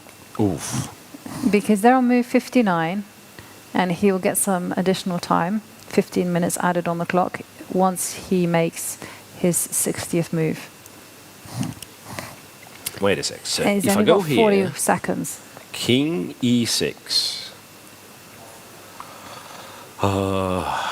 bishop e1, check here, knight here. He's played bishop e1. And then I go bishop g3, and that's the decisive Zugzwang. Okay, okay. Bishop e1. All right. And knight b8. b8. And here, you don't actually have to care about the pawn on g5. No, because king g5, you always can go king exactly, e6. king e6, the game's the over. b pawn is going to become a queen. So you can just make any random move.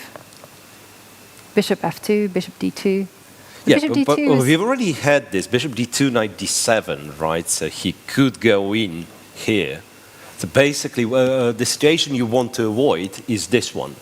King e6, and you go king c7, and black jumps to c5. And then if you promote into a queen, guess what? It's a draw. Knight a6. But he's saying knight c5 is such a tricky jump, he wants to rule it out. So he's just gone bishop f2. Nice. But yeah, you're completely right, because here, what's going to be happening is knight takes b7. You know what wins? That's a computer stuff for you. You know what wins? b8 knight. And no fork for you, and next move is d7. Because if you're queen, knight e6, and the d6 pawn falls, but yes. No, but bishop f2. Bishop f2 is such a nice precision move. Until the very end. Lovely. Right. So basically, knight d7. Now he can go in, and he can go into c7. Alireza knows it. We all recognize that pose. Knight c5. He's made the time control. Bishop takes. e1. Ah, wow, I've completely forgotten. Yeah, that's move 60. So he did get extra 15 minutes. Yeah. He's no longer risks, and yeah. b8 queen. b8 queen. And this is it, yeah.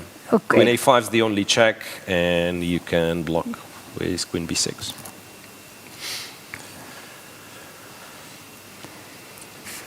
Really beautiful endgame.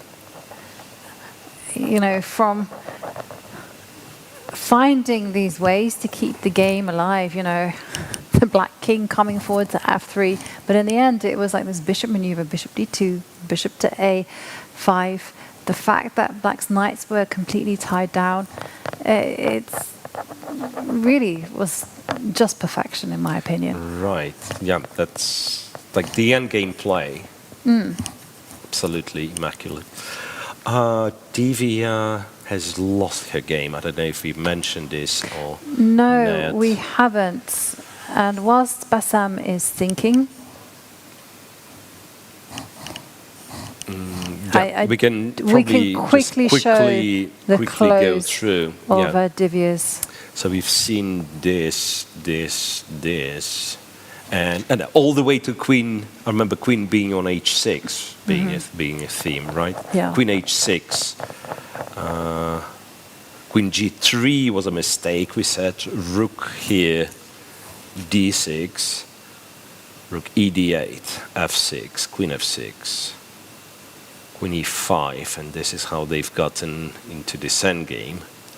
Bishop d6, rook captured on h5. And by the way, here it was still not too far from equal.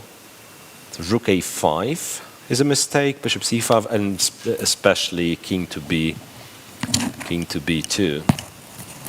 So king b2 loses to bishop takes, knight takes, rook d2 check. And if you go to b3, it's check on c3, take the knight. And if you go to b1, it's rook e8, rook d5, and rook f2. Yeah. And this bishop is eventually... It's been the nightmare piece. Absolutely. You know, it had such potential, right? You know, from the moment it went to g2, and it was move what? Move 13. And since then, it went to f1 and back to g2 and back to f1 a couple of times. And that was it. Right, it didn't get going. I mean, and the computer was very prophetic because at one point in the opening it said, white's best move, f3, f4. Liberate that bishop. Yeah. Strengthen the knight. Yeah. f4 when the bishop was on g2, the queen was on h1. Yeah.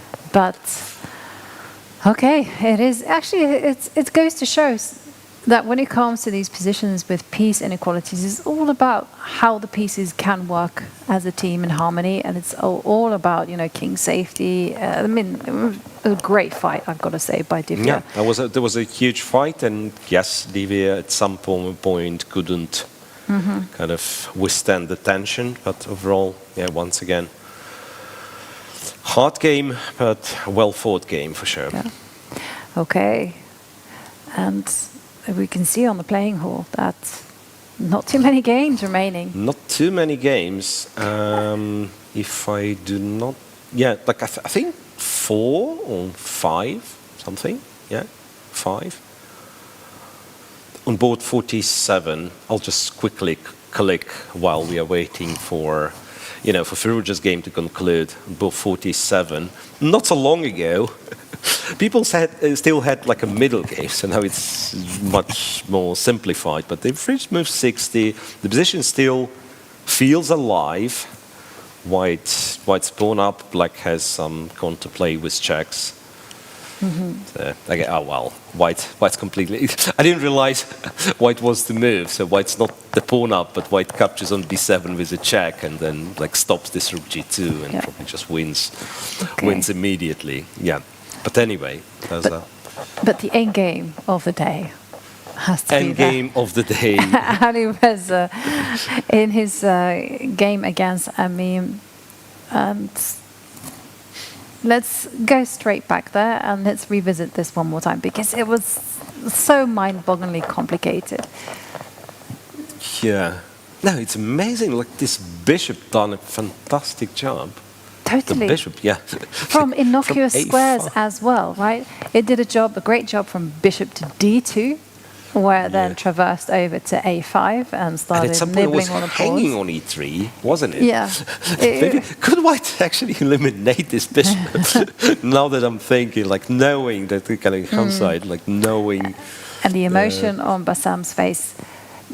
Because if we rewind Yeah, to some of the earlier around- moments. Yeah, or say here, or here, here. It doesn't look like black will be the one kind of experiencing any sort of trouble. It looks fantastic, you know, in this type Yeah. of position you're thinking, And well, the then- knight will come to f4. But, you know, look at this subtle moves, like rook h1, rook F3. f3. And F3 was amazing. Now b2, check, and this is, by the way, how the king got into g4. So king g4 and king c2. King c2. Beautiful move, right? And Beautiful. bishop c1. Yeah, inviting Knight takes d4, king king d3, d3. targeting both knights. The b5, king b3. Because guess what? An immediate capture, we tried it. Rook f3 then, and knight b4. And black all of a sudden is perfectly fine. So king b3, knight b5. No, that's absolutely amazing game. Knight back to c3, rook h3, and he took bishop e3 and knight a4. Knight incredible. e7, king c4, b5, well timed. Now you can't. Yeah, I'm answering my question. You couldn't possibly take on e3 because you would lose the game. The a pawn would promote. Yeah, remember mentioning this knight b4 trick, Yes. which might have been, like, again, a chance. Might have been a chance. A b8, king d3, knight f8. Vital. This was the mistake. This was the mistake. But it's so hard to realize, Ivanka, that you can keep these knights tied one to another Yeah. and not lose. And the whole key is that the king that is so well placed on f3 has to Had to, take a step back to start targeting And then the pawn. just like, yeah, well, you can still be there on g3. Maybe you actually step on g3. Very important, like for white to make progress, white is looking at bishop d2, bishop a5. And the moment white plays bishop a5, bishop d2, pardon, you have to have knight to b6. And when you go knight f8, obviously you cannot reply with knight b6 to bishop d2. No, you can't do it. You just don't have the time. Yeah, but Incredible. such a long game. Such a lot of like little tricks, and he literally avoided all of the traps and set a lot of traps himself. And I also want to revisit this knight to c5. Yeah. It was. So There were so many fantastic many moments. things. Yeah, knight d5, and here you win with b6. Computer says you win with king c4, but I guess king c4 check. You go back and then play your b6.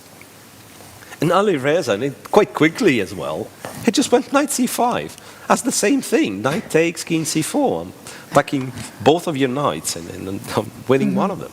Yeah.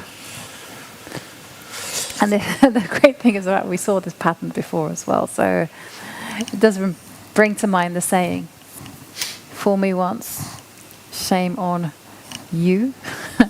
Fool me twice, shame on me. Right. But no, Alireza really has been most impressive in this game. And the way that he was able to switch as well from like a kingside attack in the King's Indian right at the beginning.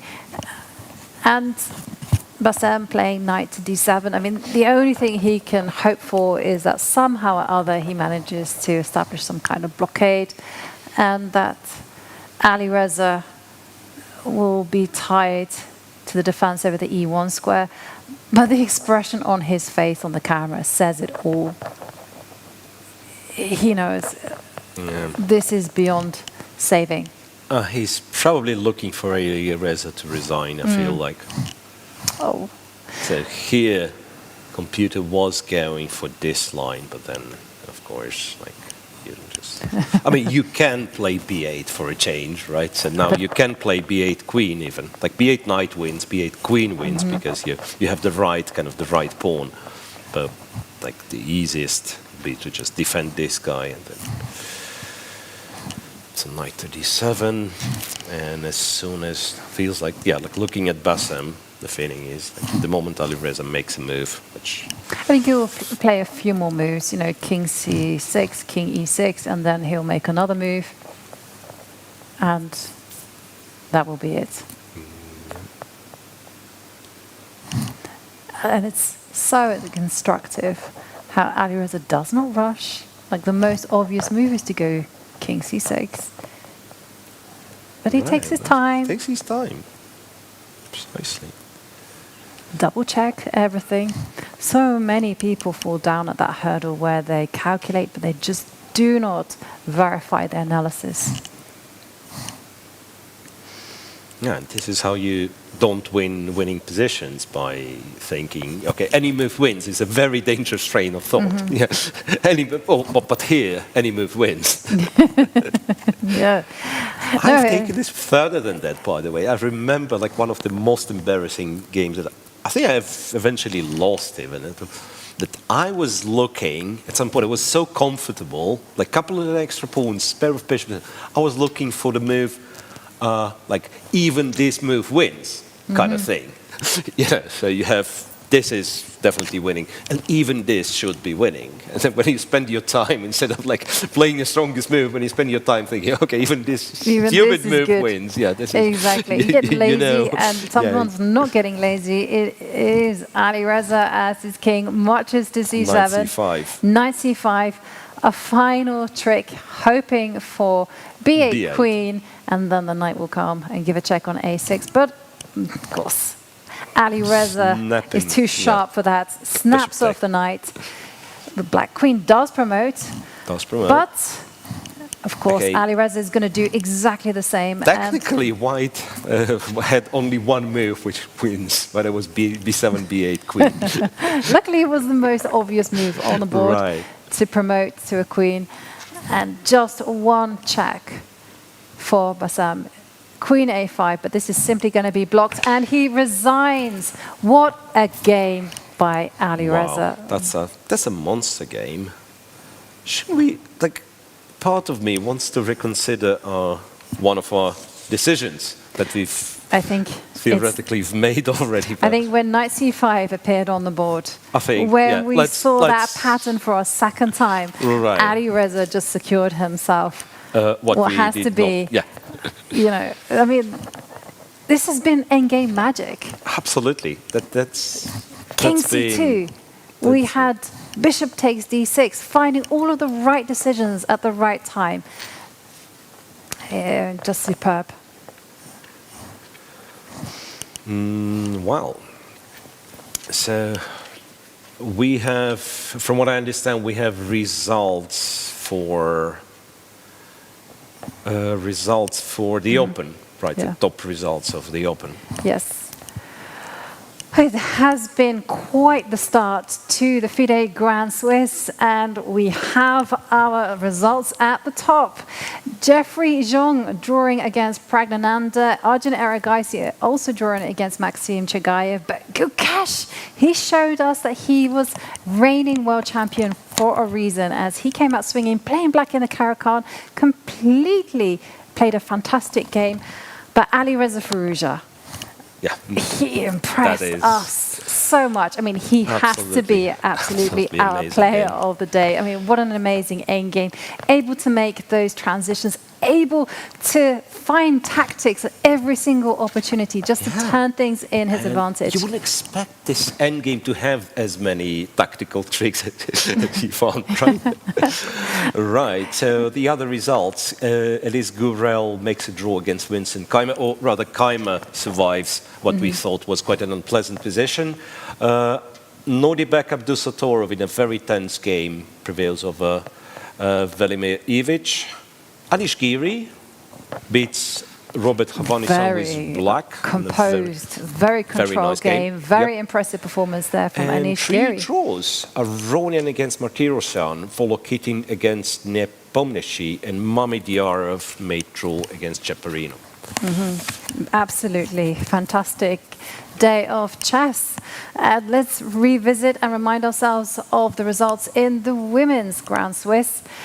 It was a shocker for Anna Muzychuk, who painfully lost on time, simply forgetting to press the clock as she had a winning position against Gaal Zoka. But it was Olga Giria who stole the show, who put in such a composed, fantastic performance as she takes down second seed Tan Zhongyi. She definitely earned the merit of being player of the day in the women's Grand Swiss. Right, then Bibisara Sabayeva won a nice game against Mai Narva. Was a draw, one of the few draws, in fact, in the top 10 of women's tournament. Salimova against Lakno. Shuvalova lost to Fatalieva, was once again an upset with the white pieces. Maria Muzychuk lost to Ksenia Balabayeva. Julia Osmak lost to Vantika. It was a downfall of the favorites, like if you think of it, right? So quite a few. And then once again, Jai Moore is lower rated than Leia Garifulina, overtakes her with the white piece. It's a beautiful game that we've seen. It was a miniature straight out of the open. Kostyniuk makes a draw with Maltsevskaya, and last but not least, Yefreimsky against Tronovali was a draw as well. Yeah, so we've had already brilliant moments, some fantastic experiences here, and some fantastic games. And Alireza, Firouzja, Olga Giria are very much deserved players of the day in their respective sections. This is just the beginning, Miro. There is more brilliance, more absolutely fantastic chess to come. Absolutely. Well, to be fair, I have difficulties like avoiding only one player of the day. How about so many different? There were beautiful combinations, you know. So, the player who impressed us the most, maybe that's not the official title, but that's the algorithm we are going with when we are picking the player of the day, right? Because we cannot possibly look at all the games. We had Angelica showing us some absolutely amazing moments. Yep. Yeah, we've had masterpieces, as you say. We've had tactics, we've had endgames, we've had all kinds of chess. And that more or less wraps up our broadcast for the first day of the FIDE Grand Swiss. But before we go, we'd like to express our gratitude to all the co-organizers, the sponsors and partners whose support has made the FIDE Grand Swiss 2025 in Samarkand possible. Yeah. We'd like to thank the Uzbekistan Chess Federation, the Youth Affairs Agency of Republic of Uzbekistan, and the Ministry of Sport of the Republic of Uzbekistan for their dedication and leadership, as well as our partners, the Al Malik Mining and Metallurgical Complex, Uzbekistan Airways, China Datang, and Amea Power for their commitment to promoting chess in the region and worldwide. Yeah, absolutely. Their support is absolutely invaluable to the FIDE Grand Swiss and also to the chess community itself. Also like to thank you, Miro, for providing and bringing all the entertainment for round one, and you at home for joining in the action and just being along for the ride. We've got more games to come. It's day 2 tomorrow. Join us then. Goodbye. Bye-bye.